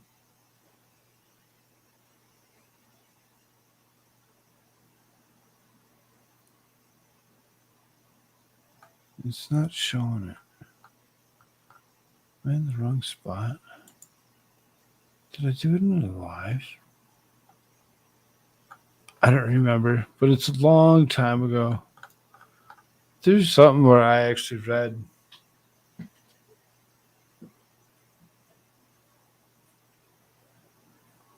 I'll show you real quick here. Where's my screen? Too many screens.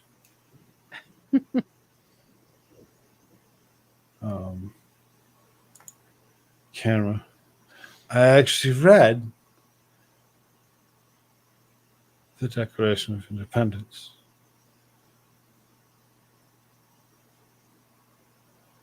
That was one of the first things that I did. I didn't read the whole Articles of Confederation. I just read the Declaration of Independence. And as you can see on the screen, That's what I read it from. I actually bought the book to actually read it. So yeah, Nice.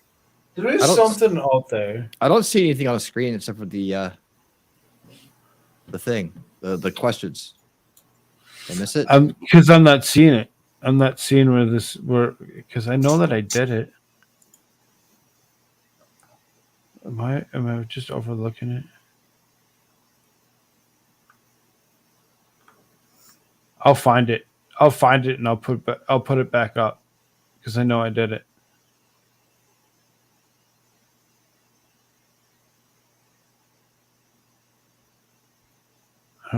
I wouldn't have removed it.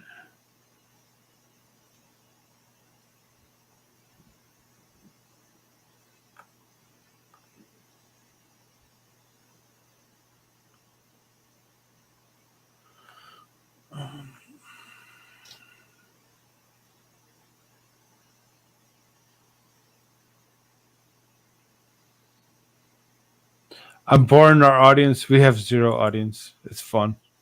It's great. The rewatchers are gonna love it. The rewatchers are gonna love it. Hey, Oh my rewatchers, goodness. don't forget to like and subscribe. It is 4 a.m. Yes. turn And the it's a shows. Friday. It's a Friday, so No, you know, it's Saturday. It's now not Saturday. It is Saturday. It's more Saturday than Friday. It's still technically Friday because I didn't lay my head down yet. So forget it. I don't care if it's just about Thursday for some of you. What party names were given to those who favored ratification and to those who opposed it? The Federalists is those who favored ratification. And they became the Republicans, didn't they? Or the Republican Party? Those who favored ratification were called Federalists. Yep. Those who opposed anti-Federalists. Democrats. And let's not forget, the Democrats were also the ones who still are okay with slavery.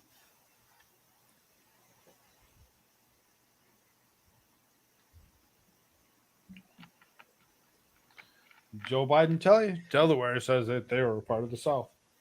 And under Obama and Hillary Clinton's actions, the slave trade in the Middle East was made even more powerful than it had been at any time in the past, and is still going strong today, but people refuse to speak of it. That's something.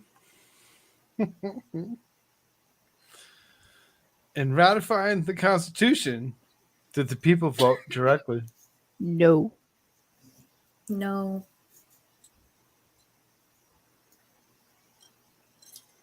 When in reality? When in reality. Not vote directly. In fact, one person asked Benjamin Franklin when he was walking out, "What did you bring us, sir? A constitutional republic, if you can hang on to it." So they certainly did not vote on it. No, ratification was by Special State Conventions, Article 7. Ooh, you are good on those Roman numerals. I would not have gotten that quickly. Really? I'm so bad at Roman numerals. I'm terrible at them. I only know what 10 is because that was my graduating year, and we all did the X when we were in our assemblies. Sure. So Generation X. you're a cheerleader? No, just the whole class did the X with our arms.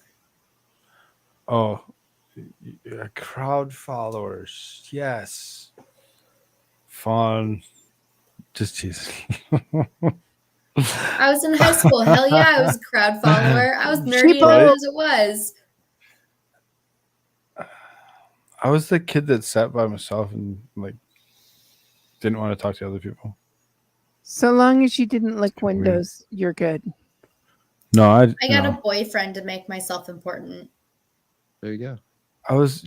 That's exactly. I was dating since I was a little kid, so it doesn't matter. We grew up a lot younger back then because we weren't fed all of the stuff that we're fed nowadays.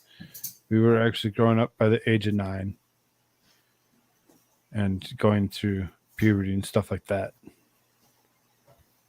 So when you think about it, And back then, we got to run around outside and play with other kids and learn. We were told and not to come grow home. and play cops and robbers and have don't fun come and home. socialize.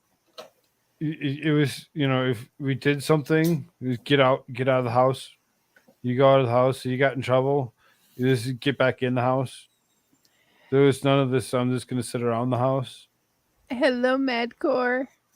Hi, Madcore. Madcore, Hey, Madcore, what's up? up? What's up, That's brother? what I was waiting for. I love you introducing Madcore. It's my favorite.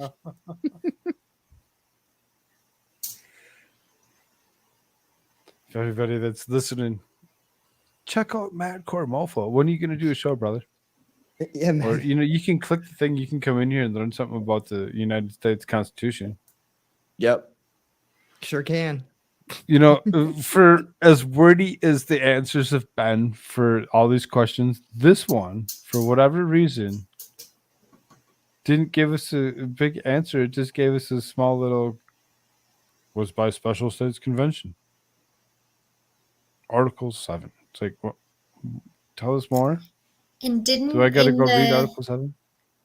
in the conventions didn't they have to ratify by 2/3 of the vote in the state conventions? Or was that just in the whole of the states?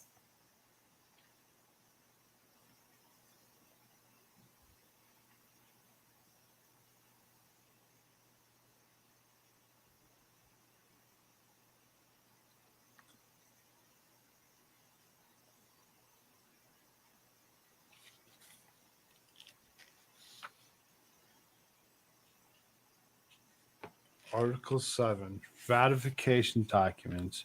The ratification of the conventions of 9 states shall be sufficient to the establishment of this Constitution between the states, so ratify the same.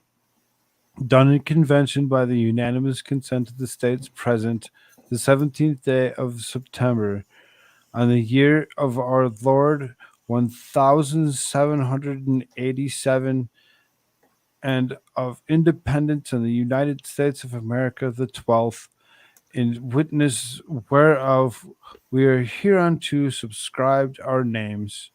Note,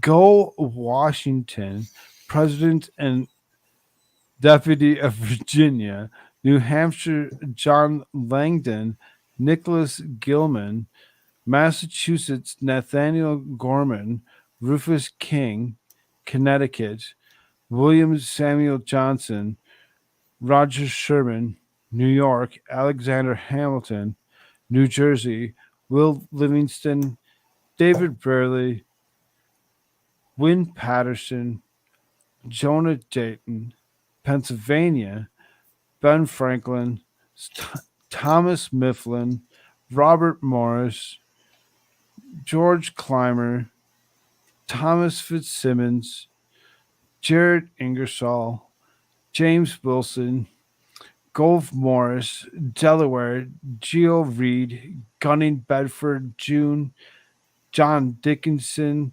Richard Bassett, Jacob Brom, Maryland, James McHenry, Dan of St. Jennifer, Daniel Carroll.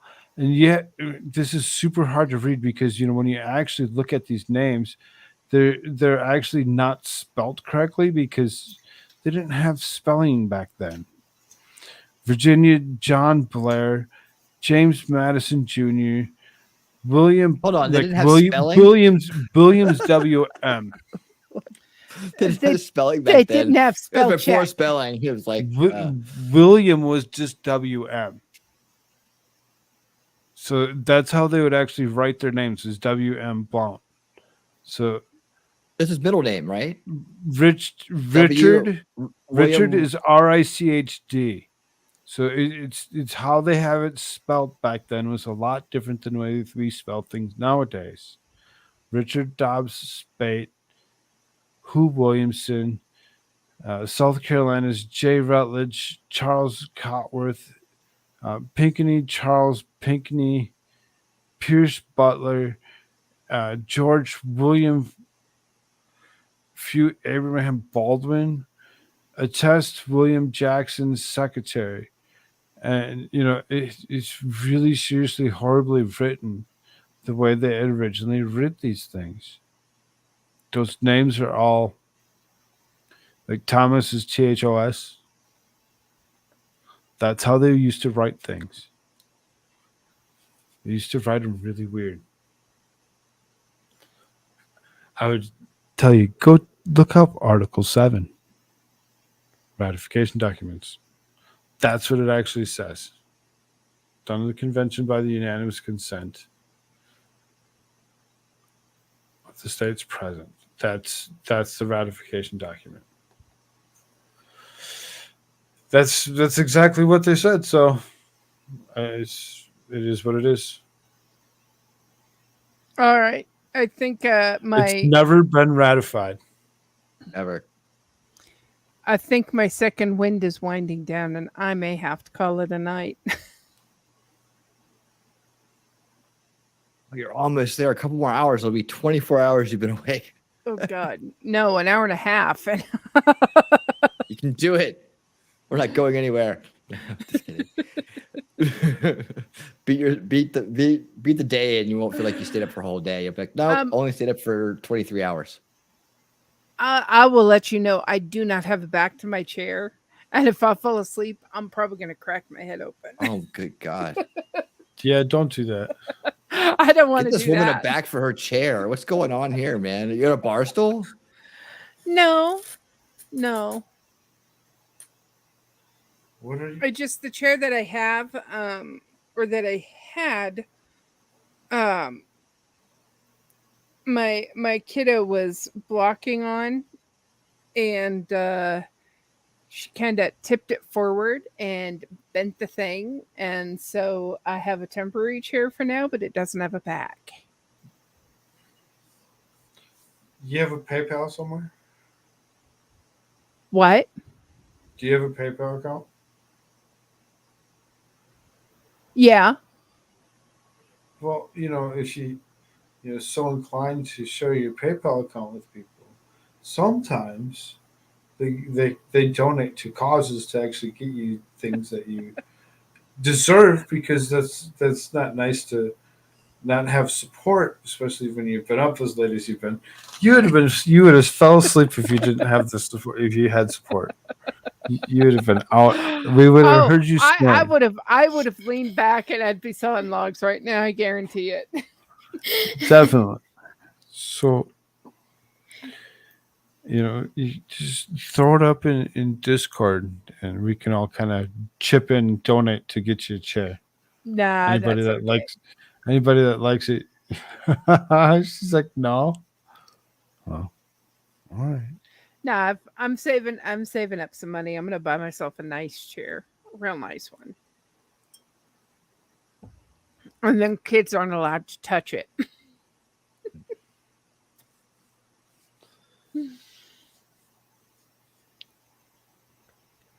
People can ask for it if they know where to ask for it, and they can get a PayPal account for you. You go send me one, and I'll chip in. After the Constitution was submitted for ratification, where did the greatest contest occur?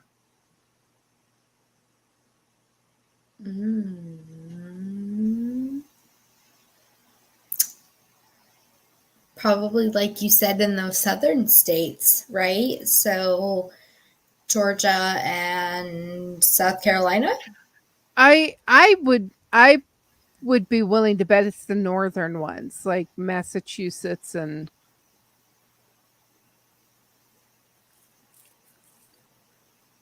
because those Puritans were pretty very anti-establishment. I'm gonna actually say New York. It seems as New York has some issues.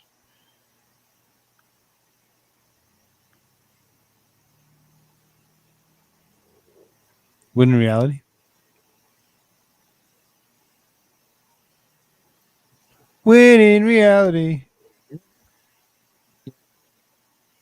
You hear me? now we can. Now, really, was that far? Okay, wow. I have to keep the mic closer. I pushed it off a little bit of ways away, and I'm thinking you could hear me. It does a difference, huh? Wow. Definitely. Okay.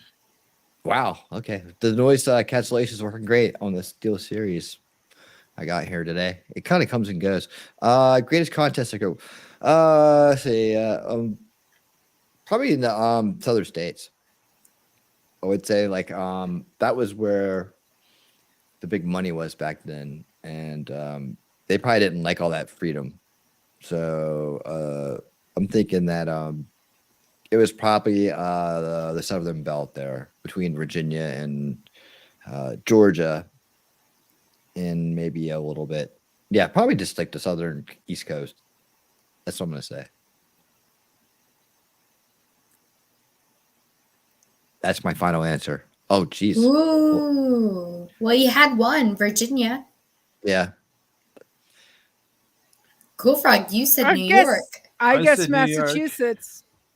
So So when we it get comes points. down to it, Yep. we all get a half a point because Except for me. I guess points none don't of matter. those. Well, I'll share my point with you, Caitlin. Well, Oh. I only gave you half, so it's she's only sharing it with you, so you only get like a quarter. That quarter Good will thing make a points difference don't in the matter. end. And we Yes. all win, including winning reality. Yes. In each instance, what was the vote? For ratification, I'm assuming. I Nine. thought That's it the was Constitution. ratify it or don't ratify it. I don't understand the question. To ratify or not to ratify, that is indeed the question.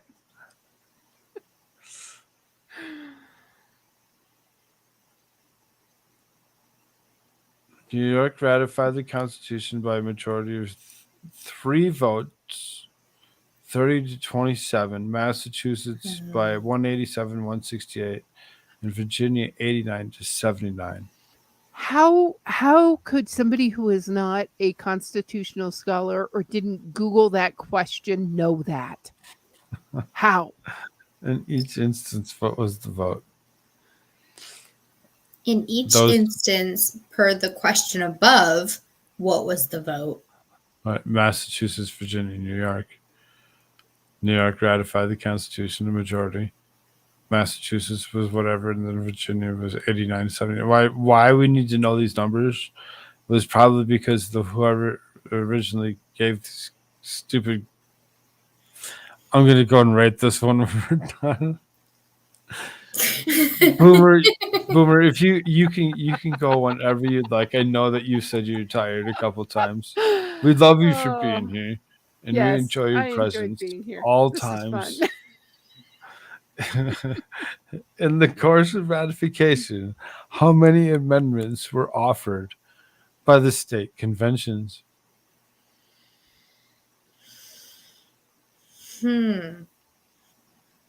It's going to be a number. I thought it was 7 or 8 were the original amendments.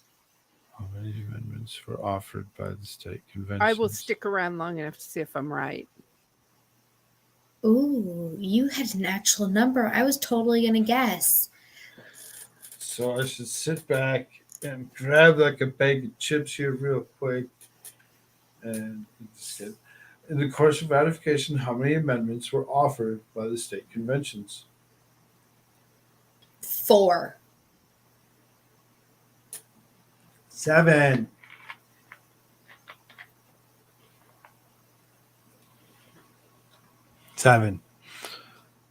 Winning? 15. Boomer, what did you say? I said 7 or 8. You said 7 or 8. 78. I was the closest without going over. Exclusive Price is of Right Rhode rule. Island's 21, and those demanded by the first convention in North Carolina. There were many other offered, which were considered necessary as items of the Bill of Rights. Professor Ames gives 124 as a whole number, inclusive of those of Rhode Island and North Carolina, and the Bill of Rights. Various of these covered the same topics. Wow. We may have gotten the answer wrong. 70. I mean, because you had the same numbers, I'm going to give you a -1 point. Everybody else gets -2 points. Because we were all like, yeah, it's this. So, no. I was the closest without going over. This is why I'm so happy that my tests is are right multiple rules. choice.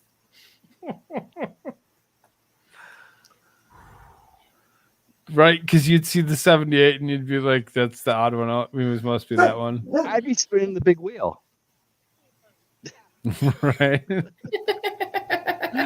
All right, guys. I'm going to call it a nighty night. You All right, have a Boomer. good one. Wait, hey, Good hey, hey, and thank One you thing for before being you here. go. Yeah. Yes. When did the United States government go into the operation under the Constitution? That is what you can use to actually fall asleep to. Oh, my God. I love you. Thank you. 1888? Pretty close. 1789.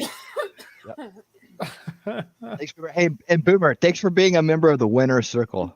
I appreciate you being one of my channel members as I regrow that membership after being remonetized.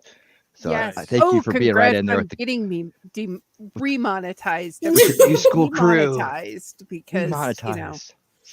Google is the Google. Yeah.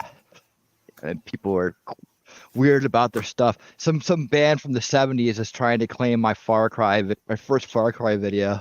Like, I'm like, the Far Cry, the gaming video I'm doing.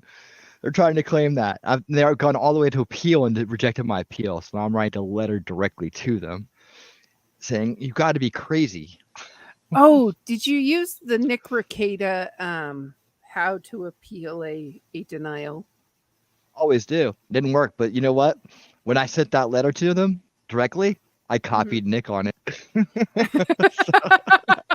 I sure did. Yeah, I put him right in there in the copy. There's my lawyer. Not really, but he's like, he always said, just throw my name in there. I don't care. I wasn't going to give you the answer. So, whenever you'd like. All right, suck it to me. You sure? Yep. All right. The Constitution became binding upon 9 states of the ratification of the 9 states. New Hampshire, June 21st, 1788. Notice the ratification was received by Congress on July 2nd, 1788. And September 13th, 1788, Congress adopted the resolution declaring that the electors should be appointed in the ratifying states on the first Wednesday in January of 1789. So do they still do the first Wednesday thing of the year? That the electors vote for president in the first. No, I don't think they do. And that the first Wednesday of March next, March 4th, 1789, be the time in the present seat of Congress and the place for commencing proceedings under the said Constitution. The convention had also suggested that after such publication of electors should be appointed and the senators representatives elected. The Constitution left the states the control over the election congressmen, and the Congress said nothing about this in the resolution, but the states proceeded to provide for it as well as appointment of electors on March 3rd, 1789, and the old Confederation went out of existence on March 4th. The new government of the United States began legally to function according to a decision of the Supreme Court of the United States, Williams v. Speed, 5 Wheat, 420.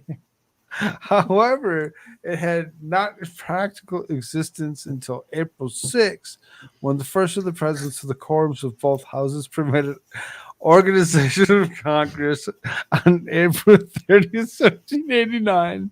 Why the fuck is this keep on going? George Washington Because the internet does not want me to go to sleep.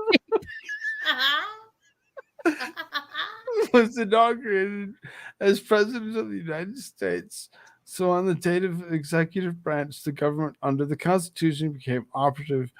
But it was not until February 2nd, 1790 that the Supreme Court is head of the third branch of government, organized and held its first session, so that the date when our government under the Constitution became fully operative.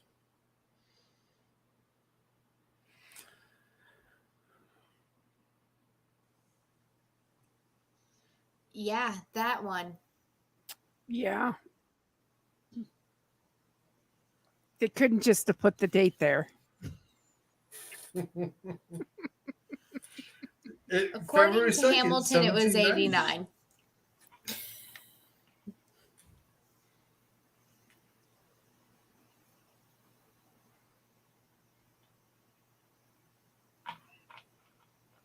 So the April 30th, 1789 is where Hamilton probably Or- would say.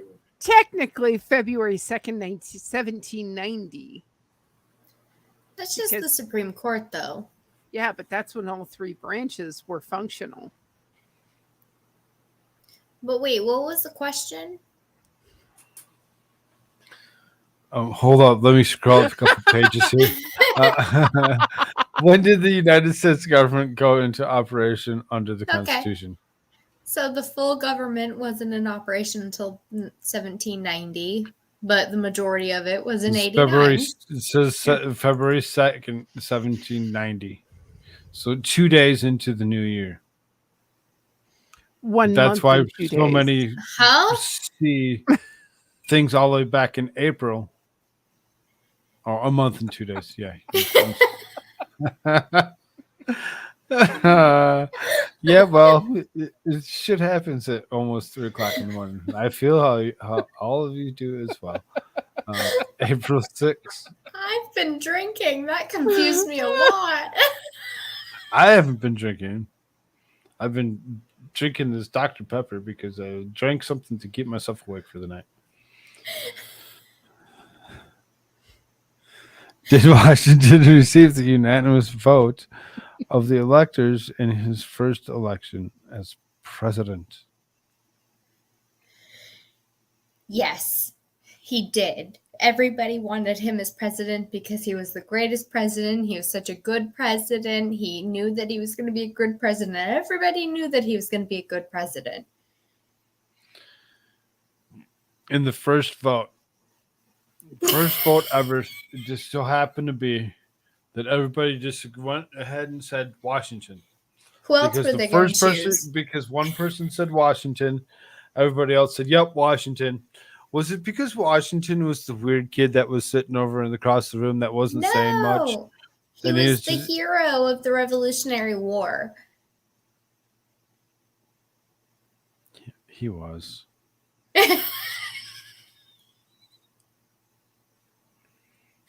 I only assume that they asked this question to have like a yes answer. Yeah, I was fucking Of right. all who voted, 4-2 in Virginia and 2 in Maryland did not vote, and 8 votes in which New York was entitled were not cast because the legislature could come to no agreement upon how the electors should be appointed. There should have been 81 votes. he received 69. All of which were yeses. Cool. He received 69.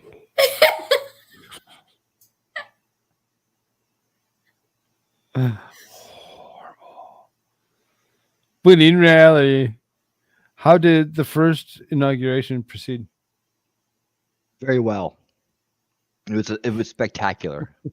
It went off without a hitch. George Washington just rode through the streets on his horse going, "We freaking did it!" That's how it went. I bet it was more of like, I hope that's the last fucking one.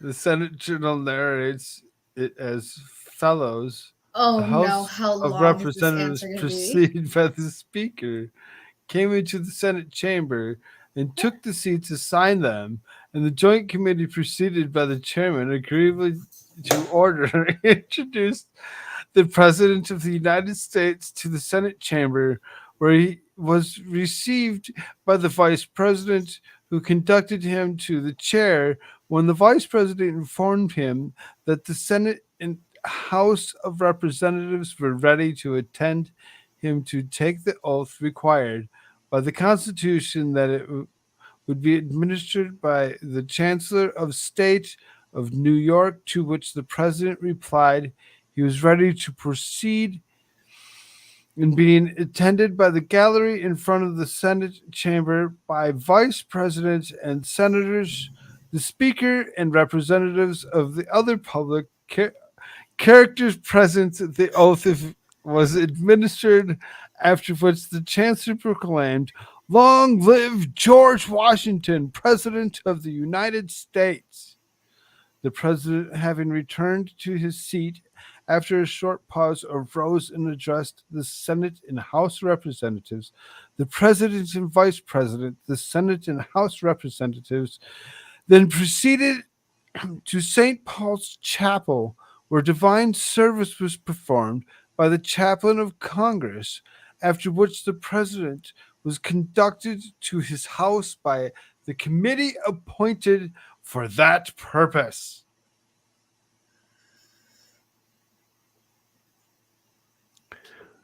Quite wordy. Without a hitch.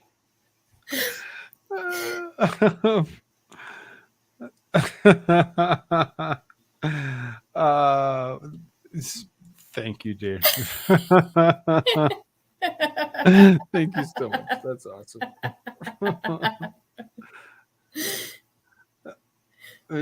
Somebody's got to do something, right? This has just been so much fun, and I appreciate you bringing the fun into my life. Seriously, this was Moose Maneuver's idea to do this. He was supposed to be here. He was excited to do this. He's not here. He's not here. Was Adams sworn in as Vice President before Washington took the oath of office as President? Well, yeah. I'm going to say yeah. Because it would be astounding. Adams sworn in as Vice President before Washington took oath of office as President. Was the Vice President sworn in first? Is the Vice President sworn in first all the time anyway? Probably not anymore. No. Neither the Vice President nor any senators took the oath of office until June 3rd. The first act of Congress, June 1st, provided for the oath in the House, and the Speaker and the members present on April 8th, and taken an oath provided for by a resolve on April 6th of that House, and the act of June 1st recognized the oath as sufficient for those who had taken it.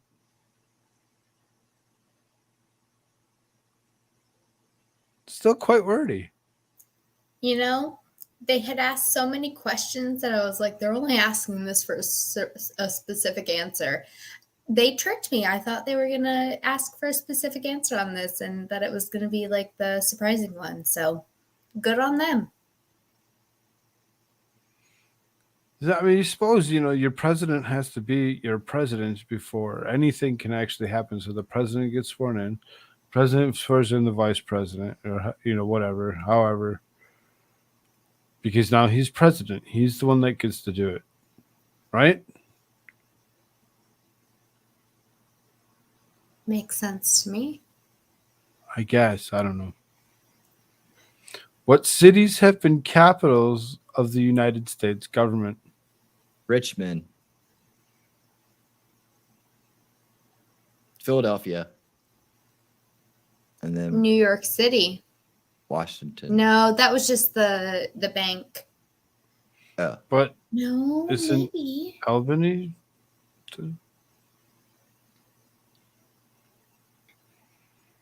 Oh, Albany, yeah. And not So- New York City. I'm I'm gonna say dumb. Richmond, Virginia. No, you're I'm gonna not. say- It just correcting you. That's all.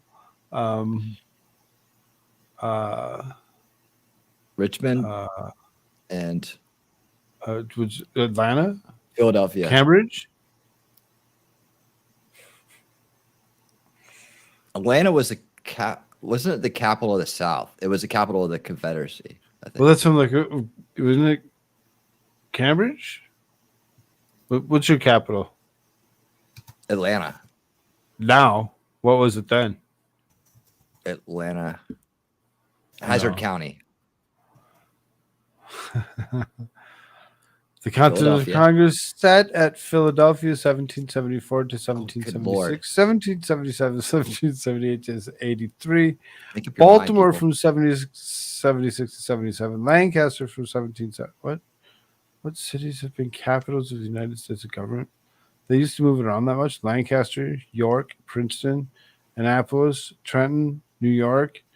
The first capital under the Constitution of the United States was in New York, but in 1790 it was moved to Philadelphia. It was continued until 1800 when the permanent capital, Washington, in the new District of Columbia, was occupied. New York had a bunch of issues. Still do. Still to this day, they live up to their name of being one of the states with the biggest issues. Yep. Does she call it new issues instead of New York?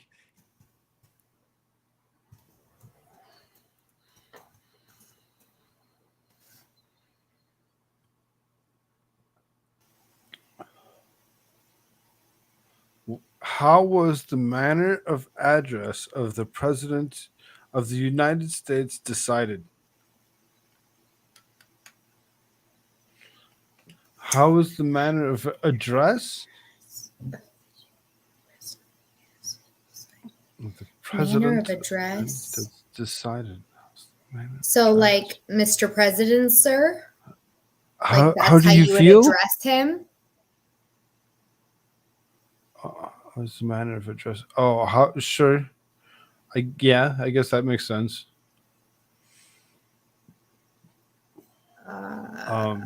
Like, how did they come up with Oh, the name hell, president? great one. Presidente George Washington. I mean, did they say all hail? No. Both houses of Congress appointed committees to consider the proper title to give the president, but they could not agree. The Senate wished to be His Highness, the President of the United States of America, the protector of their liberties. The House considered this too monarchical. When in reality, you want to guess how the House voted?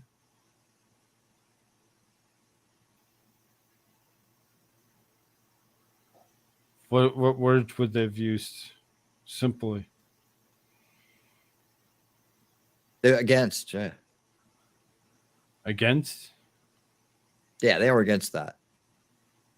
Right, well, that's what it says. They're against it. They Voted considered it too monarchical. What were the words that they used? Make something up for me. I know you're clever. the word that they use. Yes. Because this Proper is title. the Commander-in-Chief. Senate said His Highness the President. Right. What did they actually just President? The honorable president of the United States, Commander-in-Chief.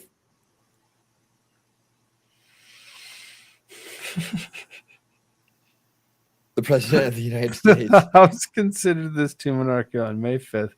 Addressed its reply to the inaugural speech merely to the President of the United States. The Senate on May 14th agreed to this simple form.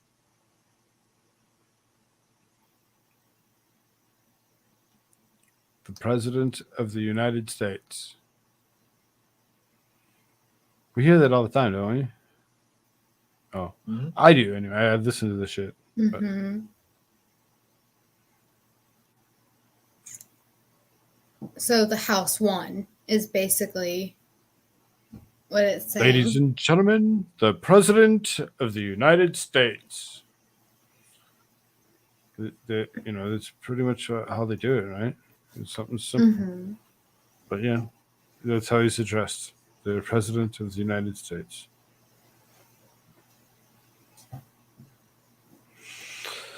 What is meant by the term Constitution? That's actually a good question. Because it seems that they've kind of actually crossed out a bunch of it and put in their own words where they felt necessary to change it with the amendment process.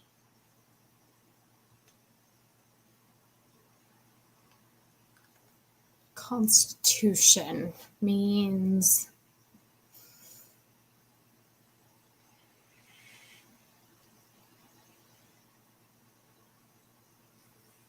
like, to me, the Constitution as a word means like the backbones, the structure. Good morning, Yeah. beautiful. Good morning, beautiful.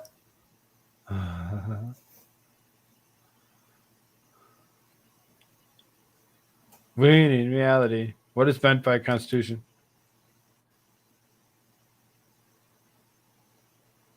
It means, I think it means an agreement of sorts, like a contract of sorts. I don't know. That's my guess, without knowing the exact definition.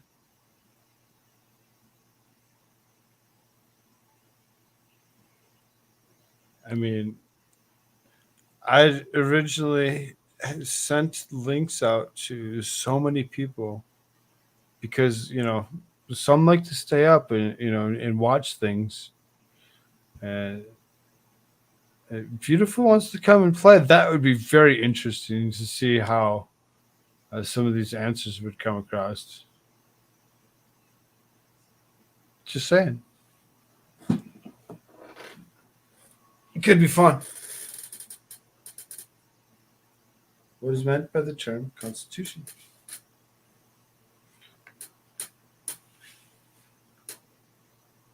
Binding agreement.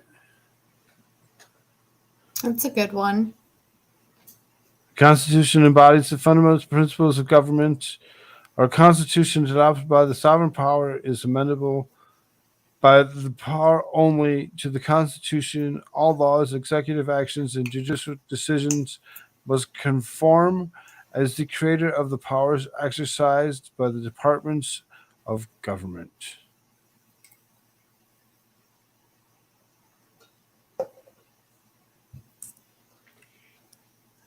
Well, that's a different definition than I thought we were going for, but makes sense. So, I mean, our Constitution adopted by the sovereign power is amendable.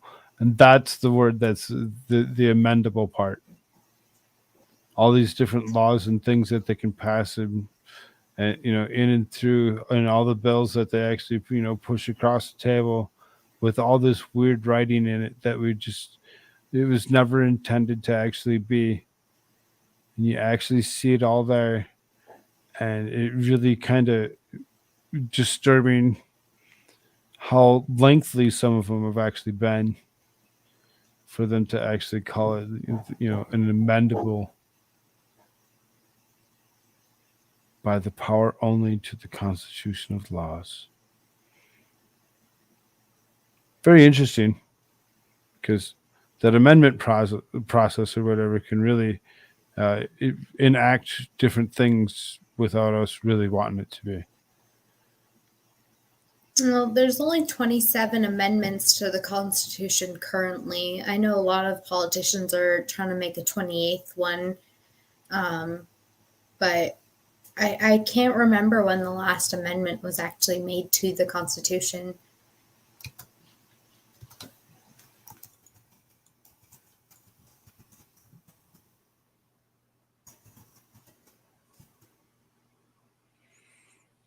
You gonna look that up? Is that what you're doing? Yeah, just the 27th, because I know that's the last one that was passed.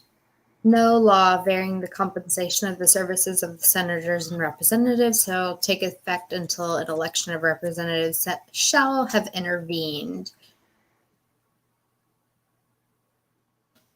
But I don't have a year on that. That was early on. That was signing details. Oh, fun.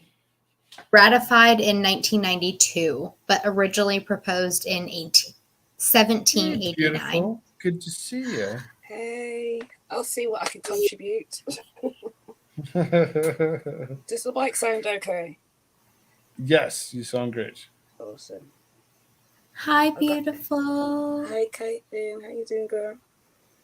I'm good. How are you? I was out last night celebrating my sister's 50th. That's why I went to bed early. Sure. Did you have fun? Kind of. Oh. But we'll talk about it later. The Constitution embodies the fundamental principles of the government. Why has our Constitution been classified as rigged? Why has it been classed as rigged? Rigid. Rigid? Rigged? Yeah. Sounds rigid because there's not much room for change.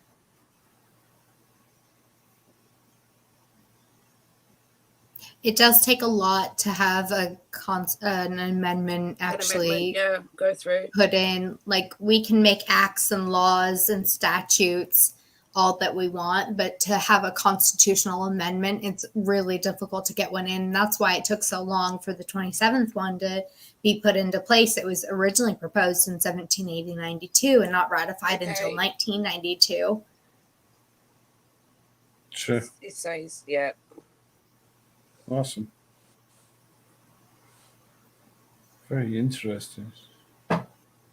The term rigid is used in opposition of flexible because the provisions are in a written document which cannot be legally changed with the same ease and in the same manner as ordinary laws.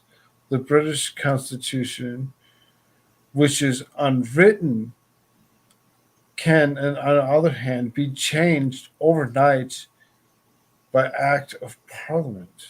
Yeah, it's basically. That's just very interesting that you've just came in here, because these terms, they have not brought up a single thing about British Constitution to us till just now.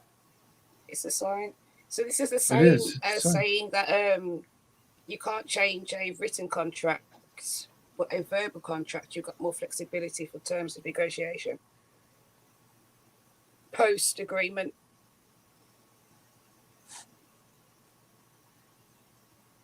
Interesting.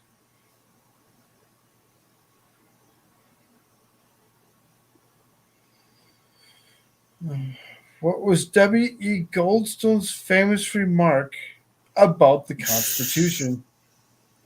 I don't know Gladstone that well. It's gonna be something like this thing don't have enough ink on it.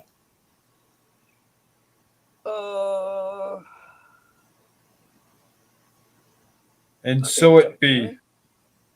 Just something short and simple and sweet.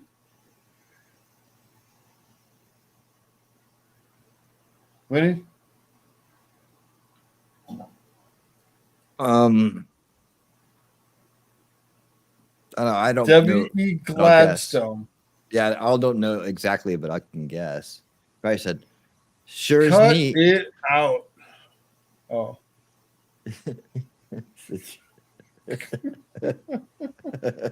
If that's what it says, that's what it means.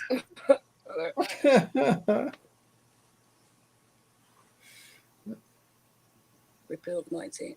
It has as follows: as the British Constitution is the most subtle organism which has proceeded from the womb of a long gestation of progressive history, so the American Constitution is, so far as I can see, the most wonderful work ever struck off to give time by the brain and purpose of man. Ooh, nowhere near that. I had no fucking clue. Nowhere near. I don't know who Gladstone is. That's what Never heard. I've never heard the name before.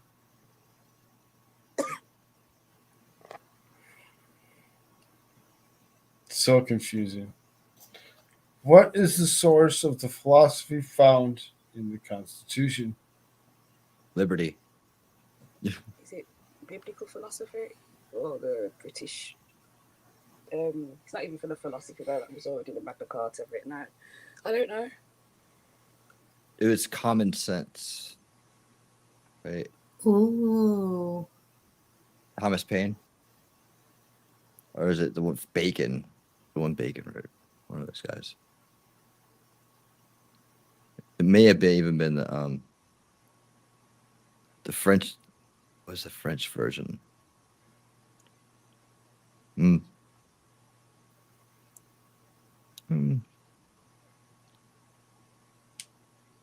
I can't remember what the name of that French one was, but I know that had some influence on it. But I know Bacon had a big influence on it, but never gets mentioned in terms of philosophy or the structure, even.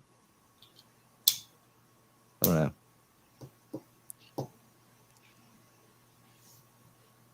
I know around in the States. I did my research on Bacon.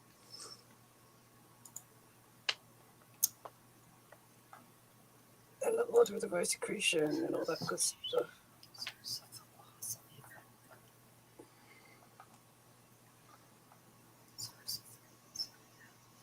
Yeah, I'd say biblical philosophy. I think it has a lot to do with Thomas Paine's Common Sense too. The book which had the greatest influence upon the members of the Constitutional Convention was Montesquieu's Spirit of Laws, which was first appeared in 1748. The great French philosopher had, however, in turn borrowed much of his doctrine from the Englishman John Locke, with whose writings various members of the convention were also familiar.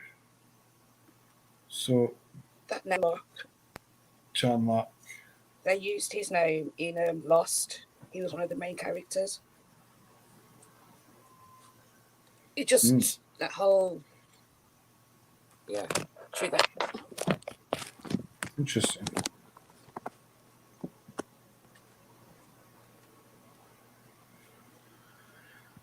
Are there original ideas of government in the Constitution?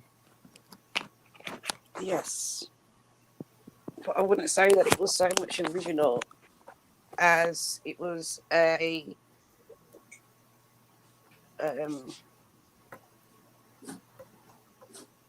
building on what was already there from somewhere else, but making it better. in incorporation of other things to make a better thing.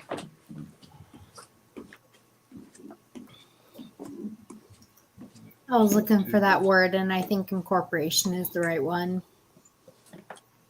They had a set of ideas, but the Constitution doesn't have the original set of ideas. It has an incorporation of the conglomerate of ideas. That's the one. Yeah. We make a good tea cake then. Yes, but the main origins lie in centuries of experience in government, the lessons of which are brought over from England over to follow the practices of over a century and a half of colonies and early state government in the struggles of the Continental Congress. Its roots are deep in the past. The endurance of the obedience and respect as one are mainly the result of slow growth in its principles from before the days of Magna Carta.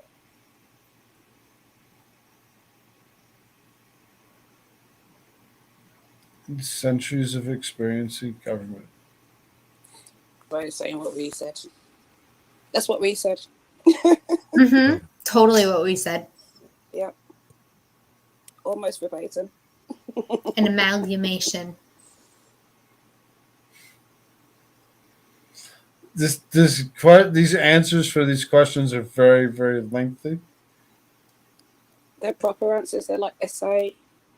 They get very wordy.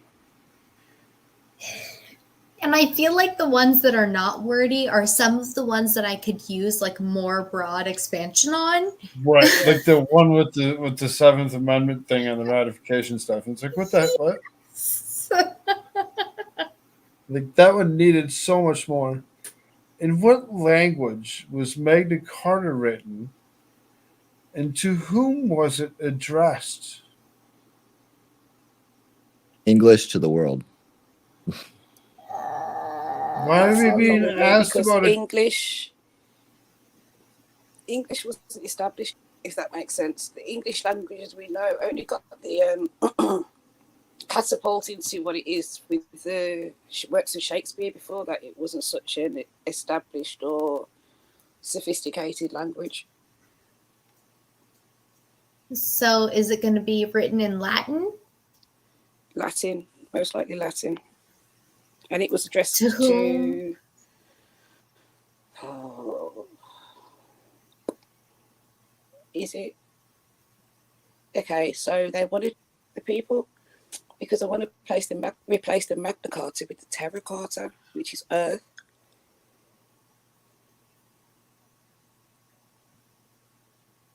I'm actually thinking Spanish for some reason. I don't know why. Don't ask. I'm probably way off. But I don't French, know. even one of the European languages, maybe. Right. I but mean, not they speak English Spanish as we in know it. Spain, right? So I'm gonna say Mhm. Spanish. Winnie.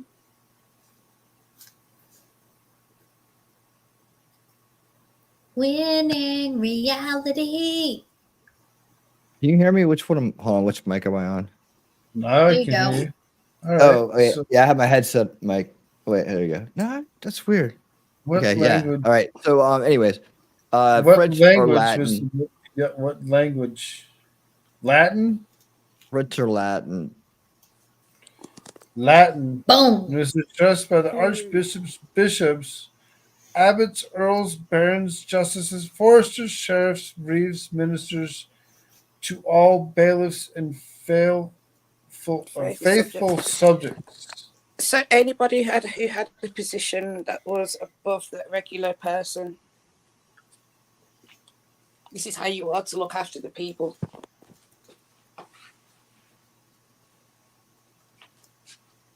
What part of the world was first called America? Central America. Hispaniola.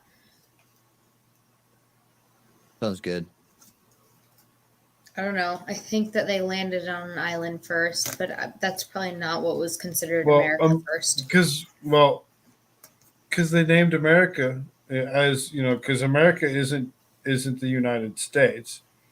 It's the United States of America, whereas the whole South America, America is Amerigo Vespucci, right? Well, Mhm. that's disputable. I can't tell you anything right now because I can't remember, but I know that that's disputable.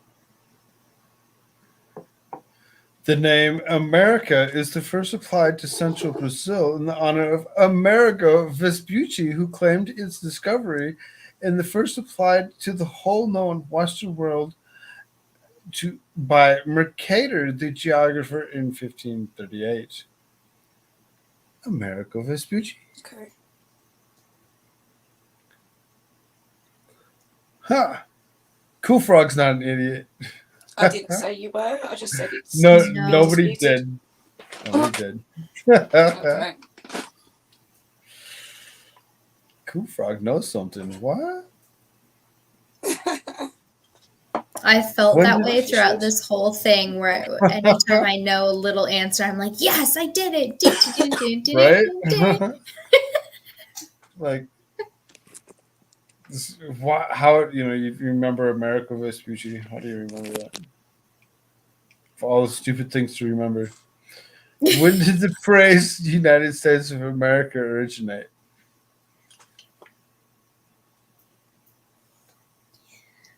Um, 1776. 1869. 1776. What?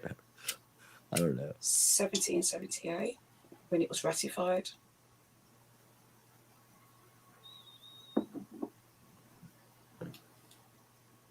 I don't know.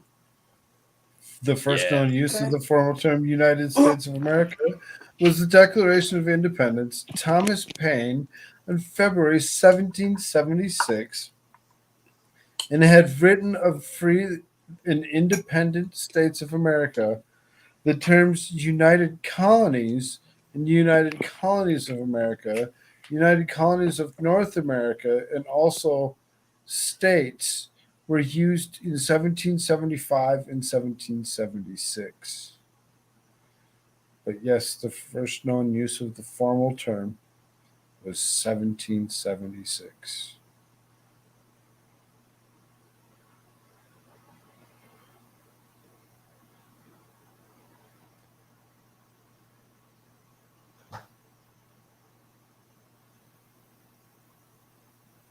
When or what state papers should be considered in connecting the Constitution of the United States with Magna Carta? All right, guys. I'm gonna call it a night. I'm like zoning out and completely beat. I've been going to bed a little earlier, so I'm up super late right now. He's like, it's 20 after 5. Fuck this shit. I'm out. Yep. Not Adios, quite y'all. 20. Good night. It was so nice to meet you. You as check well, out man. Winning Reality. What are you doing? It was Saturday night? Yep, Winning Saturday night tomorrow at 9 p.m. It's a surprise show, and hopefully I'll get the guest on that I'm shooting for, and it'll be very, very, very enlightening. I don't know. It's a rolling of the dice now, so we'll see. But if I do get this person on, it either should to be very really interesting. good, It'll be or fresh to off be- a protest. or it won't go off. So be there, be square. I'll have something to notice out by midday at least. Hopefully, if I don't sleep till midday. All right. All right, guys. See you later, man. Until next time, keep on winning. Later, bro. Night. 4:20 my time. It sure is. What I'm state getting there. papers should be considered in connecting the Constitution of the United States with Magna Carta? Is it Virginia? I don't know. Oh gosh, there's one of them that I've literally done this kind of research already.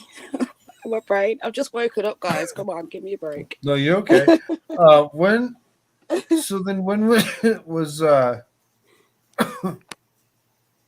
where was Thomas Paine from?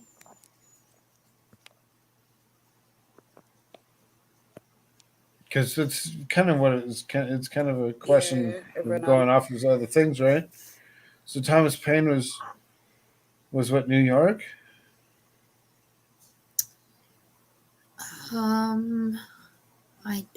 I don't know. The Great Charter confirmed several times by later medieval monarchs, and there were various statutes, such as those of Westminster, which also helped to develop the germs of popular government. The Petition of Right 1628 against the abuse of the royal prerogative of Habeas Corpus Act is 1679, and the Bill of Rights is 1689. To establish the claims of the petition are the great English documents of more modern times on popular freedom. Meanwhile, the colonial charters become the foundations of Americans' claim of the rights of Englishmen, and were the predecessors of the state's constitution, which owed their origin to the American Revolution. The Declaration of Independence establishes the principles which the Constitution made practical. Plans colonial union were proposed from time to time, and most important of them being the Albany Plan of 1754, in which Benjamin Franklin was the author. The united efforts to establish independence gave birth to the Articles of Confederation, which, though inadequate, were a real step toward the more perfect union of the Constitution. They could have just fucking told us Benjamin Franklin in 1754 out of New York. Albert, New York. Jesus freaking. Yeah, but this is how complicated it is answering Thanks for stupid being essay so questions at university and college, and I'm like, just want to tell you what it is. I don't want to give you brief history. But then, like we said on other ones where they needed to actually explain something to us, Give they more, didn't. yeah. They got us So, I mean, twisted. you still with us, Caitlin? In what respect had the Confederation failed? Oh, she muted herself. Oh, Yes, sorry, I had to pee. No, you're good. You're good. oh, In what respect had the Confederation failed?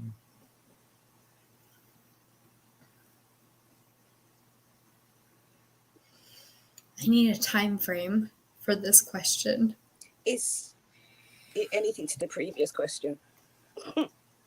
What respect had the Confederation failed? I mean,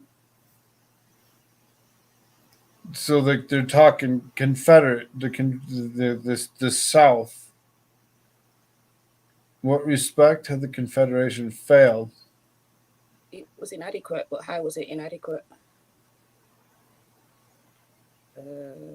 United efforts to establish independence gave birth to Articles of Confederation, which, though inadequate, were George Washington said, "I got you, bang! bang bang, I shut you down. I win. I'm the President of the United States." If it was that easy. In Trump would still what win. respect had the Confederation failed? It had three great weaknesses. It had no means of revenue independent of that received through the requisitions of states, which were nothing more than requests which states had and did disregard.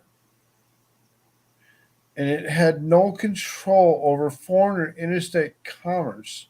Behind these lacks was its inability to compel the states to honor the national obligations. It could make treaties, but had no means to compel obedience to them or to provide for the payment of the foreign debt. It had responsibility but no power as a national government, no means of coercing the states to obedience, even to the very inadequate grant given to the League of Friendship by the Articles of Confederation, but its great weakness was that it had no direct origin or action on the people themselves, but unlike both the Declaration of Independence and later the Constitution, knew only the states and was known only to them, calling them sovereign. Because really, when it came down to it, half the people in the room, those people that didn't sign, were pretty much what you'd figure them out to be, right? Mm-hmm. Those people that lost.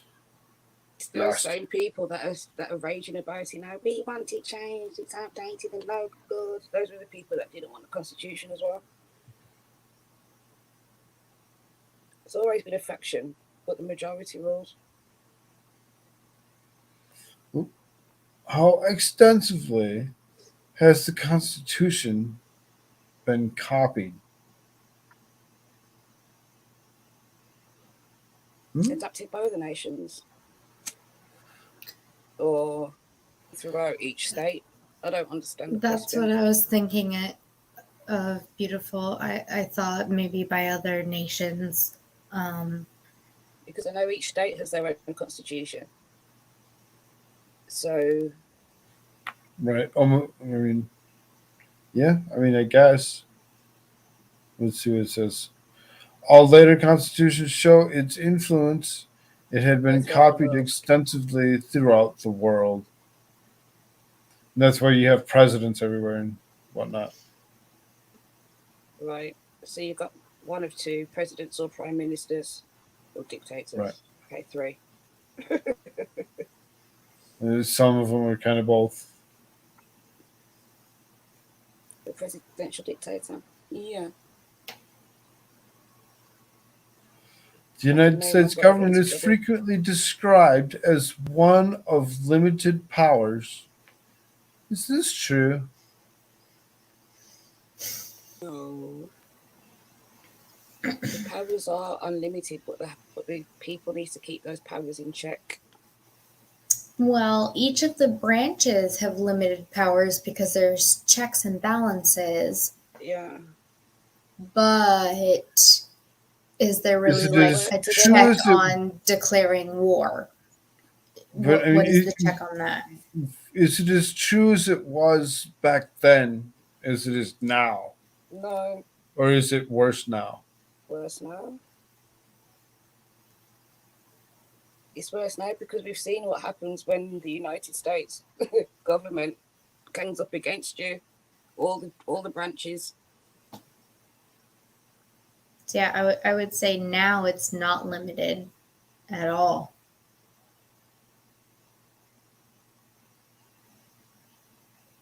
They've almost gone too far with a lot of it.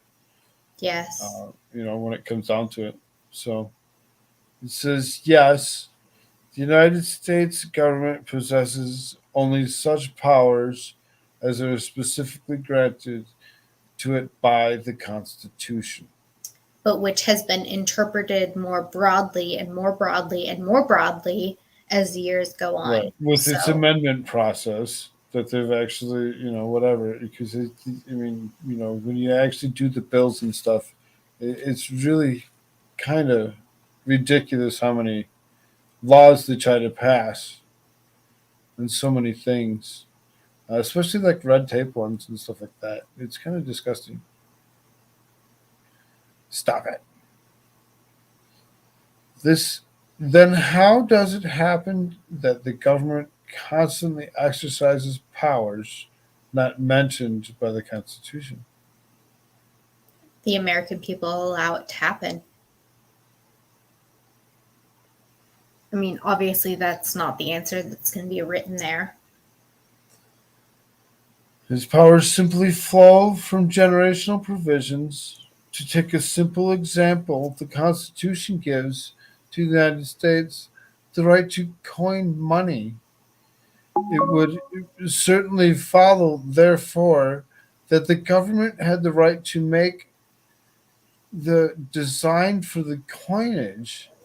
This is what the Supreme Court calls reasonable construction of the Constitution. Article 1, Section 8, Clause 18.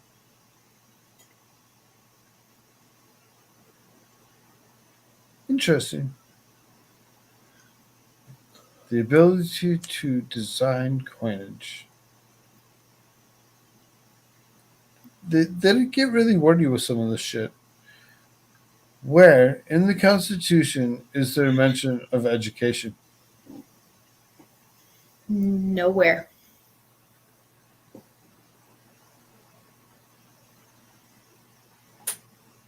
I Thought? haven't. No thoughts. No thoughts? No, I don't think it's in there myself. There you go. There is none. Education is a matter reserved for the states, which is why states like Minnesota can have Governor Walz go ahead and pass something that actually states that they don't have to actually teach you history, and it is replaces with things like C. Archie. Oh, that's how we're in this mess. Okay, I get it.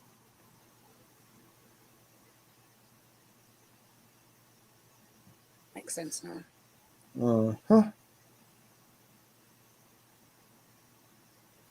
Who is called the expounder of the Constitution? Who? I don't know what expounder means, so I don't think I can give a good answer. Expound is to make bigger. I think who made the most changes to the Constitution? Or who had the largest name? John Hancock? Who Expander? who expands the signs. Constitution enough by like Who was the first? I don't know.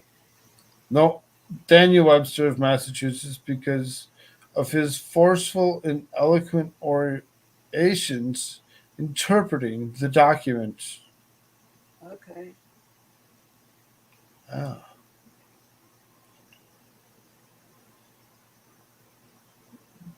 No clue.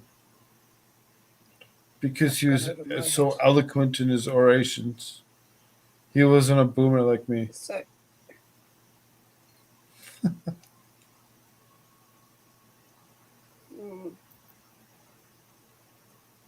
Eloquent orations. so he was able to interpret the Constitution and speak about it in such a manner that it got other people so interested and helped them get edification and understand the Constitution better.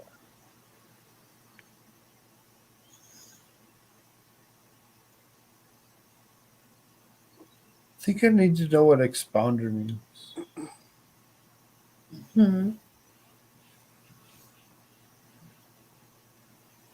Where's my other window? Wow.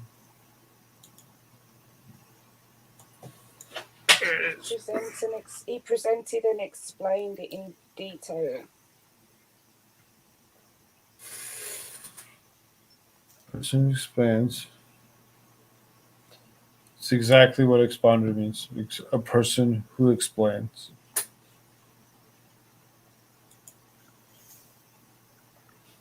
So why couldn't we write who was called the explainer of the Constitution? I mean,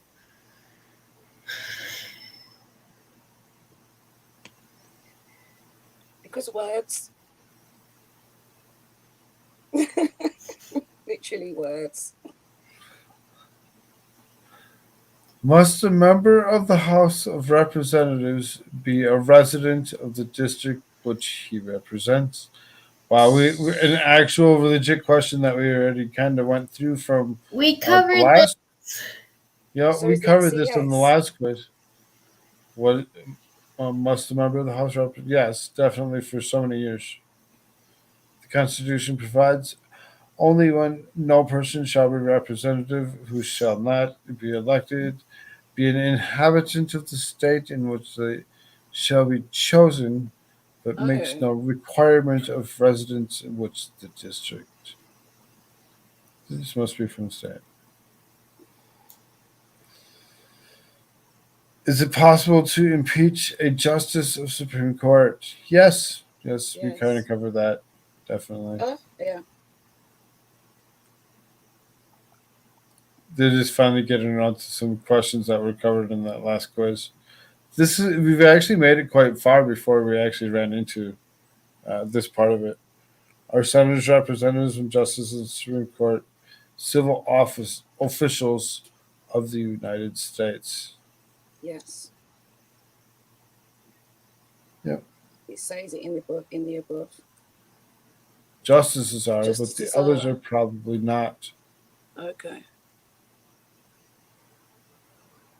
The Constitution in several places seems to make a clear distinction between legislatures and officials.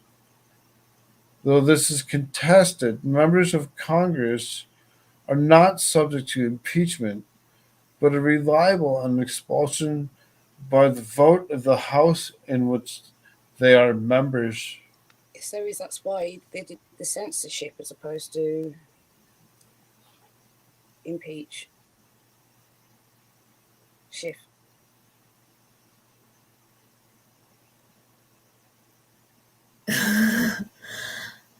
Is that why they censored him as opposed to impeach him?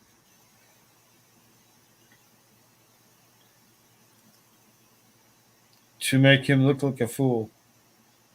Because they can't do anything else. Well, they could vote him out.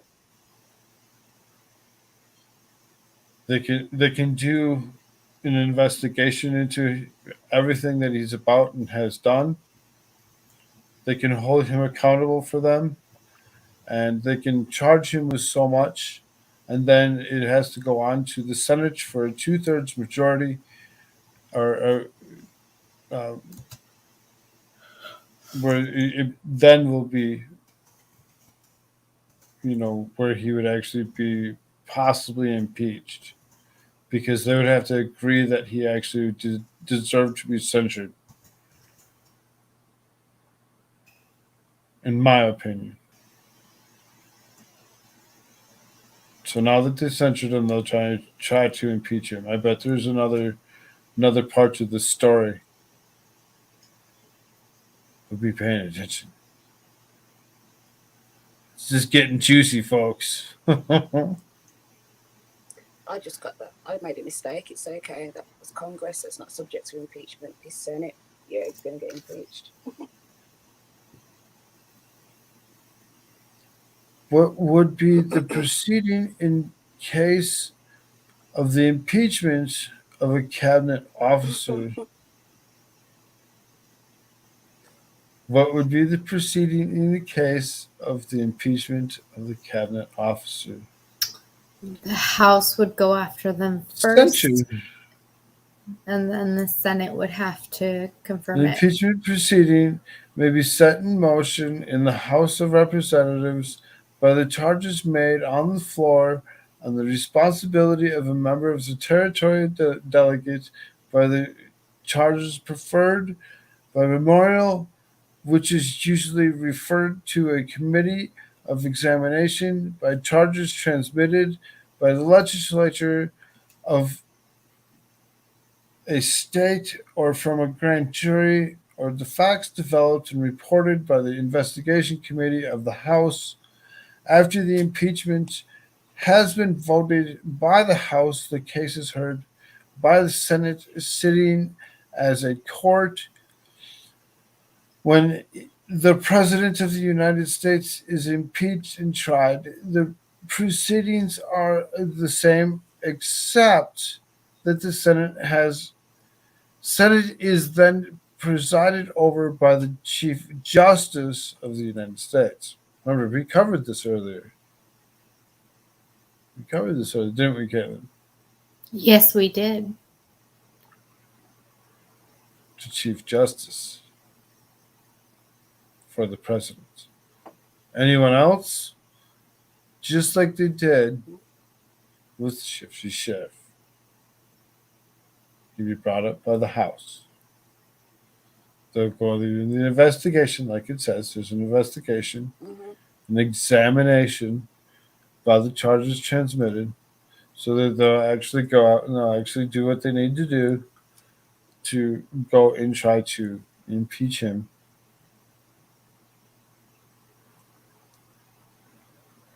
And make the governor appoint somebody new.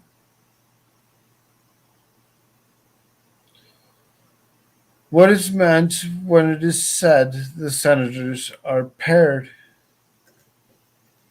They're both of the same party. Sometimes senators belonging to one party agree with a senator belonging to the other party. We didn't really cover this, did we? With the vote, the other absent, and the theory being that they would always vote on the opposite side of the question. This is called a pair. Sometimes pairs are secured in a particular vote only. For example, if a senator is in favor of a certain piece of legislation and is ill or unavoidably detained, his friend arranges for someone on the opposite side not to vote. This ensures for each a record as to his views, while many are opposed to general pairs, as the first is called. All is glad to arrange a pair for a specific measure if a senator is unavoidably prevented from being present. So it gives, So it gives that other senator a vote if he so needs. Wow. Kind of. They cancel out the vote, so his vote not being taken, they take somebody off the other side, so the numbers then aren't skewed because of the absentee on the. Okay. Right. I'm just coming to terms with the shenanigans. But I called it right off the bat. It's paired. I mean, you can kind of tell because senators. There's two for each state, so then they're paired off. Everybody gets a point because points don't matter. We all win because we are. But if I can't give a point, then I've arranged for somebody else to not give a point more for that side because unfairly, the other side was disadvantaged. So we were doing so much of the quiz. I forgot that I was giving out points. Oh, points. Oh, right. I was giving out quarter points, half points for some of the answers because we were actually fairly in depth. Because we were calling out the quiz. I even left a nice little 3-point or a 3-star thing on it. I thought it was 2. You suck. What's that? I thought you did 2-star. No, I did 3. That's why it knocked it down to 3.5. What is the mace of the House of Representatives, and what purpose does it serve?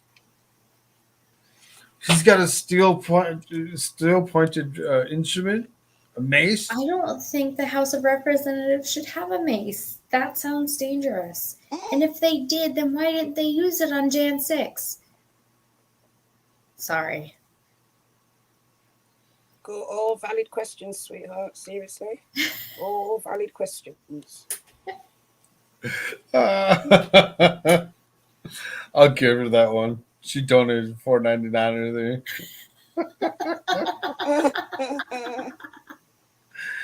It's all right. What is the mace of the House of Representatives, and what purpose does it serve? But it's not for attackers and intruders. I'll tell you that much. Not for safety. What is the mace of the House of Representatives, and what purpose does it serve? To take the other one out when he disagrees. The mace consisted of 13 ebony rods about 3 feet long, representing the 13 original states. It is bound together with silver in imitation of the thongs which bound the fasces of ancient Rome. The shaft is surmounted by a globe of solid silver and 5 inches in diameter, upon which rests a massive silver eagle. The mace symbol is a paramount authority of the house within its own sphere. In the times of riot or disorder upon the floor, the speaker may direct the sergeant at arms, the executive officer of the house, to bear the mace up and down the aisles as a reminder of the dignity and decorum of the house must not be overthrown. Defiance is such warning is the ultimate disrespect to the house and may lead to expulsion. When the house is sitting as a body, the mace rests upright on a pedestal at the right of the speaker's dais. When the house is sitting in committee of the whole, the mace stands upon the floor at the foot of the pedestal. Thus, when the house wishes to rise from committee of the whole and resume business of the legislative body, lifting the mace is at its pedestal automatically affects the transition. The origin of the ideas of the mace is based upon a similar emblem of the British House of Commons. I can see it now that it's been gone over in detail. I do know what it is. That is a question answered that I never needed in my life. But I appreciate the information. You totally needed that answer. You know you Yes, did. You know you needed to learn that. That used to be the shafts of some sort. We're not sure how it used to work. The shafts and the thongs. I was like, no. The shaft is surmounted by the globe of gold, of solid silver with 5 inches in diameter. It's just like, what the? The silver bananas. Eagle. Good morning, Squad Bob. Big, massive silver eagle. I doubt the leader of the house is trained in wielding federal weaponry. Yeah. No, it wasn't for wielding it. It was to signify his place in the house, and you know, it's weird. I bet they still don't know what to do with it. They think it's just a decoration in the corner, most likely. They're like, I like this, and this is where it must rest when we're doing this. It would be interesting to ask them what it is, and if they know what it is, just right. What kind of answer would have they have actually given? Is this is our weapon of choice? Okay, don't need to use it on me though.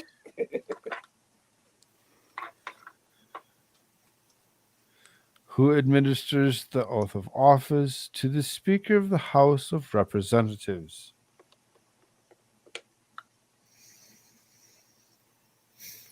Oh, Chief Justice.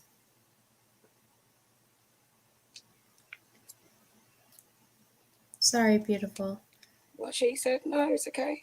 I don't know. It's We should know usually this, though. administered by the oldest Oh, member in point of service. so was that Pelosi? That wasn't something that we ever knew. I never knew that. We didn't go over that in the last one. Who administered the oath of the office? The So, I mean, I oldest didn't when member. I was watching the debacle with McCarthy. One of these that's super short lesson is Article 1, Section 5, Clause 2. Oh, okay. You couldn't do that with the rest of them like you did with this one, Article 1, Section 5, Clause 2, because we just read it. It's the same freaking answer.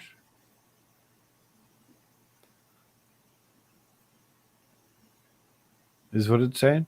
Pelosi was probably there when they put it together. I don't know. Probably.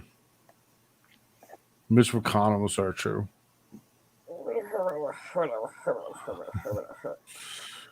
What is meant by Father of House of Representatives? I wouldn't know the answer to that one either. Why does he talk like that? That's the only way he knows how. The British Squirrel Bob Holy said, Hand yeah, name of Antioch is way cooler. I mean, sure. kind of. It's got a cooler name. What is meant by Father of House of Representatives?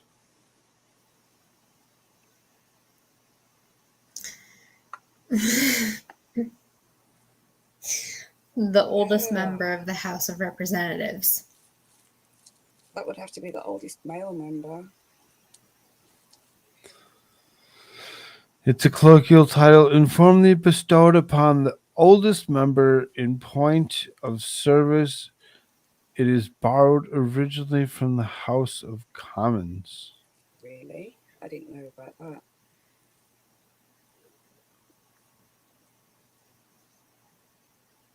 But these places did only used to contain men, so the woman in these positions is a modern phenomenon.